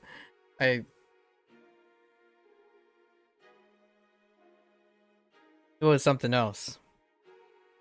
Young. It was being young is how I would describe that. Alright, so we have 4 things to do here. So how are you gonna stay awake? What are you gonna do to stay awake? What are you gonna do? What's your routine? You gotta set a routine for these things.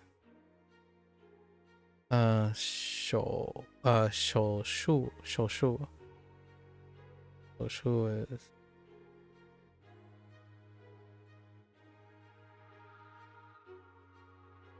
heck.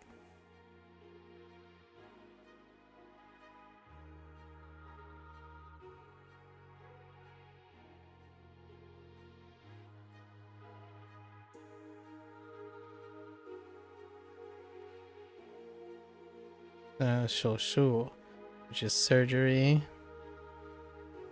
hand art, hand skill, and then Zhu Bu.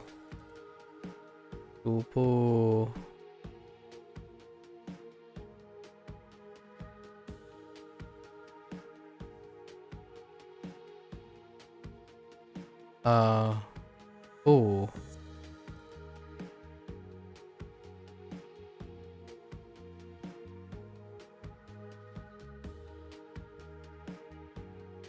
Wait. Just kidding.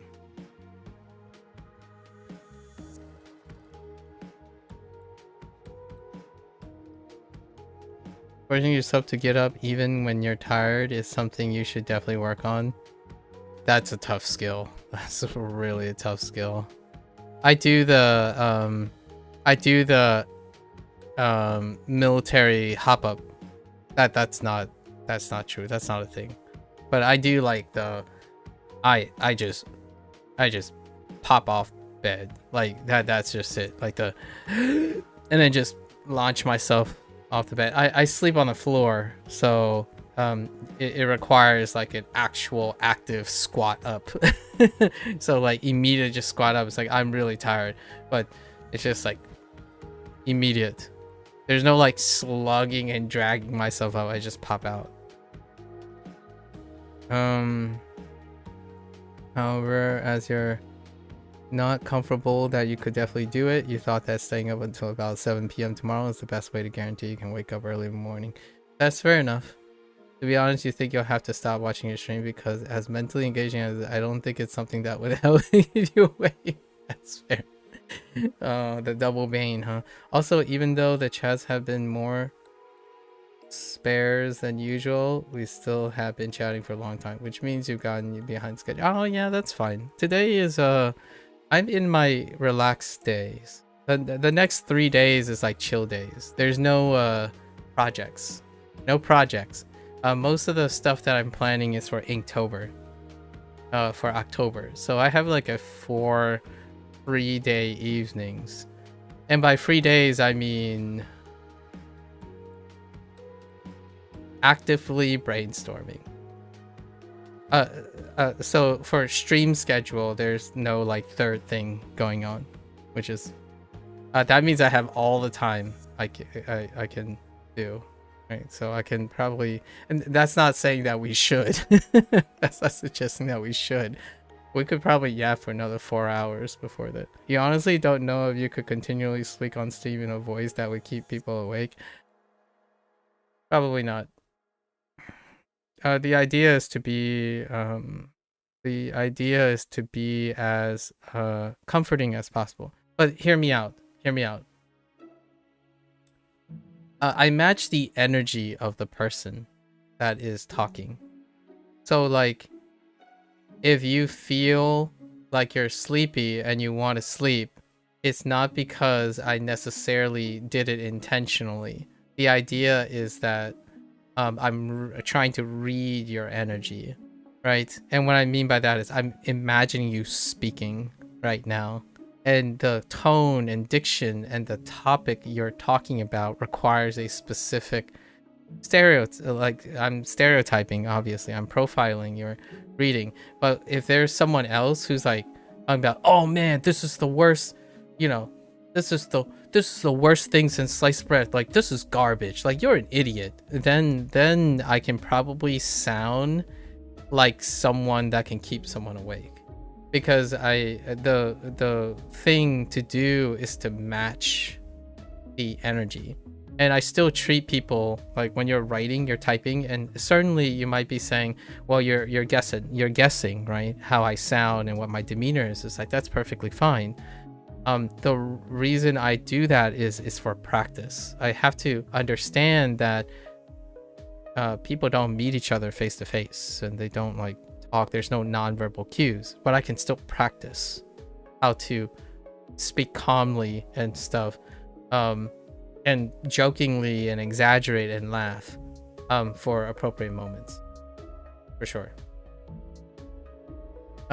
Code swapping, code switching, if you will. Also, you honestly don't know. Yeah, okay. Obviously, that's an exaggeration, as physically you can shout every word loudly. Yeah, pretty much. But you have noticed that you adjust how you engage in conversations with me depending on how many comments are worded by inferring your mood, but lack of a better word, matching that mood. Yeah. I'm basically inferring the mood of your tone. So if someone is sad or they start talking negatively, sometimes I can choose to contrast the person, but the mood of the speaking will try to match the person's mood. So like if someone is very down, but they're speaking negatively, I will speak about positive things, but in a very like a more toned down version, right? So that it doesn't meet. I'm inferring that the person understands that being positive is helpful. But if you sound too chippy and you start like getting really excited and talking about this thing, that might not match their energy, the way they're talking. Now, if they were talking about, oh yeah, man, dude, I've done these. I've spoken like that before, but it requires that perception. Like when someone, like, a good example is someone passionately expressing how awesome a scene is. It's like, oh, you know what? Yes. And on top of that, just wait for it. Salted caramel apples. No, I'm just kidding. I don't know. I ran out of ideas. Like, I'm started thinking about food, but I don't know where I was going. I don't know where I was going with that example. I truly thought of a fair, so like maybe like a Capona, or like a Riverside Fair, and the first thing I was gonna say funnel cake, but salted caramel apples. You also have a vivid memory of you speaking to me in a demeaning way, as inoffensive of a way as it is possible. It was towards the end of the night where all of your comments were disconnected from each other, as well as some of them clearly showing I didn't listen to you at all. Yeah, that's fair. Yep. But it's all inference. So naturally it would be very excellent to have the other person be more communicative, right? Because the ball's in your court, Chief Brokaw. The ball's in your court. The inference generally is only as reliable as how consistent your diction is. Because I can't hear what you're saying, right? I can't see you. I can't see your body language, right? And all of this stuff. But hear me out. But it is so, it's to the point now, it might even be overwhelming how much information someone gives away when you meet them in person. Or like every once in a while, you know, I go to Otakon, right? In a year. I can't tell you how much, for lack of a better word,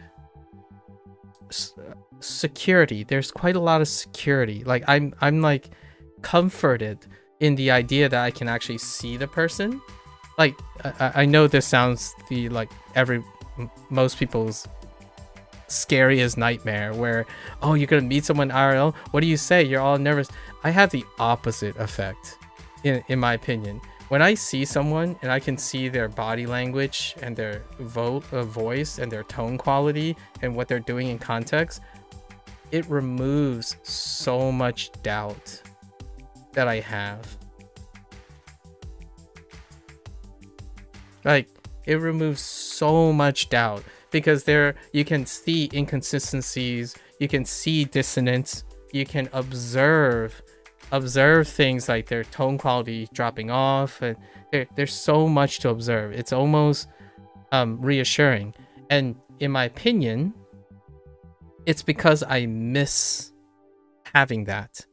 Now, on the flip side, if you're someone who spend most of their time believing this is a social norm, you communicate through text, emojis and stuff, then in that environment, it is overwhelming. It becomes incredibly overwhelming. Instead of a place of nostalgia and a pining for like academic interactions, like I want to go and step through a university without getting kicked out for being like an unwelcome guest, because like strangers can't just step onto academic grounds with, like, it's a little weird, right? So but I pine for those are my nostalgia moments, right? I spend more of my time interacting with people in that way, in an office, in a seminar room and whatnot. However, on the internet, if that is your major mode, I want to bring people to that. In fact, I have, he's fine with this, I think. I have a social experiment right now, and it's more like a friend taking a friend to. I'm curious how he's going to take to it. It can be very shocking. It can be like, but the nice thing is I can use a proximity to read his body language and be like part of it. So his body language and his verbal and decision making and moving reassures me. It gives me a lot more comfort in knowing that I'm not misreading because of the limitations of reading text, right?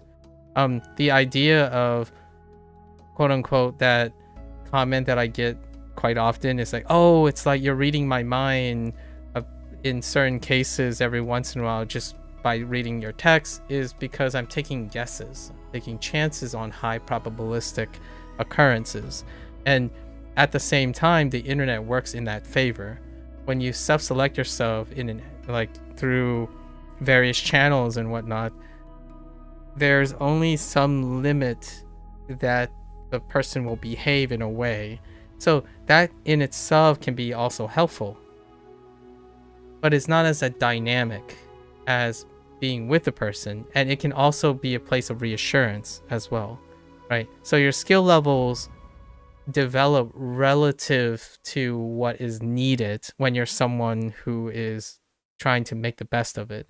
So I'm not saying that one is better than the other. You can most definitely see the pros and cons. There's more information in the other, but if you don't know how to use that information, it's overwhelming when you're normalized to limited information. And then using limited information to be challenged to make more of limited information is impressive. That's a different skill. So when you do both, then you can start doing, plugs and, triggering around. I can attempt to connect with people. Imagine a hypothetical, like what your face would look like, what your body language is right now, and how you're sitting in a position, interacting, and what the overall mood is, because I've been around people in that state, literally, right? Like, I've had roommates, I've had people who couldn't sleep, they crash on the couch, those things happen. So there is an archetype that I'm farming off of, and that can create a closeness that makes it sound like, yes, this person has been around other people, versus this person probably spend most of their time online because they focus on things that are very comforting and normalized, but they don't make it feel like they understand you in a different way. So that's kind of where you can pick it out if you're wise to it, but it's not necessary to be good at some of these things, or sufficient anyways. And I usually try to combine the two. So I make use of that. All the things that you can convey by speaking in a certain way that you can't convey by typing a message is the most common frustration you have for interacting with you. Yeah, that's pretty much someone you spend time with people. You spend time speaking, right? And interacting. But hear me out. Sometimes it's a double edge. If you meet someone who likes to interact in that way, right, online, it's a frustration. But if you find someone who doesn't interact like that way, it's no longer a frustration. If you know what I mean. So there's a lot of times it's double edged. If someone is enticing you to interact a certain way, you can become frustrated because you want to interact in that way. But if you meet someone who doesn't interact in that way, there would be no frustration because you have no incentive to interact that way. So to me, that's a double edge that I keep in mind, like for myself. Like it's the most sobering thought. Where if you want to be interactive and you're trying to like make these presumptions and archetypes, you have to welcome the idea that you will misinterpret those things, because there's only so much information you can gather with limited words, right? However, seeking a different way, this is what I typically hone in on, Procol. I don't know if we've gotten to, we're getting there. We start using Socialex. Socialex is what that guy said, the guy that linguistic person that I watch. Socialex. We start developing Socialex. So at some point, we could characterize a scene so vivid between us that we can ascribe it to a word, like keywords. So then socialex replace something that you can't do IRL. So that's a funny, interesting thing, right? Like, because the way you write the word, the way you picture the word is kind of is an unspoken thing too, that can be really elevated while writing. So there are ways where you might be like, I don't want to make this like A is always better than B situation. While you are limited in things of conveying, humans who are motivated to interact find new ways that are not present in the other way.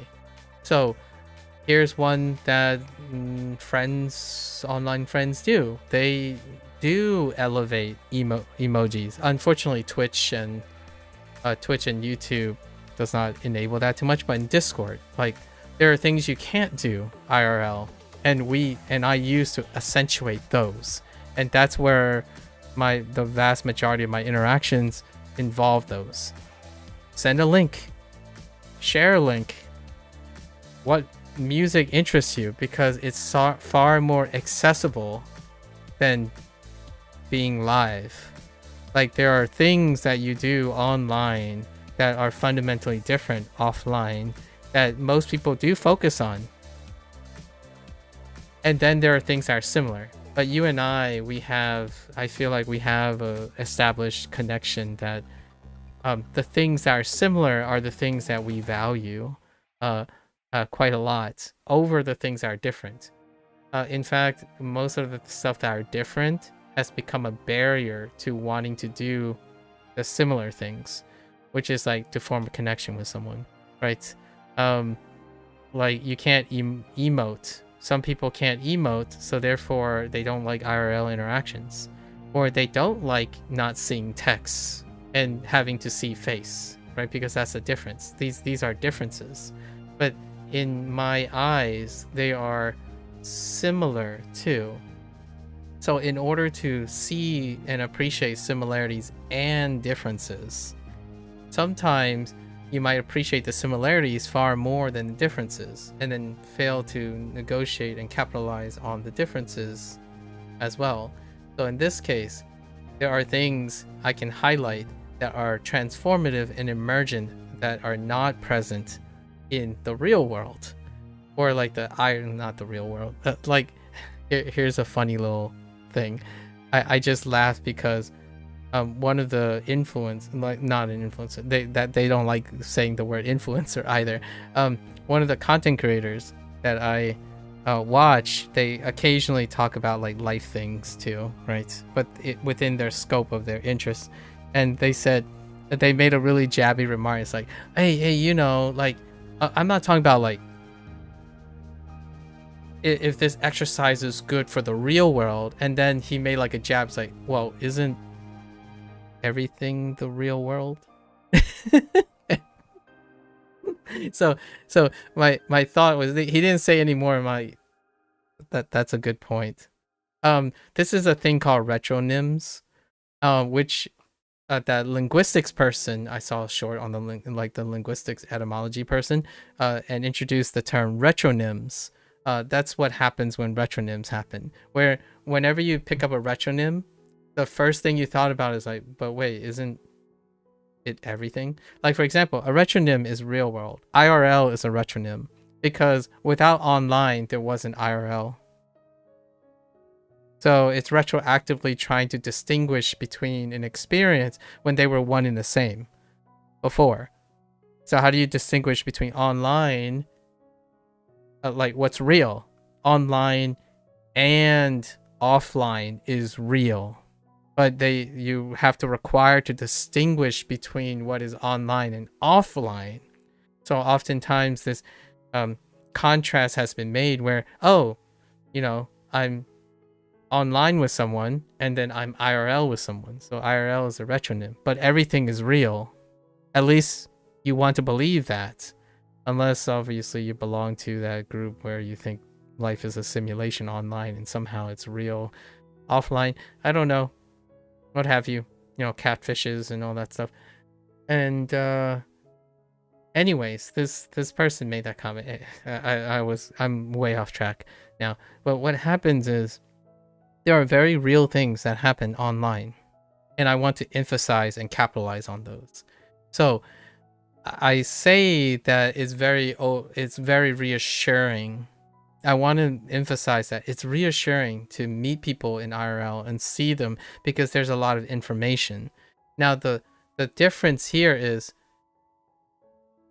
the voluntary information they're speaking. Now, a command of the language, context, emojis, and stuff is different because it's voluntary. In IRL, one of the fundamental, this difference does not change. This is it's not even a double standard. It's intrinsic. What is often seen is that IRL is reassuring because those things are conveyed intuitively, right? Intuitively and almost compulsorily. So you're inherently offering more information than you're willing to give. And that is where the insecurity also comes from.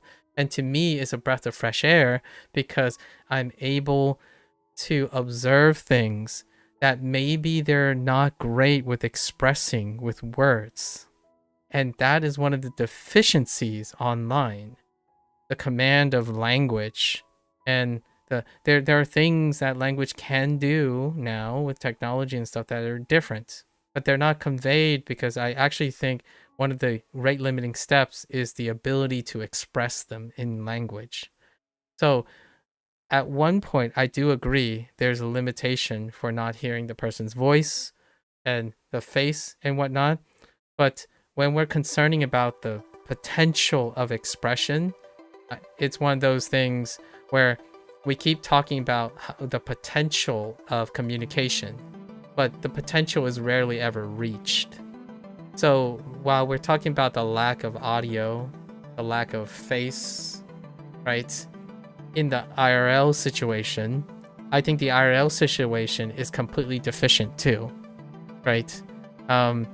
People rely on intuition a lot of times, which makes it obligatory. So I take advantage of that. It sounds like I'm making victims, but I'm taking advantage of it because it gives me more info that I can work with that otherwise is poorly expressed online. Now, is the internet going to be like that forever? I don't know. That is very difficult to know. When you have limited abilities to do something, humans find ingenuity and ways to circumvent the limitations to present an overall use case. So, you can't emote things. You can't reproduce the crab rave IRL on the spot. You need technology. And that's one thing that is expressive in a different dimension that is in IRL. Now, while I say that most people are very expressive in a different manner, they are nearly obligatorily catatonic a lot of times when you take them offline and into an IRL situation. And that to me gives me information that honestly pretty much is the reason why they're nervous and anxious, because to me that's information that they give without choosing to give. And that's where the internet comes in full force. You can choose to convey what you want, and at the cost of that ability to convey, let's not forget that your body language and your communication skills also needs practice, because you can convey the wrong signals or inappropriate signals when you don't do it. So it's both a pro and a con. You can inappropriately use your body language to give mixed signals, and in text it's kind of less likely if it's restricted. The downside is that's also one of the compromises of having a limited information as well. So complexity and simplicity is in this discussion, right? Sometimes complexity is very intuitive and natural because it's complex in a way, and then simplicity can become unnatural. But both their potentials are, in my opinion, a bit untapped due to the lack of communication skills. They're not potentially equivocated. Like, for example, do I feel like sometimes when I'm talking and writing, I'm not conveying my tone of voice or something like that? Like, yeah, kind of. But now we have like emotes and music and stuff. Here, I'll give you an example. There was one time where I communicated with someone for 6 hours and not a single text was typed. It was entirely communicated through linking music. So I did a fun little activity because the person said that they spend most of their time, and when they feel down, they listen to music, and then they feel like music really captures their emotions and whatnot. And I was like, all right, let's do a social experiment, like just for fun, like so we can really talk in their element, right? So what we did was we communicated through music. So like someone, there was one music there, like the whole song was about figuring out what to do, and then I linked a song about, well, you got to decide what to do. And it was really fun. So it communicated an emotion in a different way, and that's what emojis are, right? Emotes, GIFs, they're shortened versions of that. So that in that way, IRL cannot hold a candle to. You cannot. So there are different ways to imbue complexity, but I think Twitch and YouTube, I totally understand Procol. I'm not sure if you're still, maybe you're getting to, getting that, putting you to sleep a little. But the idea is that frustration, I think the onus is really on Twitch. But at the same time, like I could spend the day watching your links, but it would be not an appropriate place, right? But let's not. I think that internet though is incredibly expressive, provided that the technology is there, right? Like here's another social experiment that was fun to do, and that was we only exchanged recorded voice lines from each other. So basically, whatever you were gonna say, you tap the record button and you just send the record. So instead of typing the message out, and instead of using a text to speech, the person said the lines, and then we sent each other back and forth, only saying the lines, the audio of the lines. And you're wondering, what type of social experiment is this when it comes to interpreting people's information? Sometimes when you're in IRL, there can be too much information, and if that too much information, it can make you miss details.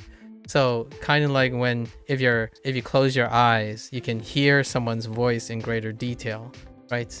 Or you can, if you close your eyes, mouth, and ears, you can read someone's text in greater detail because your focus is elsewhere.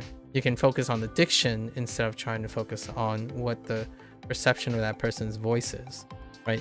So there's lots of ways, in my opinion, that can really tell yourself if you're reaching the potential of your expression. And personally, conservatively, I genuinely think that the overall ability to communicate and express has not reached its potential in either case, online or offline. So it's a great way to explore. I think I don't want to make people think that IRL is always goated.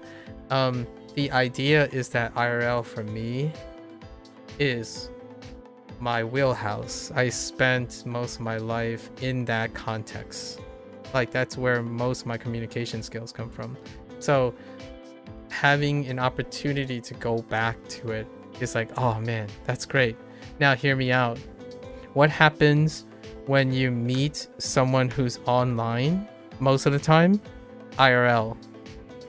That information, while I have more information, it might not be correct information. Like, it might not be accurate information because it's dependent on how that person's communication skills are with their body language and their speaking voice and whatnot. So you can still encounter the most common frustration, and that's not being able to communicate your intended expression through your body language.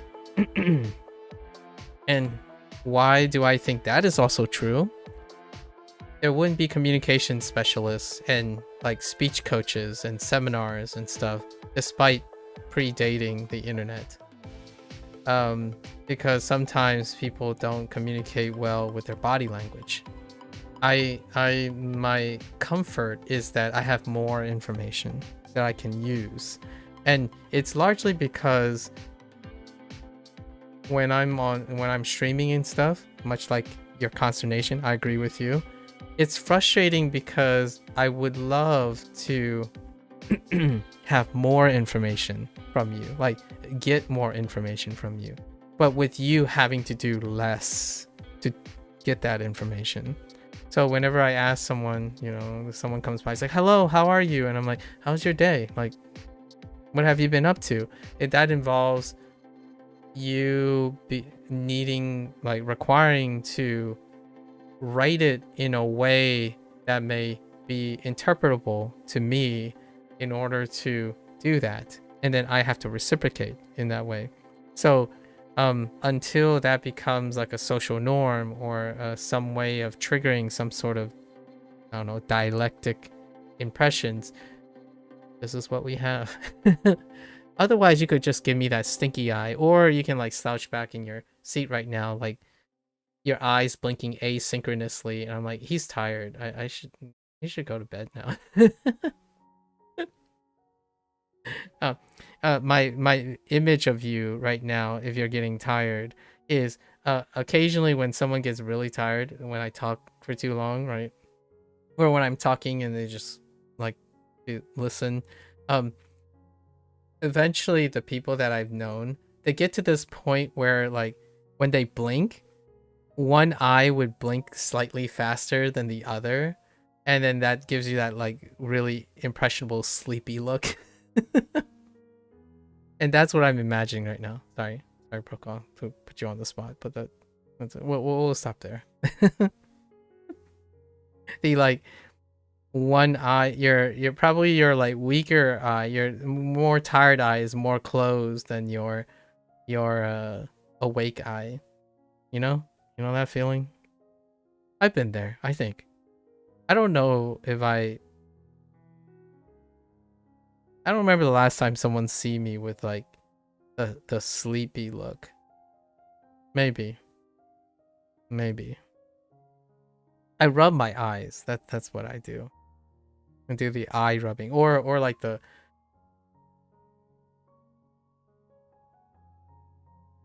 And then open my eyes again. Daily. All right. So, anyways, step by step, here we are. We'll get through our lessons today, right? What are our two characters? Lee. Lee was a bit of a disappointment.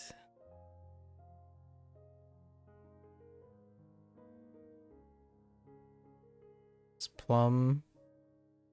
It's fine. We link it with May for Plum as well. And Zhu. Oh no, Bamboo. No, Ji, not Zhu. Ji.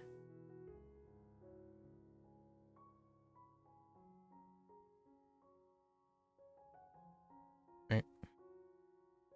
And for records. All right. Hunky dory. Let's get into this.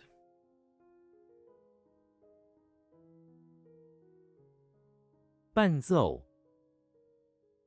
伴奏 play music plus ban partner accompany. Fair enough. Accompany musically. 他喜欢用用干净 right 干净伴奏 the piano. 他喜欢用钢琴伴奏。 Oh no, 钢琴 not 钢琴 钢琴 wrong tone.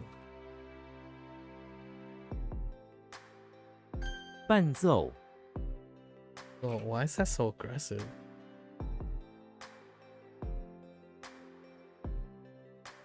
Why is your 伴奏终于， so aggressive? 终于 loyal within, yeah, loyal in is loyal to, fair enough. 他终于自己的姓what?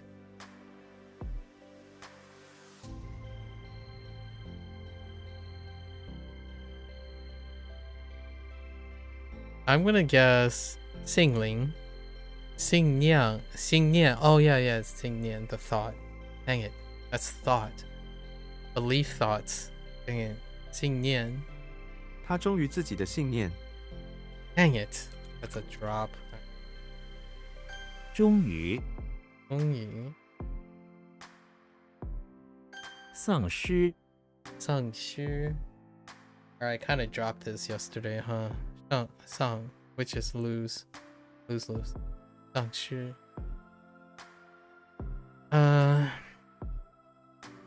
他因为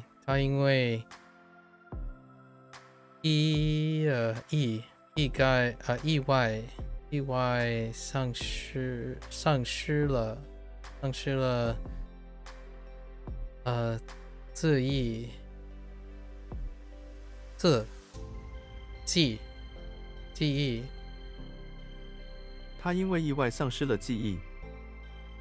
what the memory 记忆 thought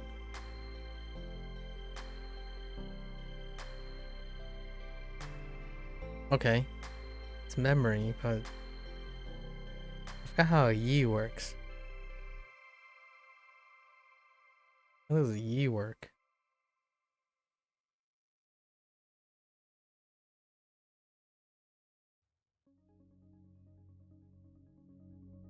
Oh, recall.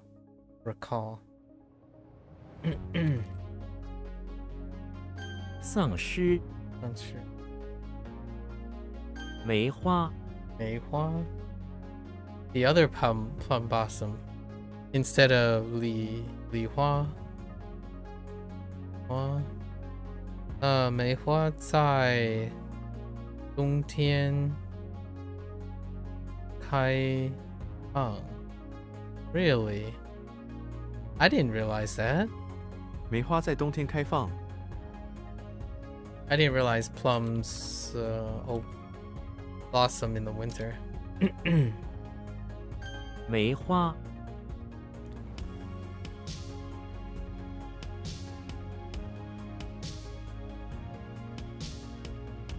Okay.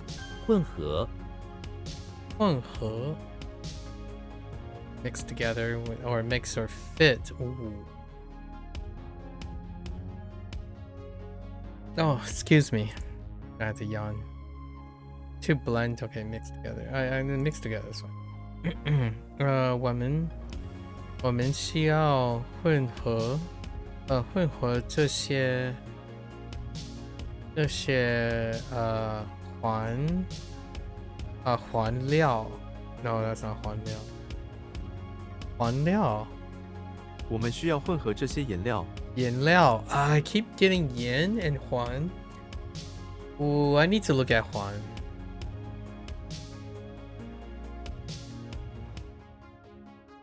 What am I thinking of?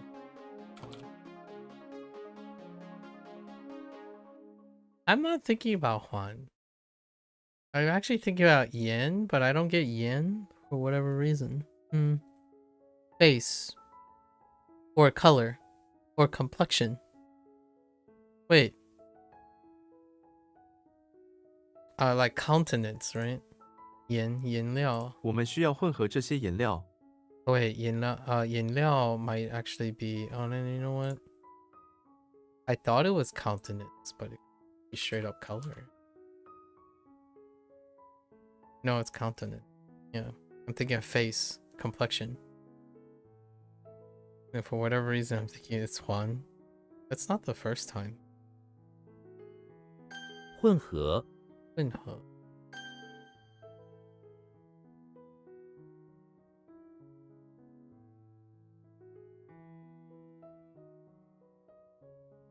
伴奏、伴奏.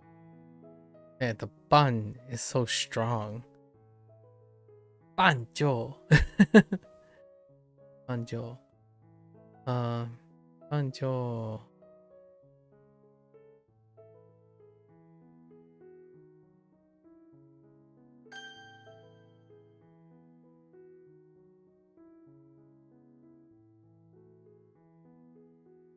Oops. 终于、终于. "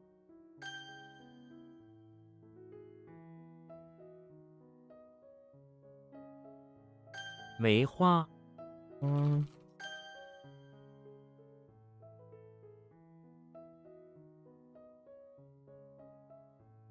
What?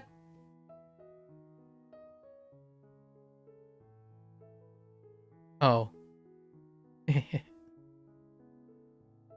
Just kidding. 丧尸、丧尸. "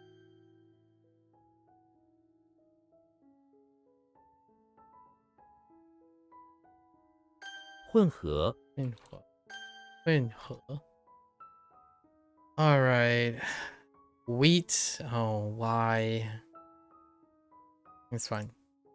小麦. 小麦是一种什么？一种 I don't know what that is. 物。小麦是一种谷物。谷物. Well, that is an interesting. Although it still has weapon. Interesting.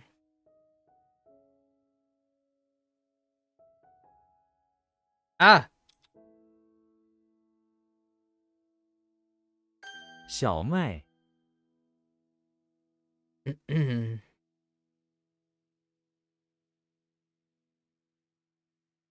Yeah, we kind of struggled with by yesterday, taking it in.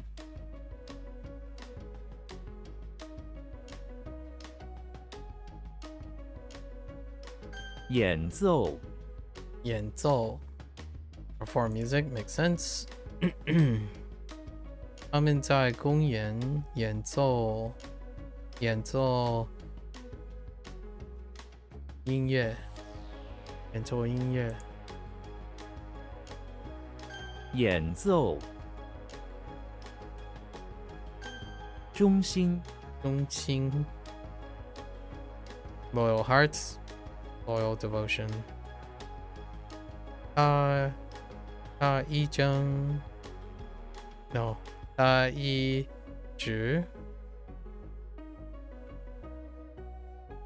直要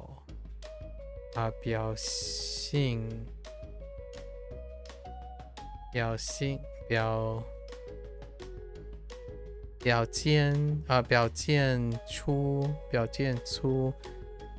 中心. That's interesting. 表现. 他一直表现出忠心。表现.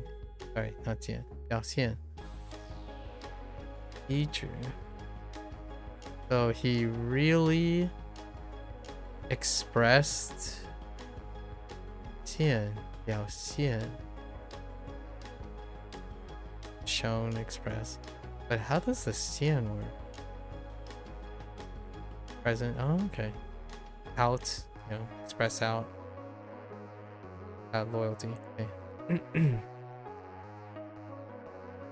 中心、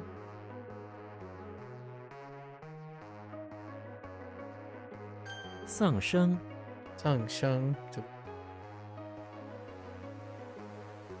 他在一次意外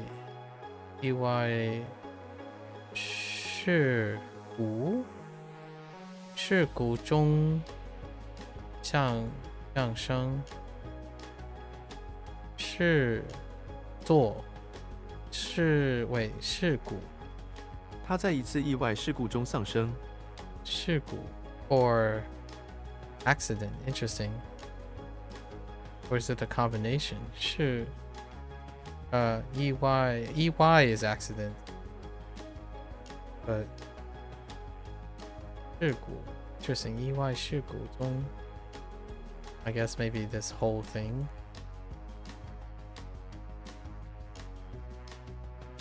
UI is occasionally like simplified to mean accident. Maybe this is a full fat phrase for it because it's of an accident due to it. Maybe it's due to the accident. So it's saying lost due to accident.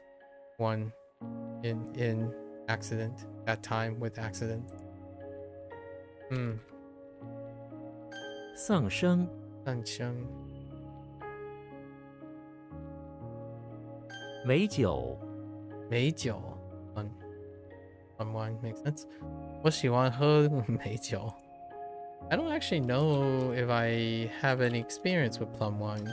美酒， Not sure. I don't know what that tastes like. I mean, I imagine it's an acquired taste, but I'm kind of curious if I can differentiate. Like, does it... I wonder how distinct it is. 笑什么？小麦，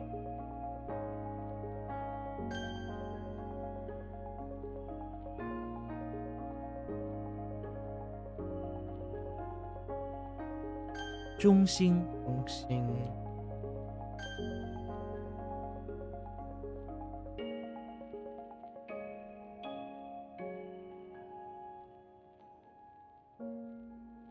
美酒， and May is not quick on the uptake.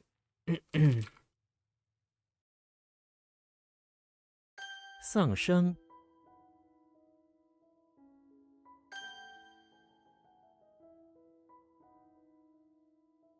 演奏，大麦，大麦 of course 大麦 is barley. Actually, I have no idea that barley was bigger than wheat. 大麦用来 You know, after seeing Clarkson Farm for so long, you would think I would at least be able to identify that barley is than wheat. Oh, you know what? Actually, no, maybe they... I'm not entirely sure if they ever... Pretty sure they had barley. Among other things. 大麦。大麦用来什么？用来 Uh-oh. 用来 something 有 brewing.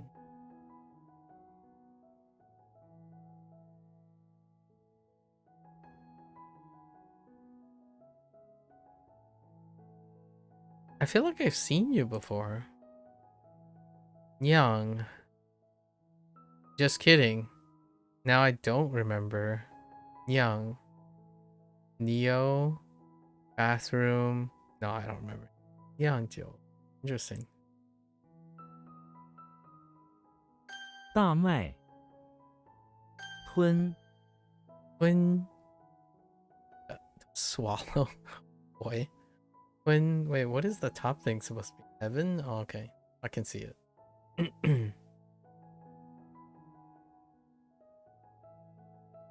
Holy, I have even more characters. Man, we're really leaning hard on the characters. Like, I think we have 2 extra characters this time around. Tom is in front of the infirmary, where he's being treated by some doctors on the sidewalk. Sure. He is in pain from Jerry beating him up, and the doctor puts some medicine in his mouth that he swallows.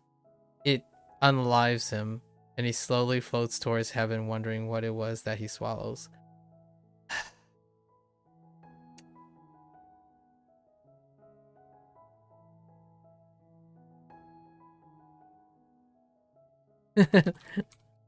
Tom's in front of the infirmary. Right. Tom's in front of the infirmary.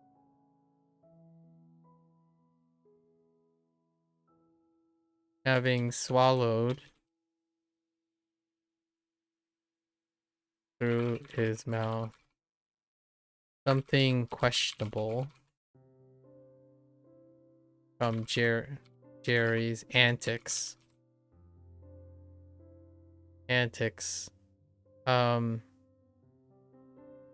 Unfortunately, the doctor was unable to save Tom, and his soul floated up toward the heavens. This is more like a scene. I'm thinking more of a scene, like how you would see in Looney Tunes. He'll be back. Being twin. What? Combine swallow? Oh, I see. I see how that's annex.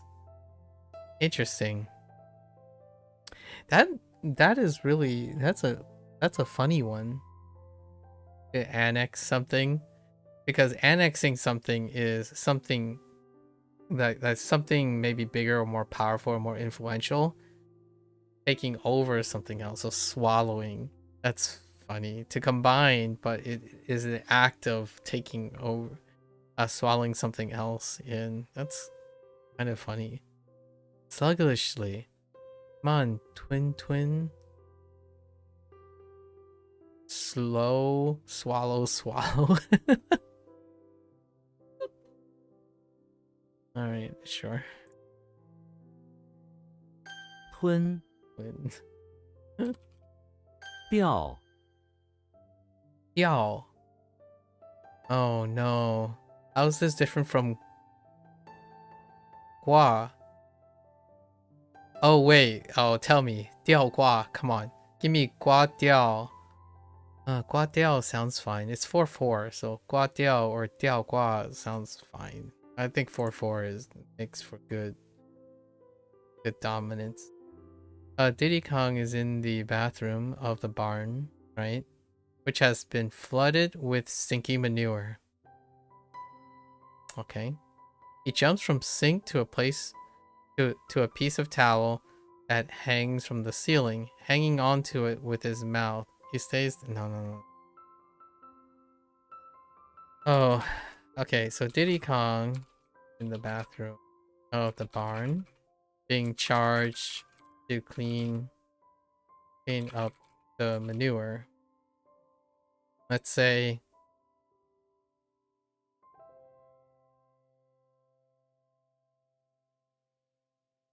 manure all over the floor. So he holds his mouth, right, because it stinks. And hangs from the ceiling with his tail, right? Start, I guess, wiping. That's not how I'm thinking more like shovel, but wiping up. Okay, we're just gonna say poop. Oh, sorry. Start wiping up the poop with a towel. Right. Okay. Come on, where is it? Oh, there isn't. Interesting. Hanging lamp, Diao Deng, and Diao Huan. for gymnastic rings. Interesting. So, 钓 huh. 蟹 So different hang. Yeah. Ooh. Machinery. What is this? Sai? No, Kai. Kai. Yeah. Intriguing.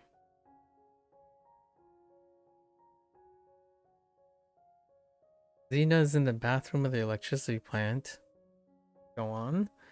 Working with some electric powered machinery to build a fence in the bathroom.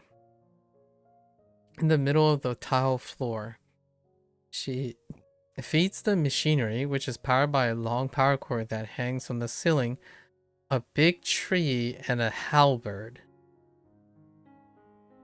And out the other end pops a fence. Afterwards, she used the halberd to cut off any bits of splinter from the before using some separate machinery to install the fence into tile floor. Alright, alright.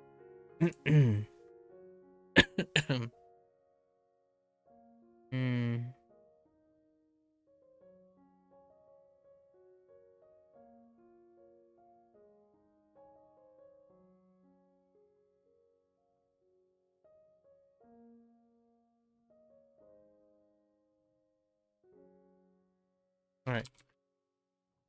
So Xena is in the bathroom of the electricity plant, commissioned to work on some stall, or to construct some stalls, right? So took some fencing, we're gonna say wooden fencing, and converted it into, I don't know, planks, boards, boards with some electric powered machinery, and then smoothed it out with a handy, with the blade of a halberd. Is that for a sword? I mean, the halberd. Fine. 机械 apparatus. I got you. 机械 machinery. Okay. Alright. Yeah, 机械. It disarm. Y'all. Huh. 蟹鱼 Yi kind of looks like. Ooh. I think this is the second time soapbox has ever been used. Oh, hold on. Yeah, isn't Wu the only other time so far? Oh, the other one is Wu? Interesting. Okay. Mr. Soapbox.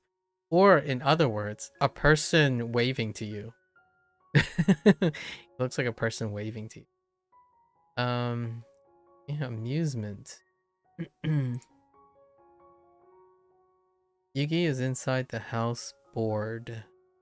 To get some amusement, he uses a card that summons a woman on a soapbox who sings silly songs for Yugi. He laughs with him. I'm actually... That's fine. That's cool. Recreation. When you... Interesting. Literature plus amusement. That aged interestingly. Amuse oneself. To you. I'm... What? Oh. 鱼 I'm certainly one who could relate to self-amusement. 大麦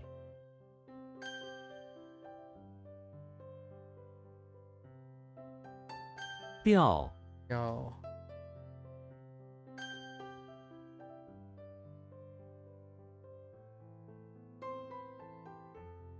谢 Yeah.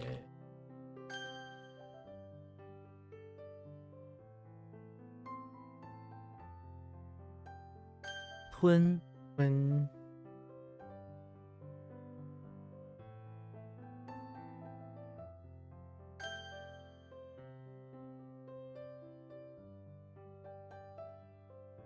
鱼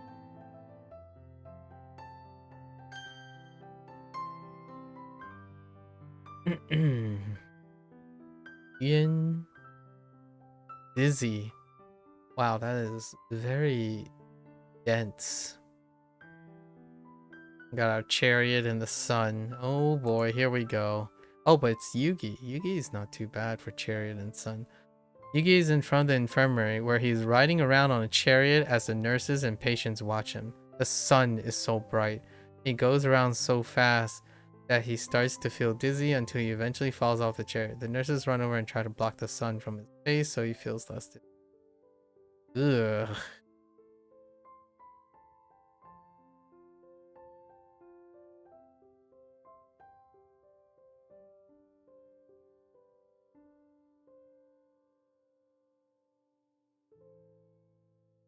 Okay.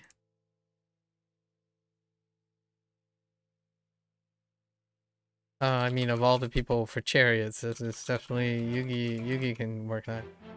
Yugi is approaching the front of an infirmary, right? Being carried on a chariot.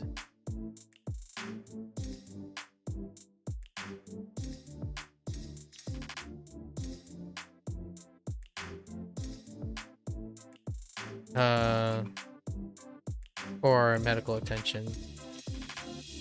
After passing out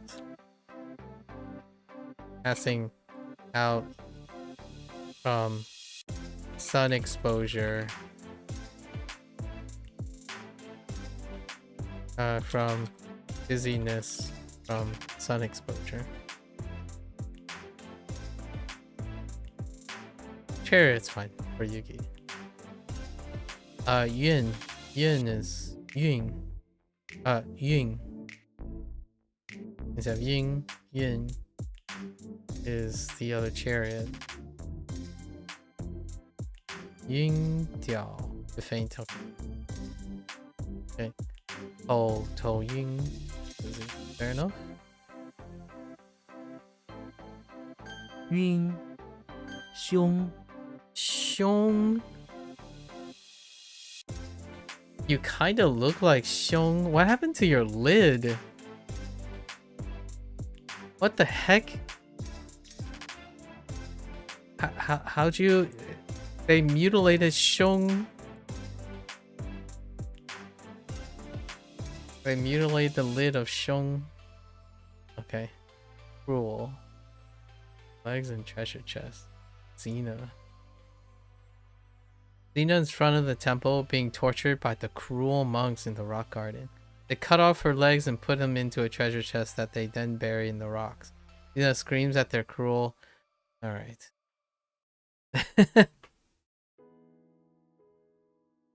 Xena is in front of the... I guess the evil temple. Yeah, evil monks.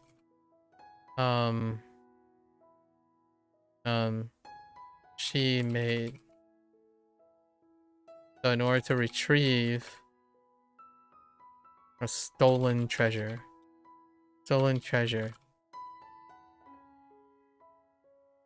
She swiftly... she took advantage of her dexterous legs to incapacitate, to knock out evil monks with the butt end of her sword. And retrieve the treasure, right?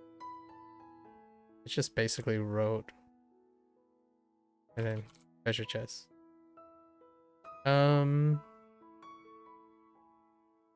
Cruel monks. Well, we have to remember it's cruel monks. Actually, despite them, she has mercy. Despite being cruel. Feels more of a Xena thing. 凶，探， To seek out? Oh, to search. I'm pretty sure this is Sakasu. Oh, you know what? That's interesting. I think this is Sakasu as well as yeah, Sakasu as well. But the current Sakasu we have is the blender. Soul. I'm pretty sure this is also. This is the one that I learned. I thought that was a little weird. Maybe they probably both mean search. Like, maybe this is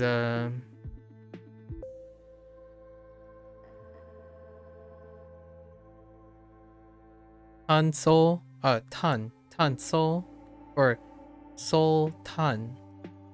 Could be the combination. Tarzan is in the bathroom of the pawn shop where he works. Sure. He is seeking out a vintage walking crown. Oh, right, that's walking crown. That has been misplaced in the middle of the crappy bathroom. In the middle of the crappy bathroom, there is a tree with vines hidden from it. Tarzan jumps on a vine and swings around the dirty bathroom, seeking out the walking crown. Voila, he finds a finger holding up the... Oh my gosh. In art. Spying.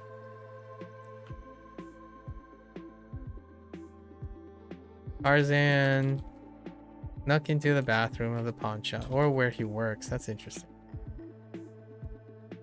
Alright. Sure, where he works. There is a hidden stash. There's a hidden walking crown on, I don't know, on a shelf in a wooden box. Right? He is seeking, right? He's seeking out.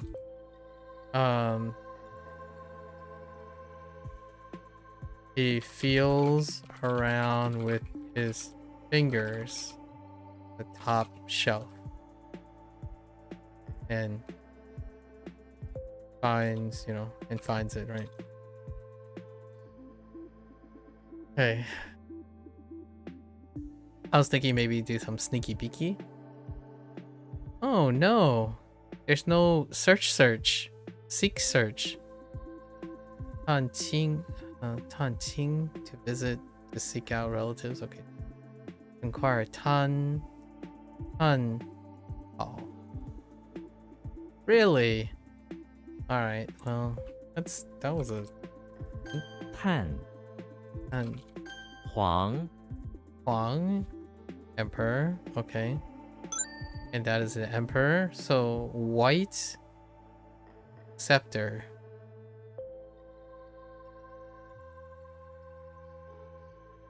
The emperor is always seen walking around with his white scepter. It is not a gold scepter like one a king would have, but it's a blinding white special material. All right, and it's indeed the emperor.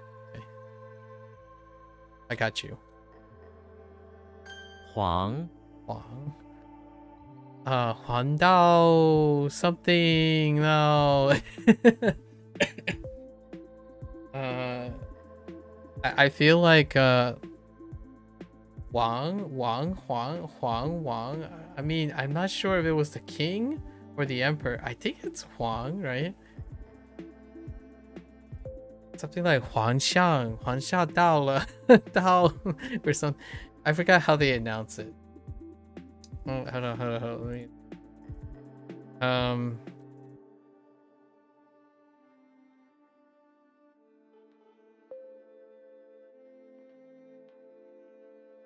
What is it? What does it say?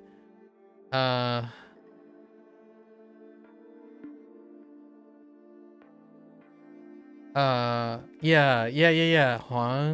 皇上带到了。Yeah, 皇上，皇上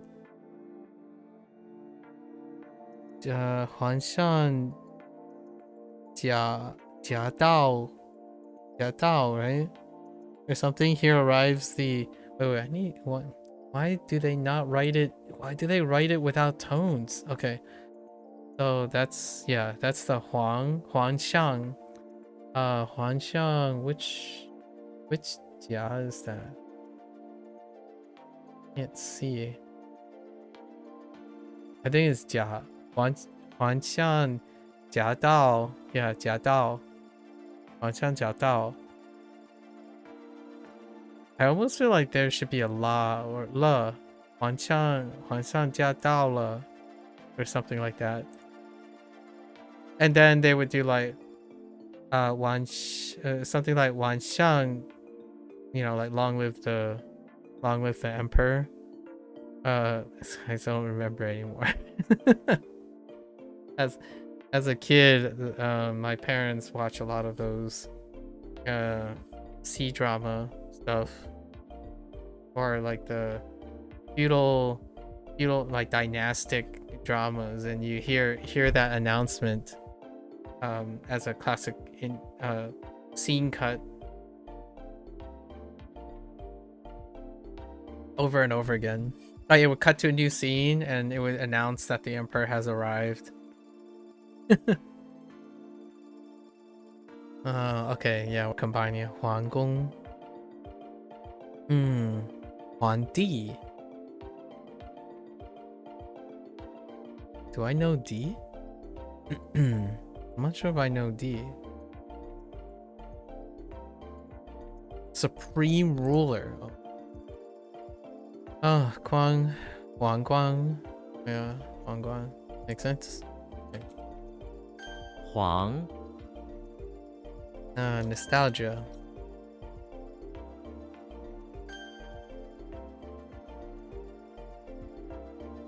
凶 Okay. 晕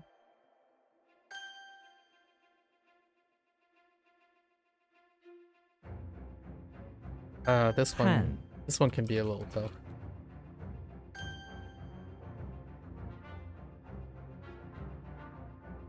黄 All right. Let's get it. Midnight Oil. Here we go. Let's get it.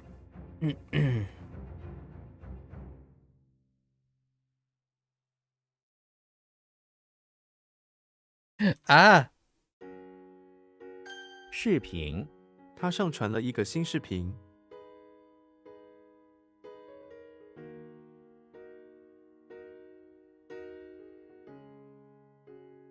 The heck?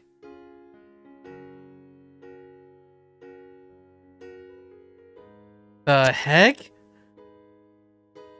I don't. Oh my gosh, that's a really terrifying way to start. 望 Whoops, I missed the S. 撞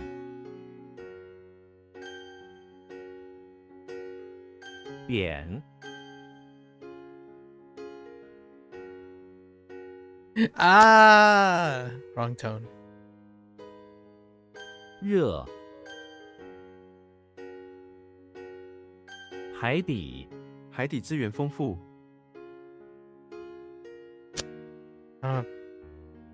Ocean bottom.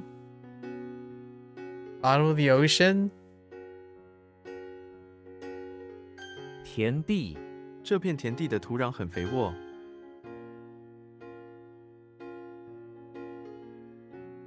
What in the world? 扭转 他想扭转局势， Oh.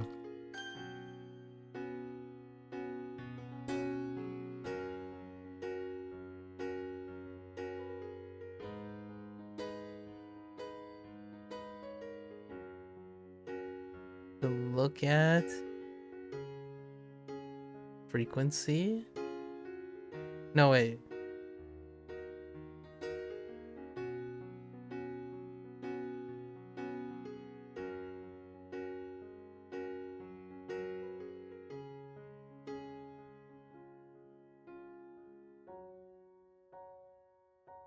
What? 像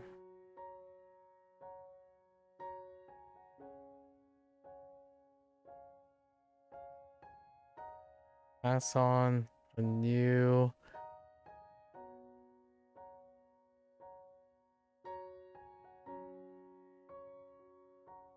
look at frequency. Second video. 鞋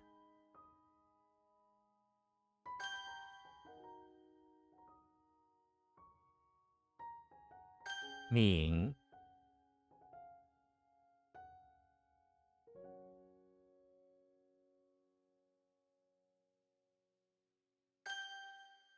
Oh, that was 小鸭 concerning. 小鸭游泳在湖中，五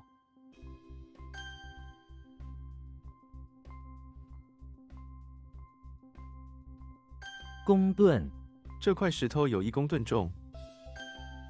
Practice that. 泥 That one's concerning. What in tarnation?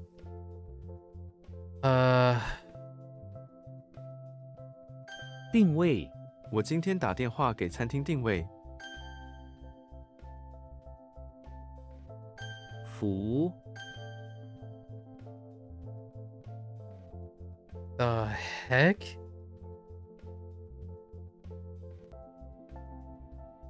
It's not womb.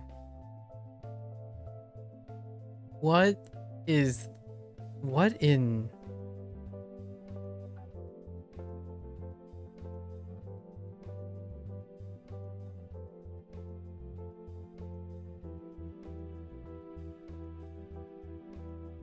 It's in one of the things though. I'm thinking what is it?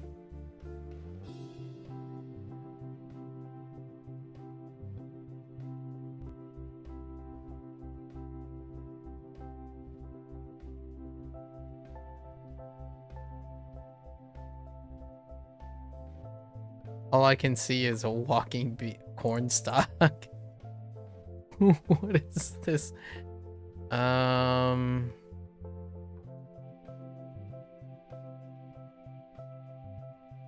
Oil and legs. I genuinely have no idea. This gets a pass. A mushroom? Oh, you know what? It's in Crazy Pills. Oh, yeah, it's in Land. I know that. But I didn't think of it as mushrooms. Yeah, it is in Crazy Pills. Dang. Okay. Well, I'm not gonna worry about components. Components they come and go. 富 It's not attached. It's what pay? 关门商店几点关门？ Today's been pretty good. I think we're pretty loose today. Not bad. We yapped. Yapping is good. Yappity yap. Don't come. Sorry. Yakety yak. I think we could make a fun song out of that. Yappity yap instead of yakety yak.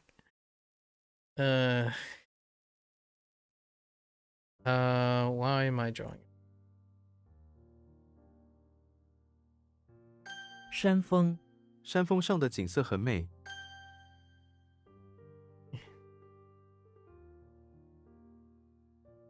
Fire. 炸药警察发现了炸药，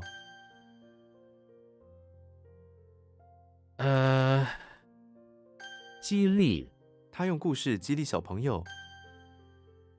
Like in mushroom. I'll show you some shrooms. I don't have any shrooms. Nailed it. What? Oh, I added a G. Whoops. 宾馆，宾馆的房间很干净。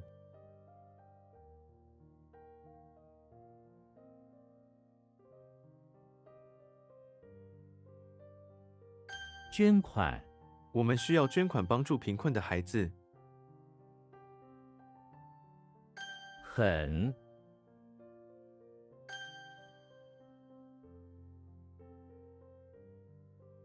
Oh boy. How did the portal work?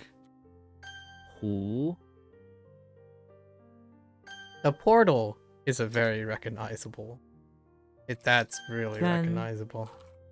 This one's kind of loose. I feel like I'm gonna forget it at some point. 信贷，信用卡给你信贷。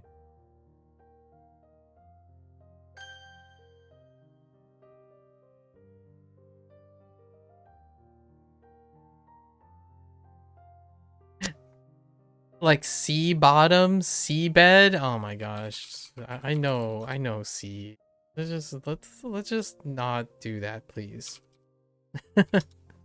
Let's just not do sea and ocean, okay? I know seabed sounds fine, okay? Just don't at me right now. 区域，这个区域很美丽。 What the heck is that, tofu? Okay.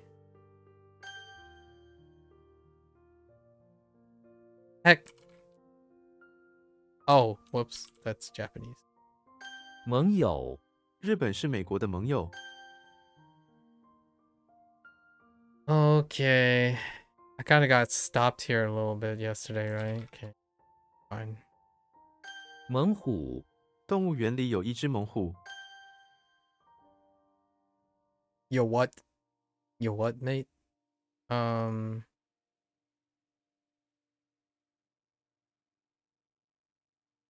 Heck, who's doing the...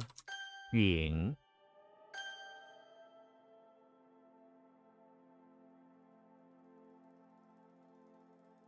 逃跑，我想逃跑。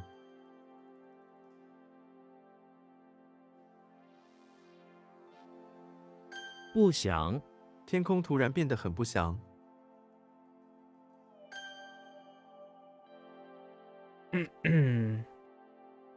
Yep. Yep. Yep.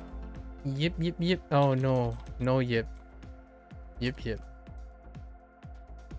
联盟，这是一个国际联盟。 方怒，他因为这件事发怒。 Just to be anger. To be angry. Ah! It's fine. Difference. I did the reverse earlier. I did the reverse before too. In the other one. Instead of typing anger, I typed angry.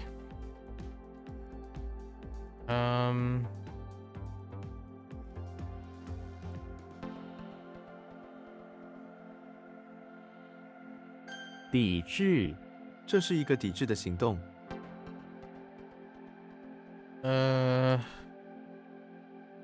乳头，乳头是胸部的一部分。 Was that Ling?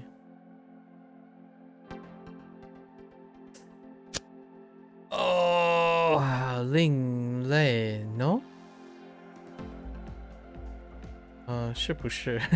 是不是另类？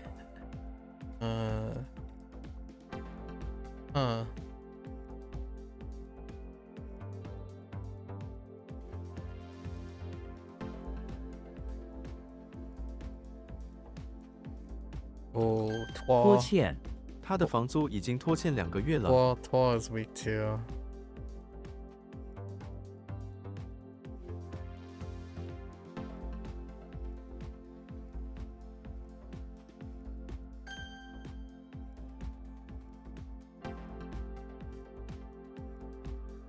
略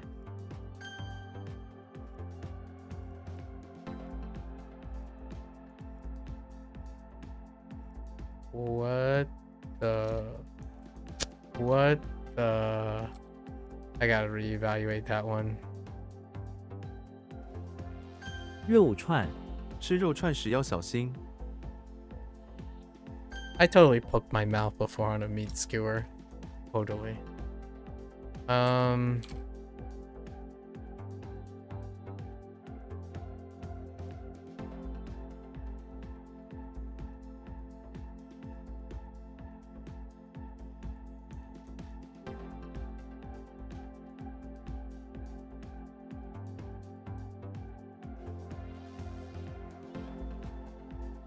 What the?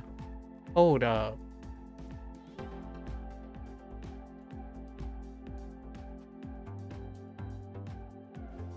That's definitely good. Wait.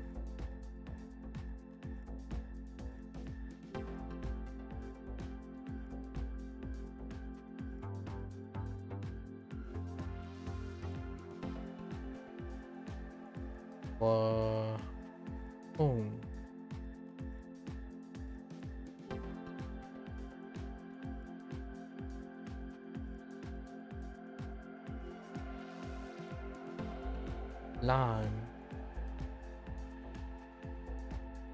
Long 费时间 waste time.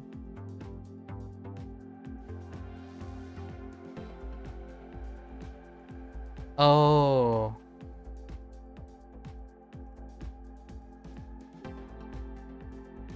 Like detest, or it's kind of detest, no?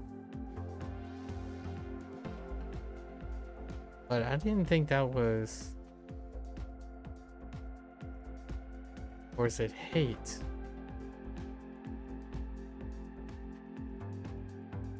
Wait.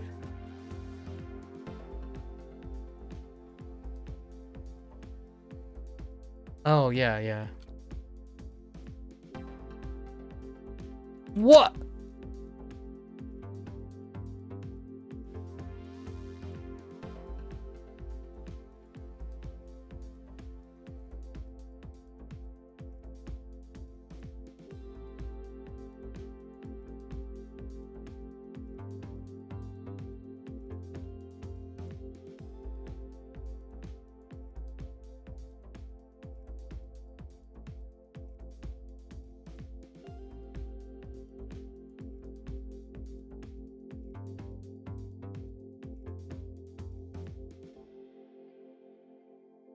Hmm.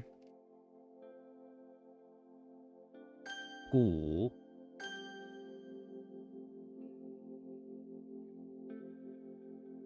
捐献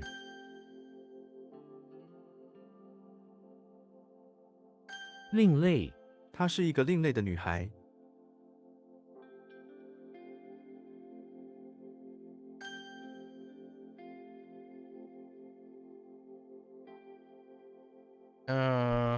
Okay.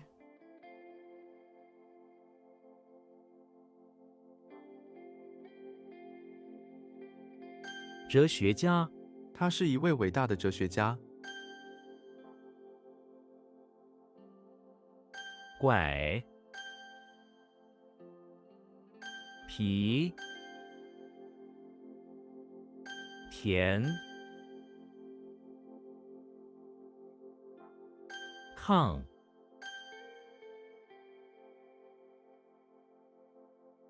寺院 他们在寺院里进行冥想。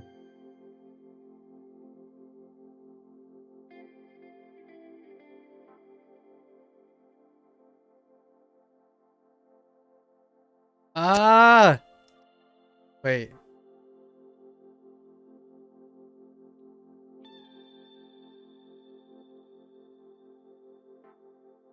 Hmm. 勺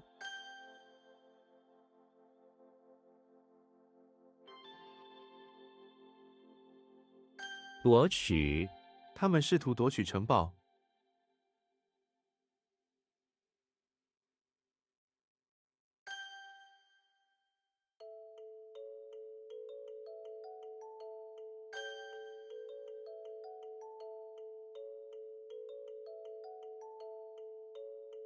啊、打败，我们会打败我们的敌人。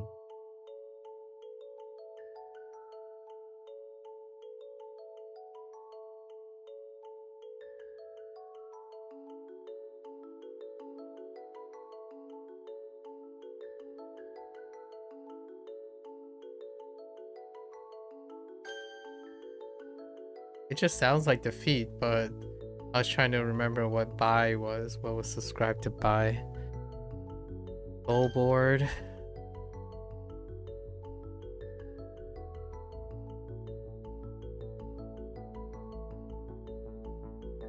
What?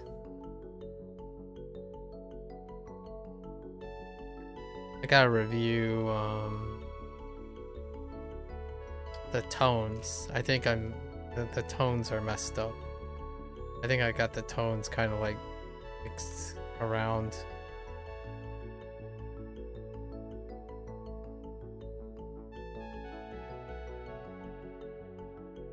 闯出，他从混乱中闯出来了。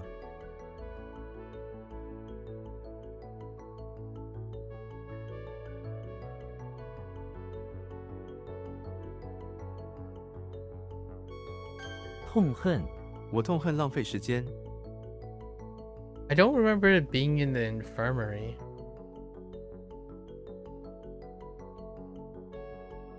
How does it place it in an infirmary?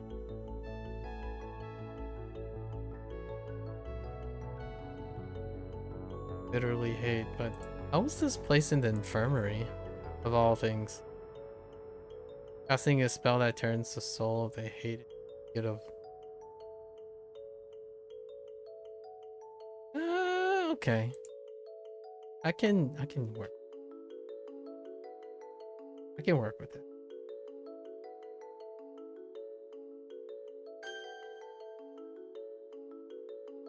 Don't spell bread. Is that bread or is that beard?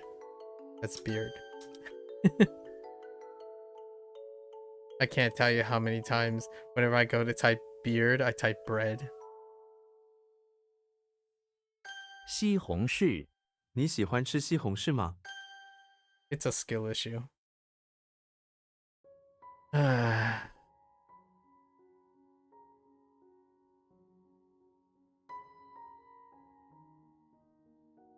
Uh-oh.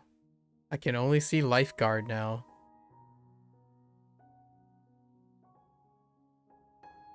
It's gone.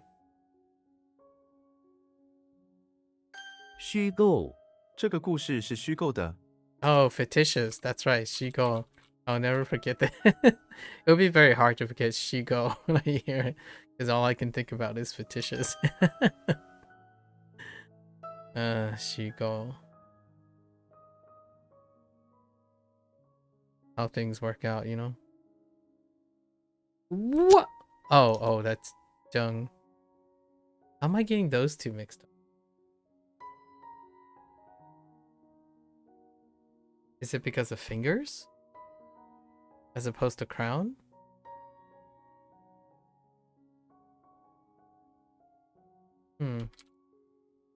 Oops, that's Gong. What? Yo, hold up.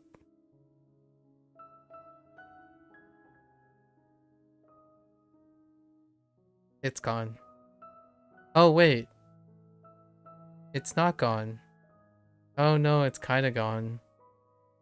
It's kind of like wisteria. It looks like wisteria.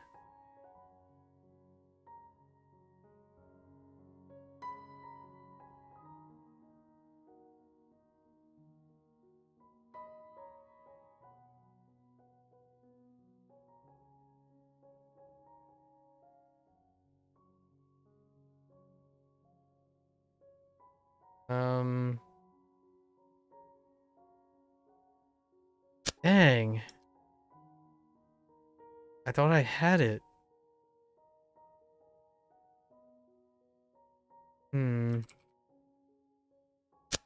Ugh. No, that's a typo. Okay, so let's think about this.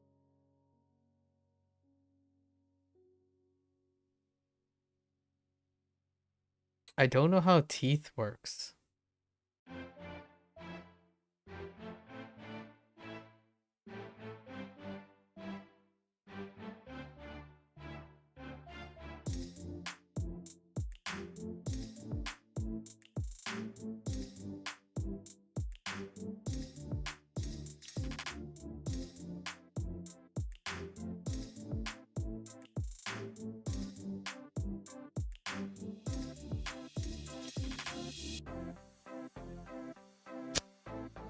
I'm getting all sorts of mixed up on that. I need to process.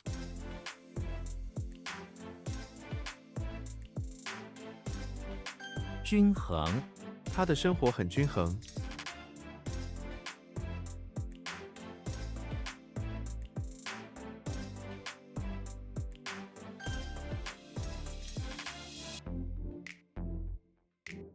珍贵，这本书对我来说很珍贵。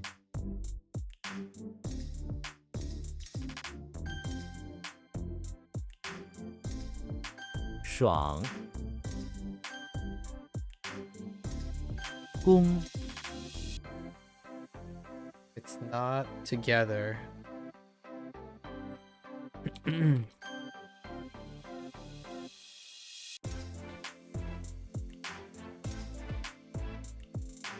What? Oh, I really thought this was...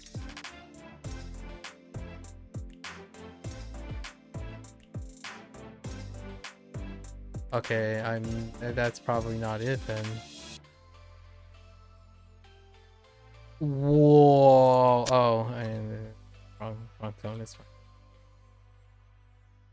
孤儿，那个小孩是孤儿。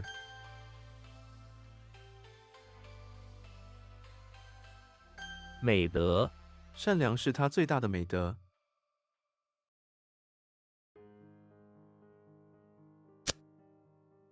Virtue? Moral? 美德? Huh.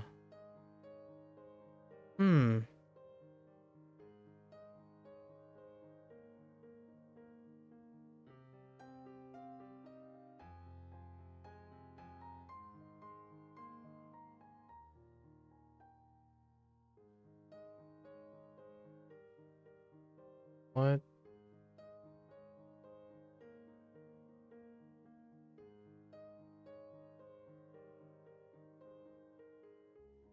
祖先，我们要尊敬祖先。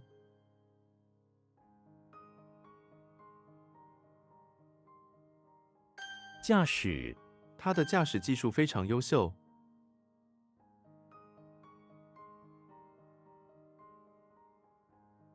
Gotta make sure I don't mix up goat with the other. 纲领，会议讨论了新的纲领。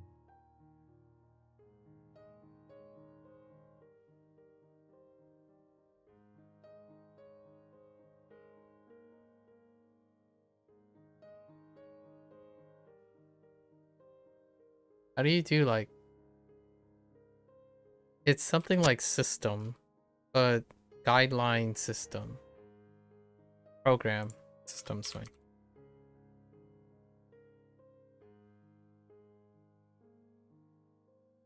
祖母，我常常跟祖母一起玩。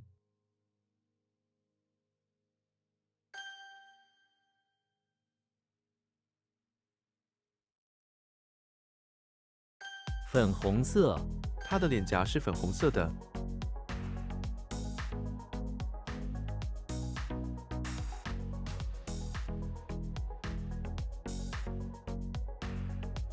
What is going on?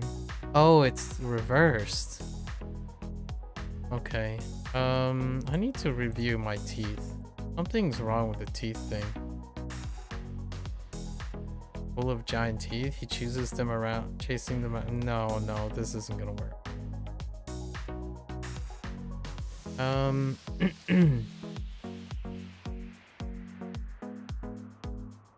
No, this isn't gonna.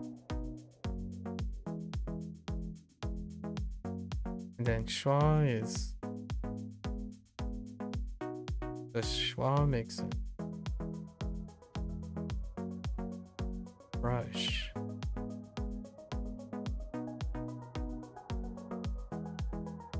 Oh, I could have just said schwa ya and that'd be okay, because it's just ya.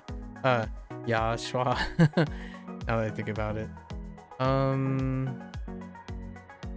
Nah, just think of schwa ya instead of trying to think about this. Just reverse them. It's fine. 树枝，这根树枝很细，容易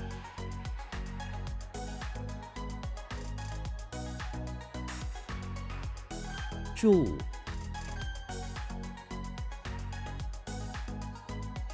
大西洋，大西洋的水很冷，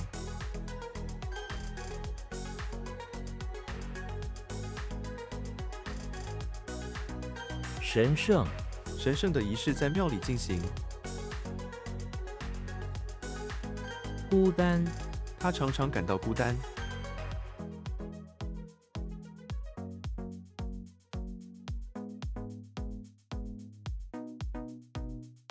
谦，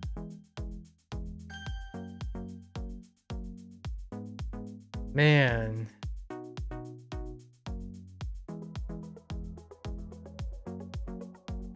Is this not colorful? No, it's not colorful.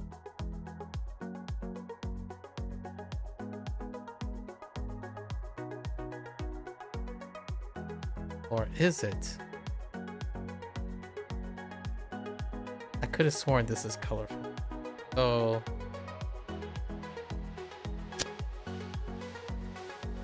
what? I might have encoded it inappropriately. There's a chance now. 平衡点，我们必须找到一个平衡点。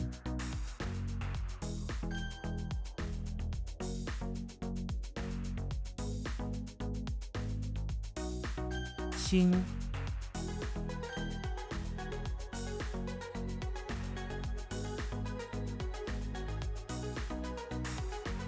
平，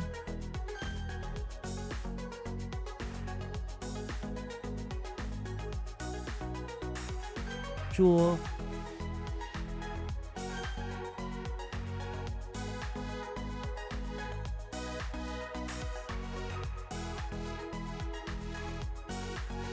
袖，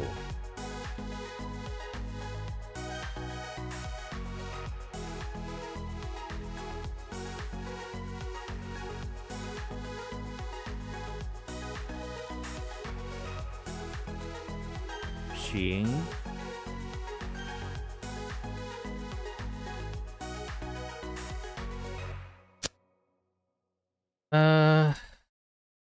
Oh, it's Guy. It is Guy. That's my 50-50. I'm okay with it. I actually want to look at Young. It's not Guy. I'm worried about. That's fine. What does Young look like? Or not Young.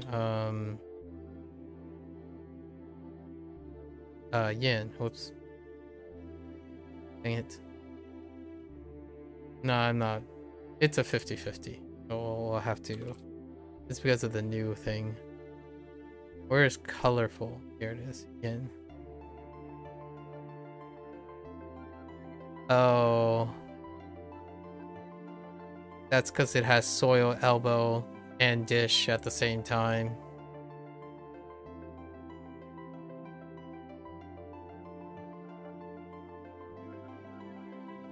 But it has the left side instead of flowers. Okay. That's fine. Guy is fine. No need. Not concerned.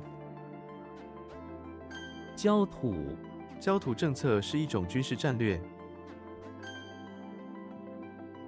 That was the only other alternative guy after Yin.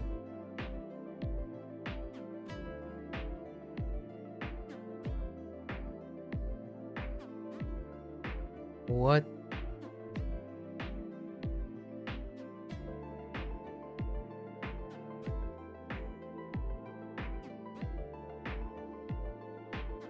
彼此，我们彼此信任。 Or compare? I guess compare is better. Compare like this? Or like? Just like, maybe?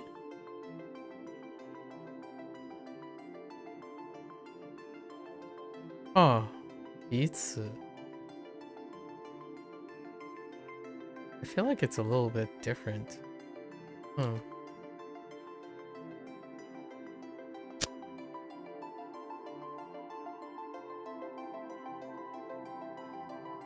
What am I thinking here?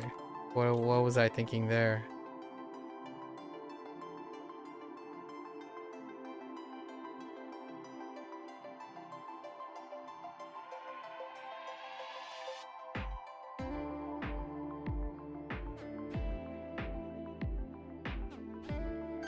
渴望，他渴望成功。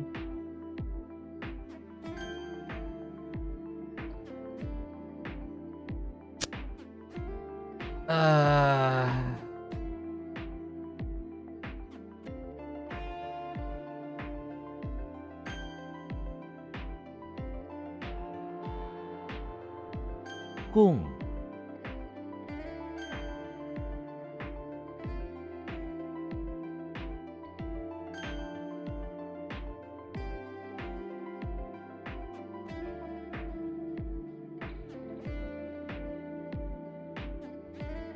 ，Oh. 宅， Oh. Wait. Oh, what does this?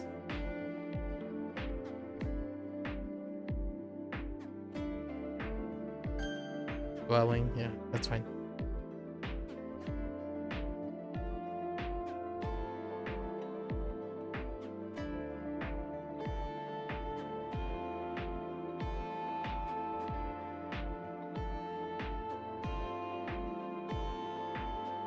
Heck, I wanted to type something else, but it doesn't make any sense. Or does it? It doesn't. 牙刷，你的牙刷在哪里？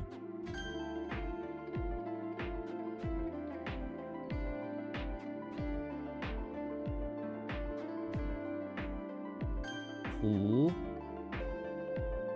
That's very weak. 几千，几千年的时间，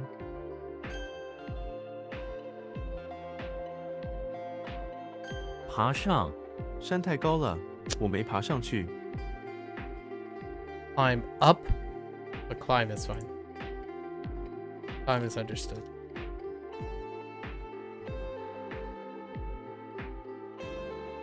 英文，你的英文很好，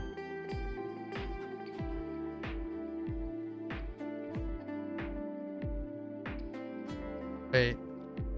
Somehow I just want to straight up say this, but 背心， okay. 我今天穿了一件新背心。 Oh, facing.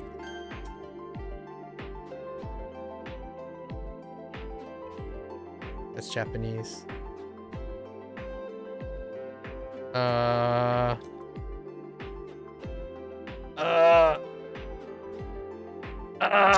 I lost it. It's gone.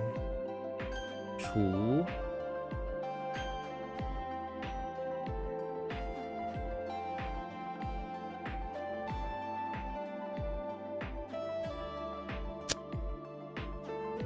Really?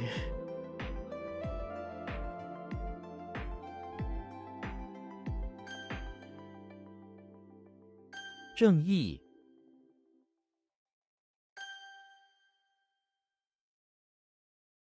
This is a figure of speech or something.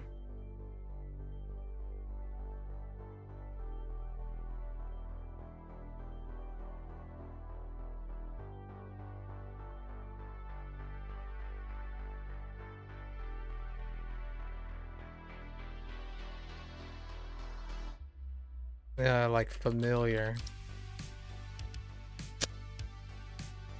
Each other.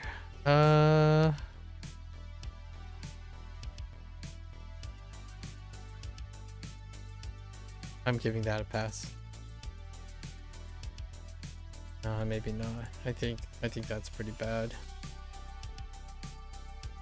How do I need something for that. Pizza,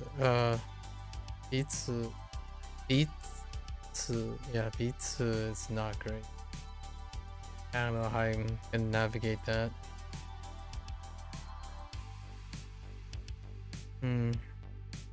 It's kind of like especially. I lost this. I'm gonna type another feeling. This feels like a feeling here.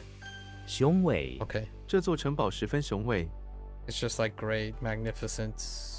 Just great is good.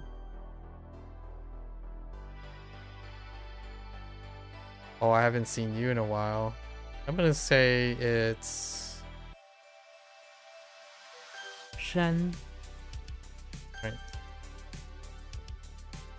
practice that too. 结婚， 他们结婚10年了。 晚上， 电影今天晚上几点开始？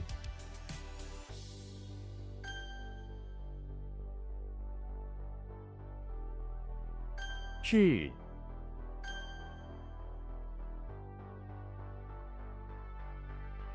What? Oh, I typed Z instead.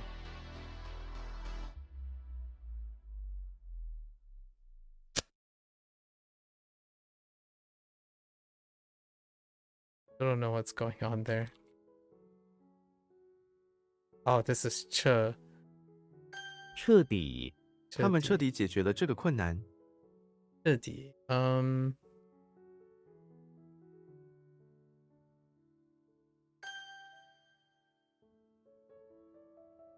Gai. It's fine.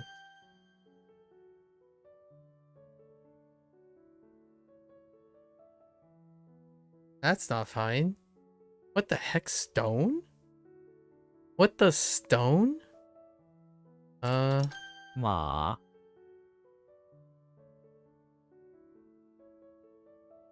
What the... How does that work? Stone and...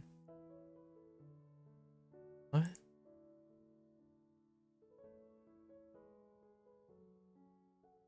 Stone horse that uses a stage probably has a huge number carved into it. Oh. It's interesting. It's fine.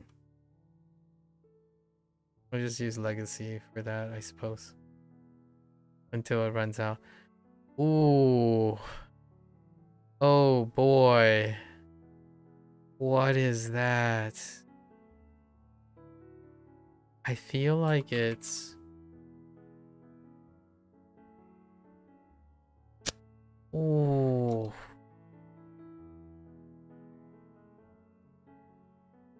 Hmm. 柳，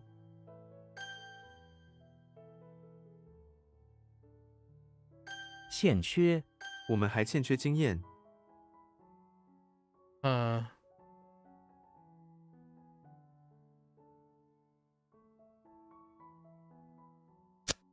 What?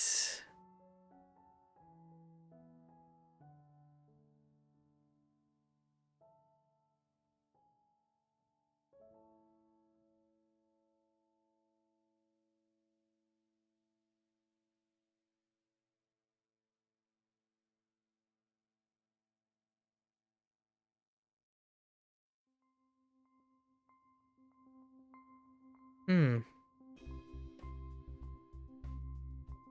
木，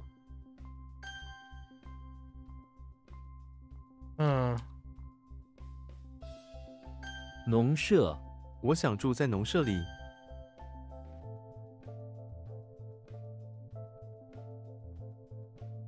守卫， 这座城堡有守卫。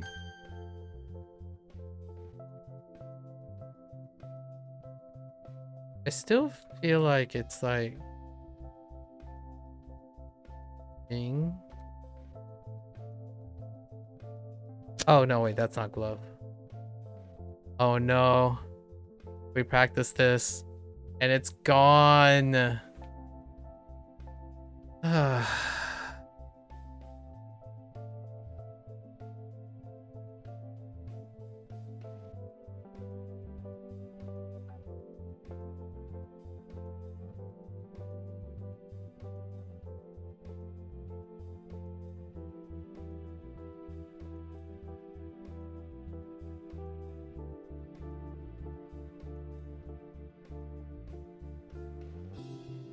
Pretty sure the left side is supposed to be pan. And then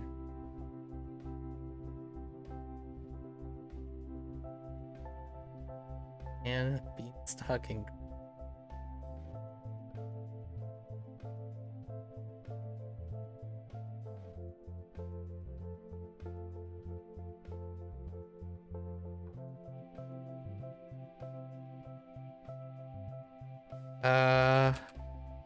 oh, that's not what I meant. Like respect. Oh no, it's not. Dang it. Hmm.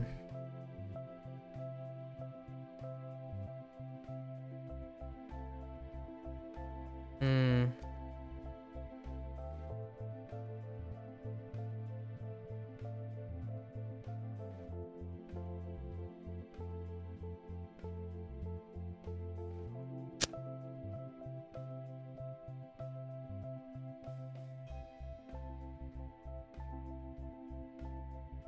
深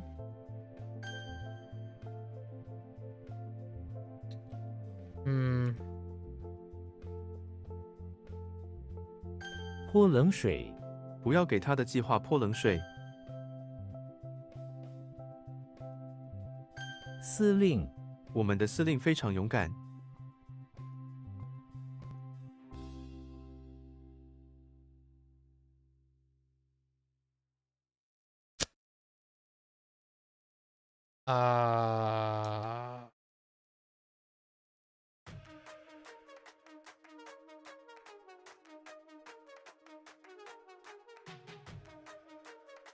搜查，他们在森林里搜查线索。 Or search. It's fine. Search and investigate. Um.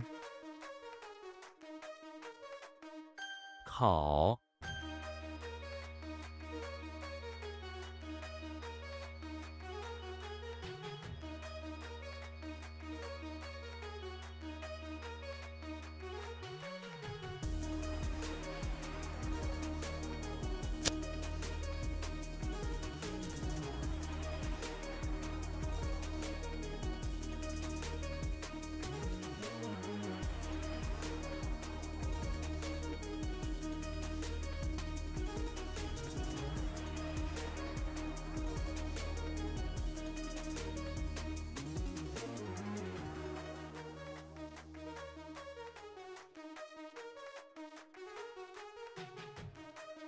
，Oh no! Wait.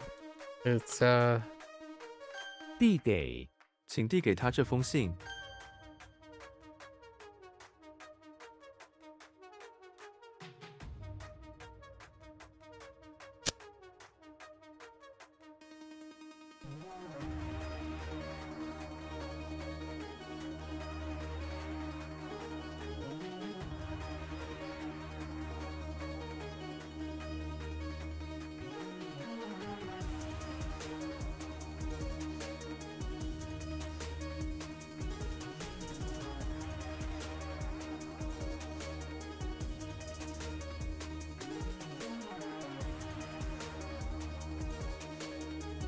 hmm.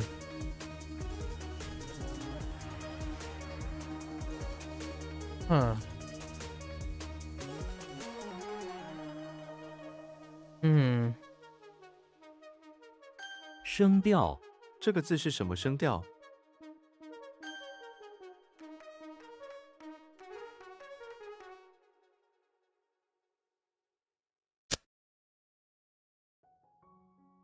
River and page. “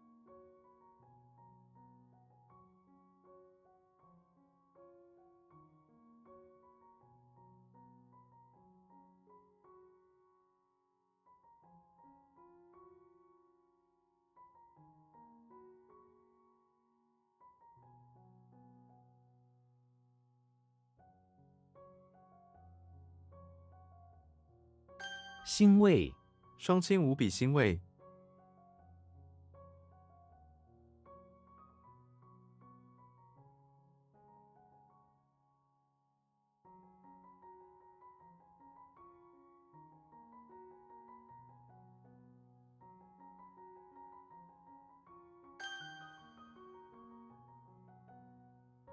顺 Okay.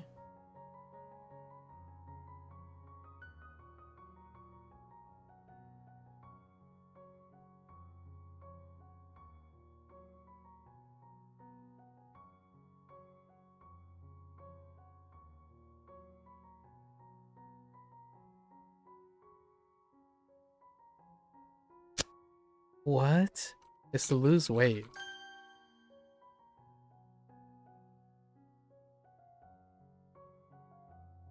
Am I doing decrease incorrectly?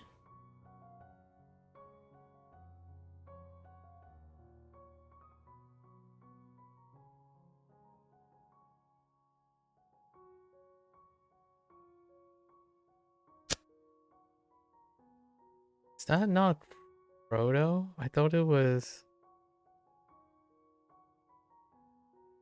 It's definitely Ganfei.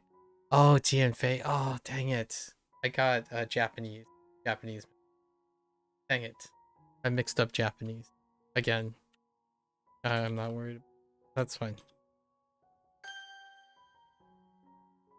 That'll be okay. 遭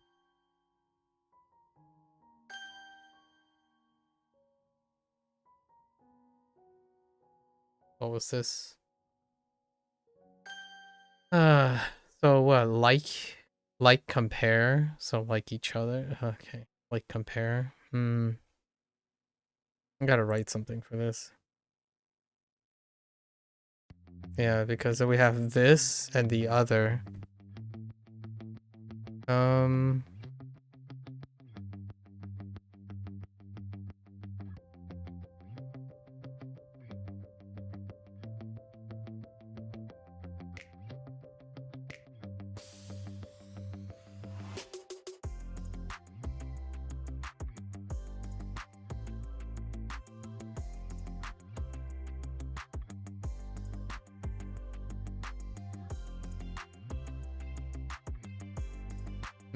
This is like the other.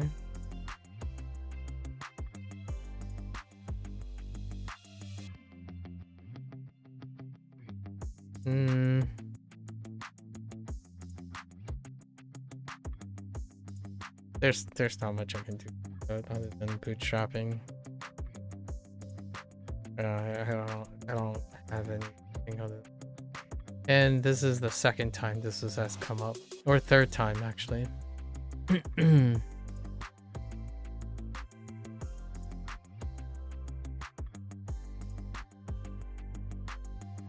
Maybe some part of me wants to type Nai. Oh, that's not it. Translation is not even.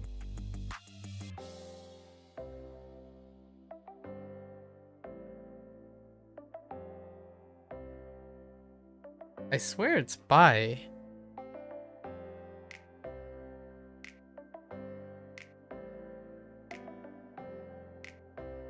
It's like pay respect. Yeah, it's by. 拜 I only typed the respect, right? That's fine. Oh, that's rough. That's still really rough, despite what I did. And then I don't know what's going on here. Pretty sure this is xie.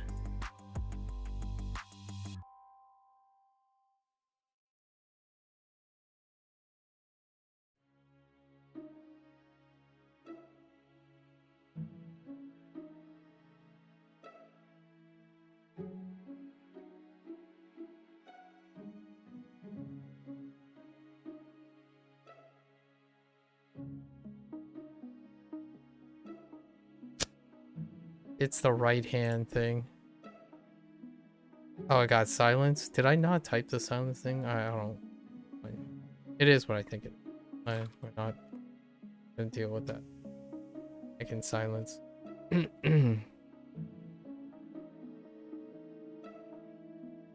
thought I typed that already. I might have typed 2 instead of 5.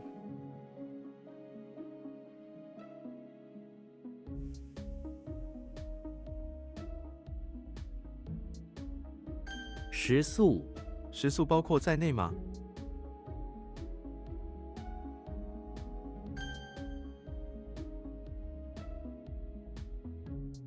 紫色，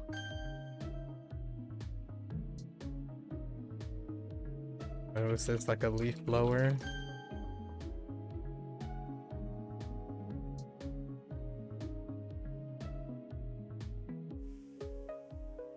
Leader? A commander? Fair enough.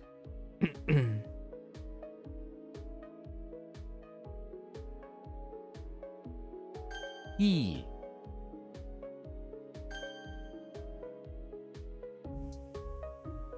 歇息， 累了就歇息一下。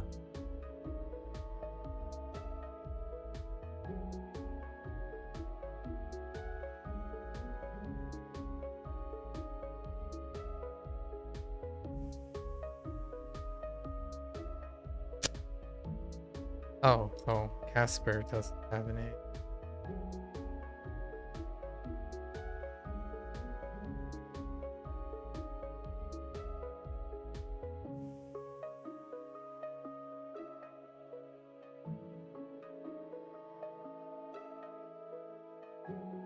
骨瘦如柴”， 那个小男孩骨瘦如柴。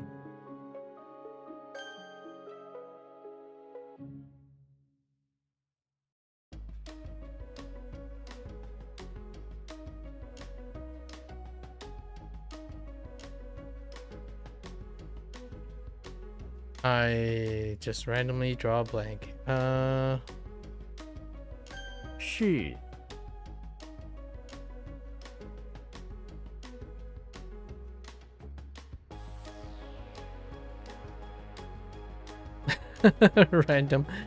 random blank.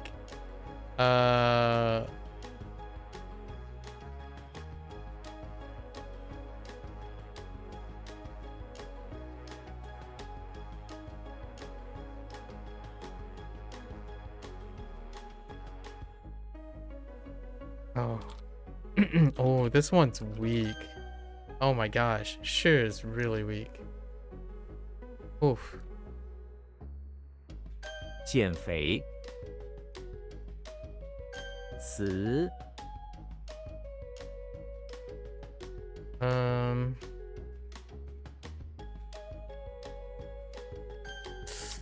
That one's really weak. Okay, we can add a few. So each other, I don't know. Pizza is terrifying. What is another?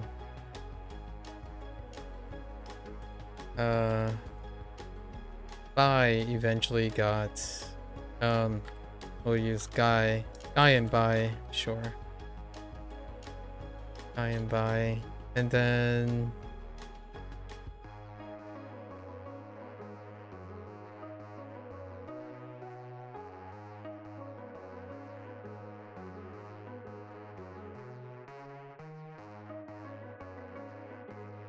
Fei, sure.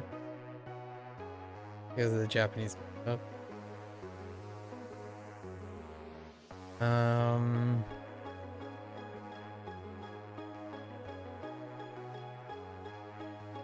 Yeah, Shaw.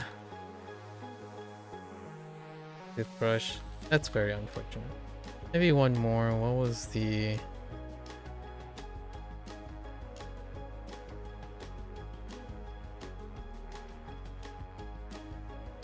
Do we have another character, maybe?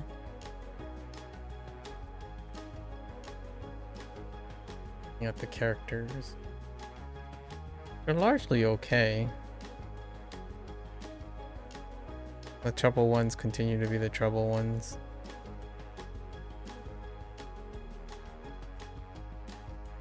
Yeah, the recurring trouble ones. Alright, 5 is pretty good. Oh, wait. Maida, that was virtue. That's fine. Yeah, no, yeah, that's pretty good. Pretty alright. Kind of slightly above average. Okay, let's get to the... How were today's? I think today's were pretty good. I'm feeling pretty good about today's characters. We're getting more characters than vocabulary work. Or we're getting almost as many characters as vocabulary words.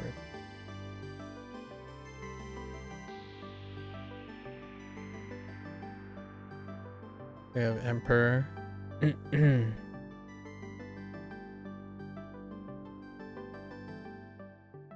Shong.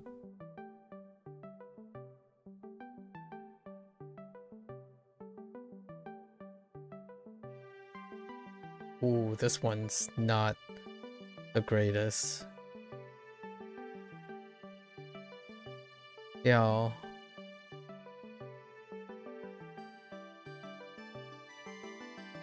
Jay is not that great either.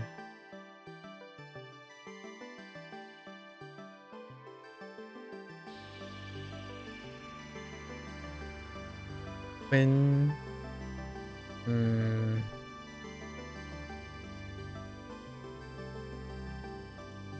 yeah. Oh no, yeah.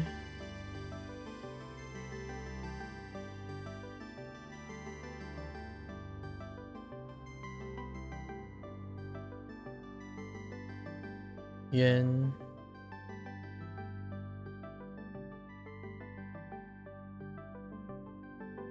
Han.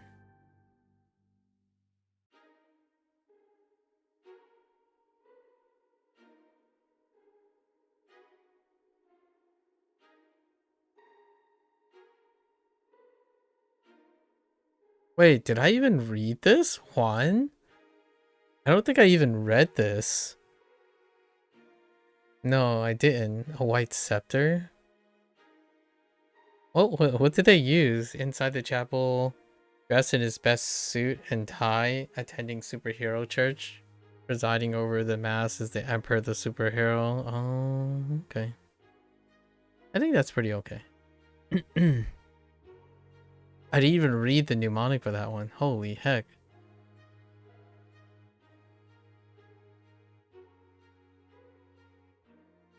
Okay, can you, thank you. Alright.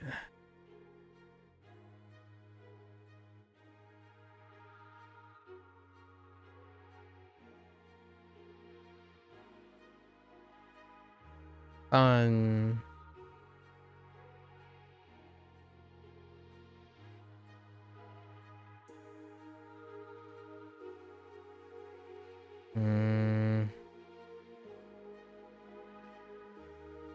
on Joe.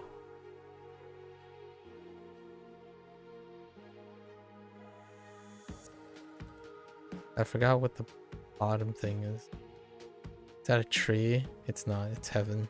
It's hard to see that it's heaven because the line is no longer visible to me. The one stroke makes a huge difference. Of course.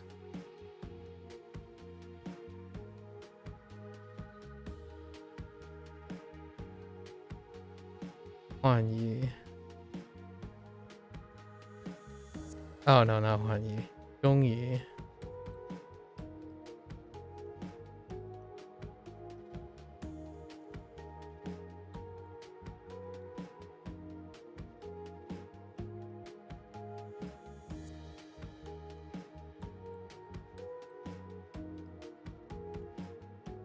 Mei Hua.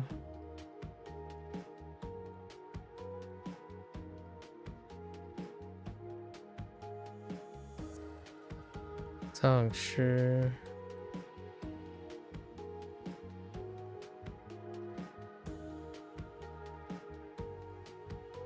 Xiao Mai.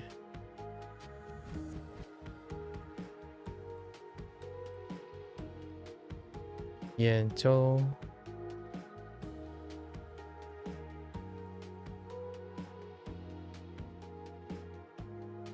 Wen He.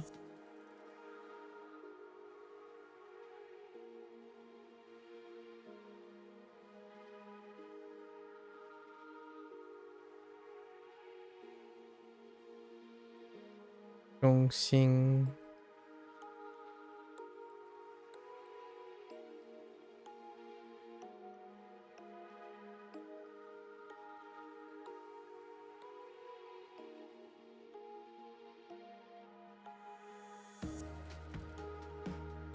美酒。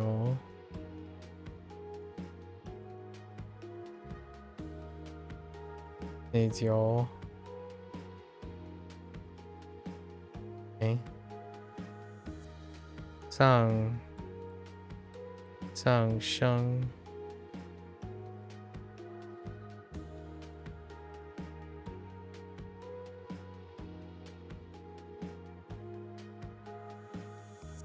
大麦。Okay. Xena in front of the temple. Making quick work on her dexterous legs to retrieve. Right. To retrieve the treasure chest.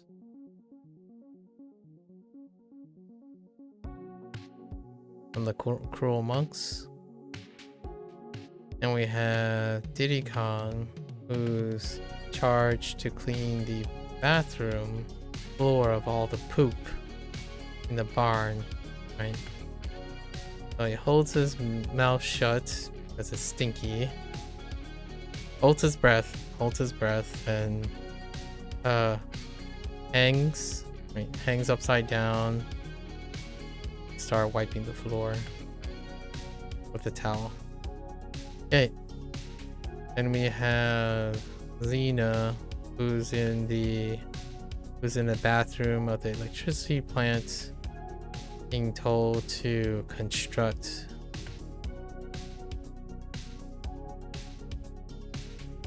some stalls, construct some wooden fences,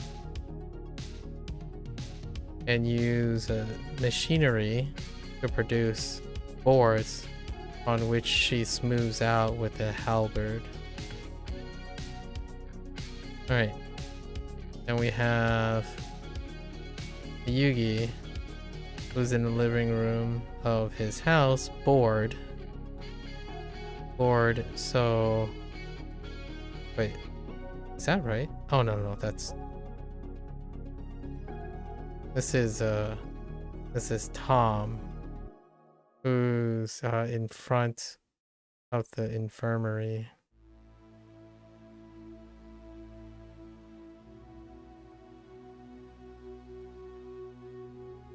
Konnichiwa. Friend. 私は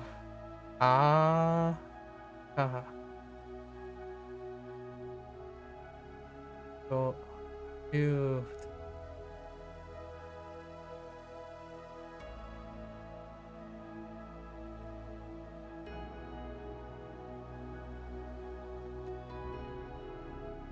Oh, your name.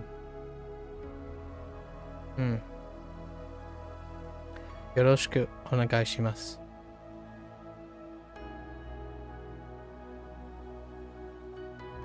ようこそ。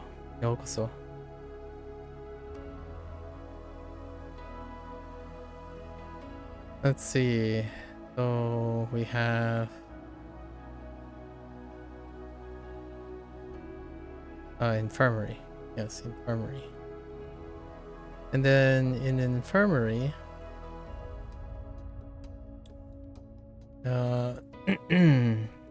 Tom the cat swallowed something inadvertently, right? Swallowed something inadvertently through his mouth, and unfortunately the doctor could not rescue him as his spirit floated to the heavens. Jerry's machinations.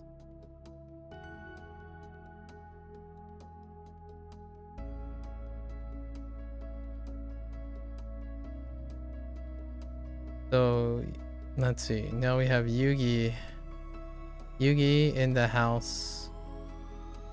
Pretty bored. So he decided to summon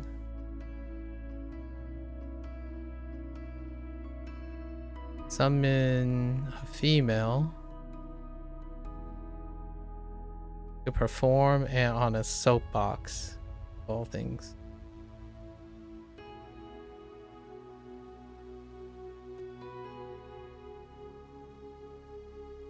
don't actually remember the stroke order for them. Good enough. Soapbox, right? For his amusement. Then we have Yugi, who's in front of the infirmary, or he's being carried to the front of infirmary on a chariot.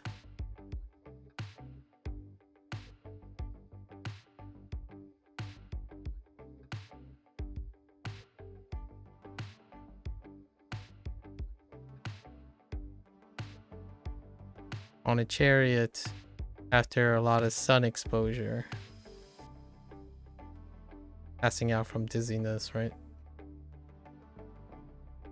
And we have Tarzan, who was told to go to the bathroom of the pawn shop that he works at to seek out a hidden wooden container that contains a vintage walking crown by feeling around on top of a shelf with his fingers. Okay. Then we have the Hulk, who is inside the chapel in his best suit, attending the Emperor of the World, the Emperor of the Superheroes. Okay. Alright, we got 3 vocabulary words. 鼻子, 鼻子, 鼻子, 鼻子.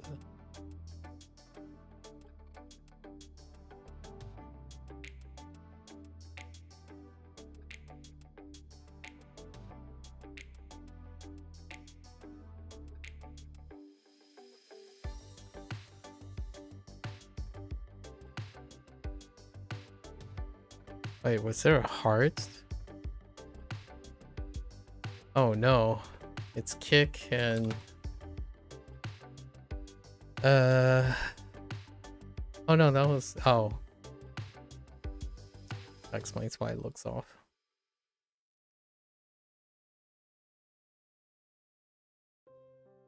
Pizza.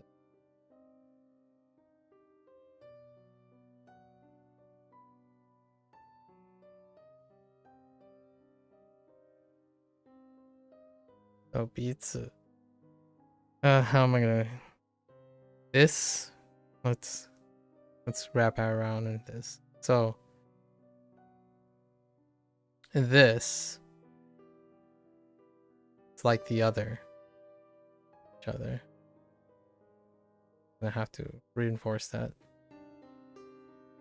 Okay, and then Jian Fei. I ended up using combination. It was not great. Jian Fei. Jian Fei. Gen, right? Gen. Jian.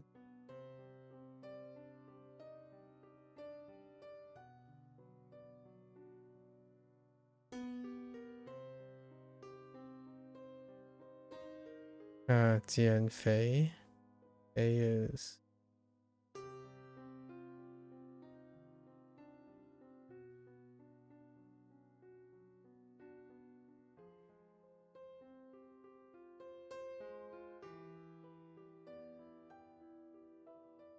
lose weight.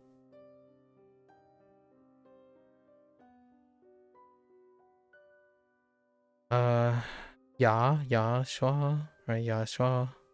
No. Yes, Ya Shua.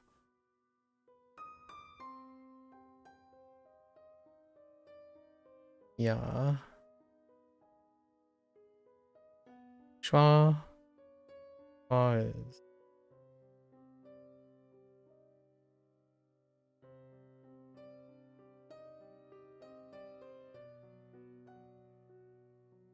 So Ya Shua, toothbrush.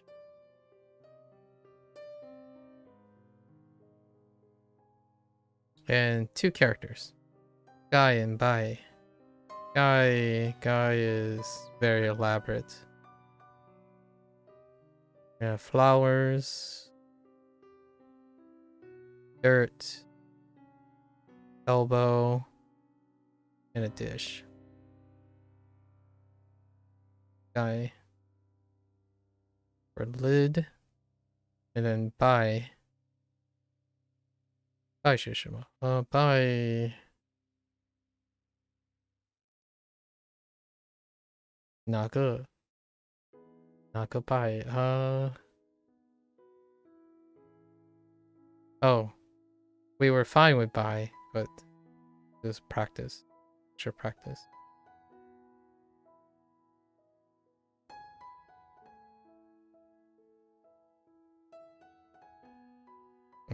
Bai.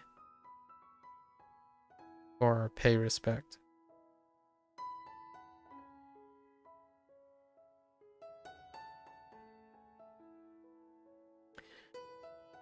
All right. Well, that's it for that. Good times, good times.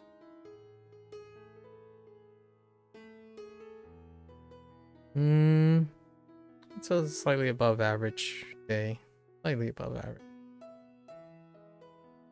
Alright, folks. That's a wrap for our HanziHero session today. If you're gonna watch this later, 谢谢. As always, feel free to follow along. Pick up HanziHero for yourself. Give it a try. Let me share some thoughts, exchange some ideas, right? Talk about what we think about it, exchange some strategies, keep each other motivated, right? Always welcome. We yapped a lot today. The yapping kind of just carried over between WaniKani and HanziHero today. Talking about decision making. A lot of times it deals with decision making. Decision making going into studying, language learning. It's usually mostly connected. I ended up with a spiel about cloud chasing and finding personal motivations over dependent motivations. And then we talked a little bit about like sleeping hygiene, right? But more so how to holistically improve sleep hygiene by possibly elevating all the other types of things like decision making during the day, trying to be proactive and not necessarily distributing a lot of energy to focusing on negative stimuli and a whole host of other things. Touched upon communication once again, largely due to the nature of reading texts, right? Interacting with the individuals who may want to explore the extent or potential of communication through different mediums. That's usually my mantra. Communication is really wonderful. It can be transformative, and I stay by usually what I'm saying most of the time. When one becomes habitually accustomed to doing something, there's often a streamlined effect on it, and that streamlined effect reduces the potential cap on the ability to innovate or iterate. And I think the finding unifying theme for the human condition is that when one remains complacent, they no longer start learning new things, and learning new things become more and more difficult. This also introduces stagnation through the lack of problem solving. That was like what I started with in WaniKani from a discussion prior to streaming that dealt with the idea of the process of decision making has been very almost deceptively reductively simplified online due to algorithms, confirmation bias. They're both incredibly impactful and also incredibly limiting. So streamlining the process, streamlining your life, optimization may seem optimized when everything is perceived as being clear and confirmed, which I don't think that is usually the reality of things. But having discussions kind of opened the door for dissonance, but not so much dissonance in the sense that it can be negative. It can be, obviously, it can be negative. but it can also lead to innovation, iteration, and optimization. That is something that relates all the topics of today. Being able to play sequels of video games, learn language learning through multiple apps, not necessarily having the dissatisfaction of confining yourself to your coping strategies that deal with a limiting ability to problem solve or see things as a larger connected process, right, or journey. So I usually use the springboard for language learning nowadays to demonstrate that type of logical fallacy in terms of if someone is sad and depressed and projecting their negativity onto someone who clearly is not while doing something similar, that is kind of the stuff that I'm addressing. And that communication is not quite clear because one might be projecting their fears while not quite expressing it in a manner of concern and compassion, but more possibly unintentionally coming off as narcissistic and fear-mongering. I still recall the times, and I reminisce and shared a lot about the times of the early days. And early days is not even that long ago. It was 2 years ago since roughly now 2 years ago since I started the language learning journey. And I still have yet to encounter the incredible fear-mongering that I encountered when starting with Japanese and Duolingo Japanese. Still, it's rarely a thing. And that deals with all the various themes that I covered today. And a lot of it can be somewhat generalized in the idea that if you have a balance of things that work and things that you are trying and learning, oftentimes unknowns become more manageable. And that can ultimately lead to that one huge digression we had, and that is what type of advice or tip or something that I may share conservatively to improve one's restlessness, or like to reduce restlessness when trying to go to sleep, right? And usually that's, in my opinion, the pursuit of self-exploration and self-enrichment and self-improvement.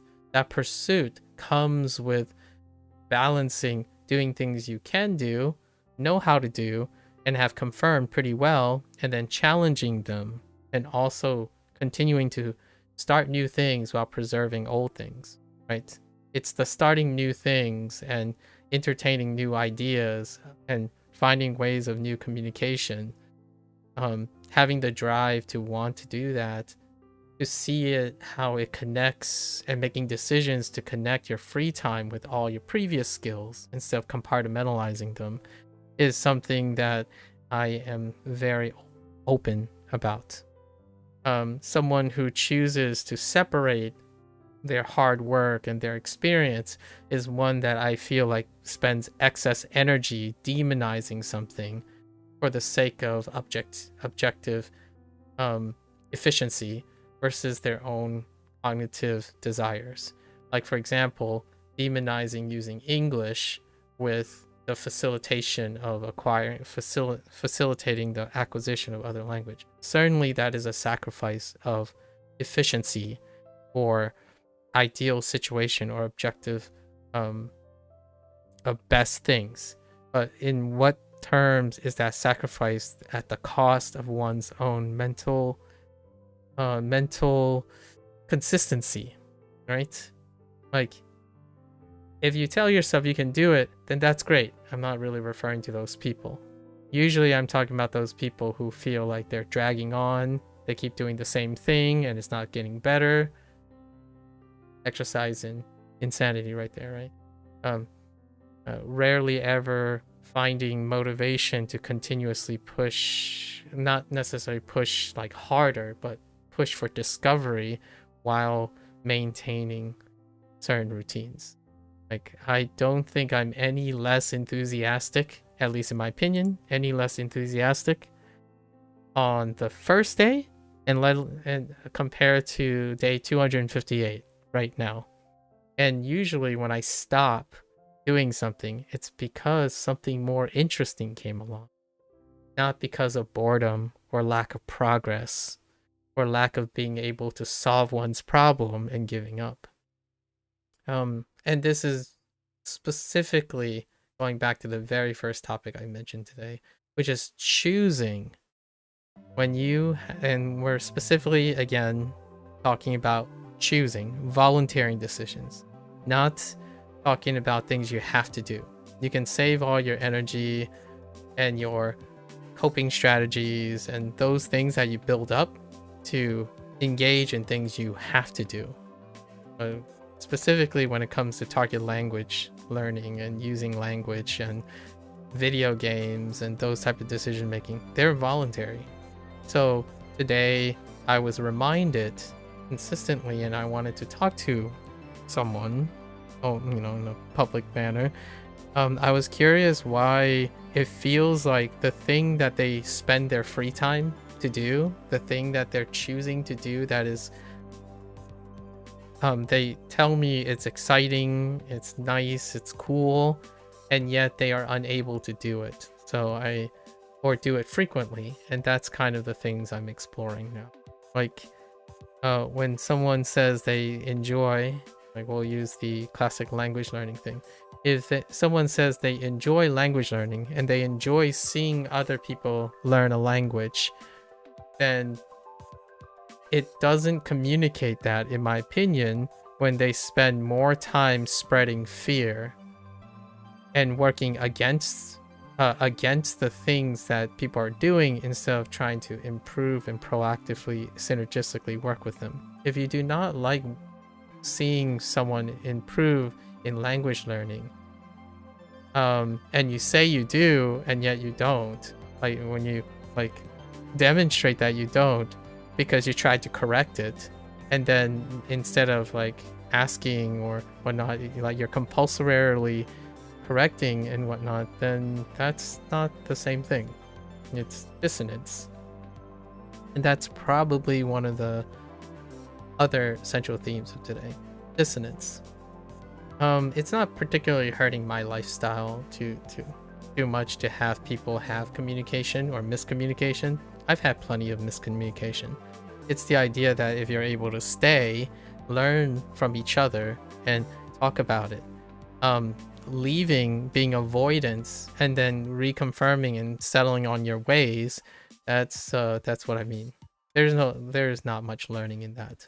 So it's very ironic when someone comes and introduces themselves as a very emphatic learner and a scholar, and the behavior that they have is myopic, egotistical, narcissistic, and avoidant, right?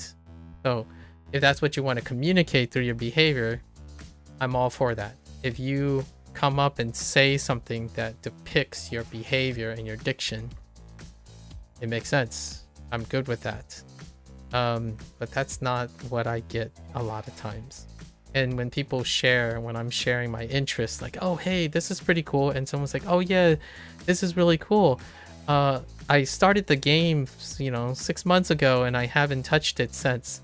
Like, I think there might be a miscommunication with yourself, or maybe with me. Like, I'm not entirely sure. Doesn't that imply something different? And it's good to explore those things. I think with exploration of those things, people get good night rest, right? They start being interested in their own lives more so, in my opinion. And if someone is there to ask them, like, why do you do this? Can you explain it to me? I think it increases, in my opinion, is what I can do as a stranger or someone outside them to encourage them to be interested in their lives.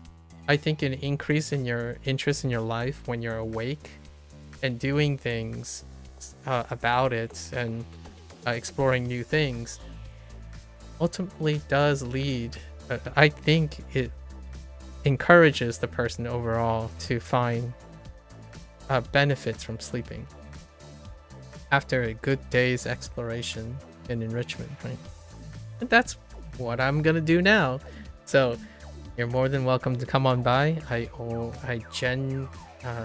genuinely say this. The entire purpose of me doing this stuff publicly is to welcome the wild card of discussion, because I don't have to tell myself how to learn Japanese and Chinese alone. I'm curious, genuinely curious, how others go about navigating their desires, their motivations, their routines, and how they, confront and deal with dissonance when it comes to seeing how other people learn things. It's interesting. It's a very interesting relationship.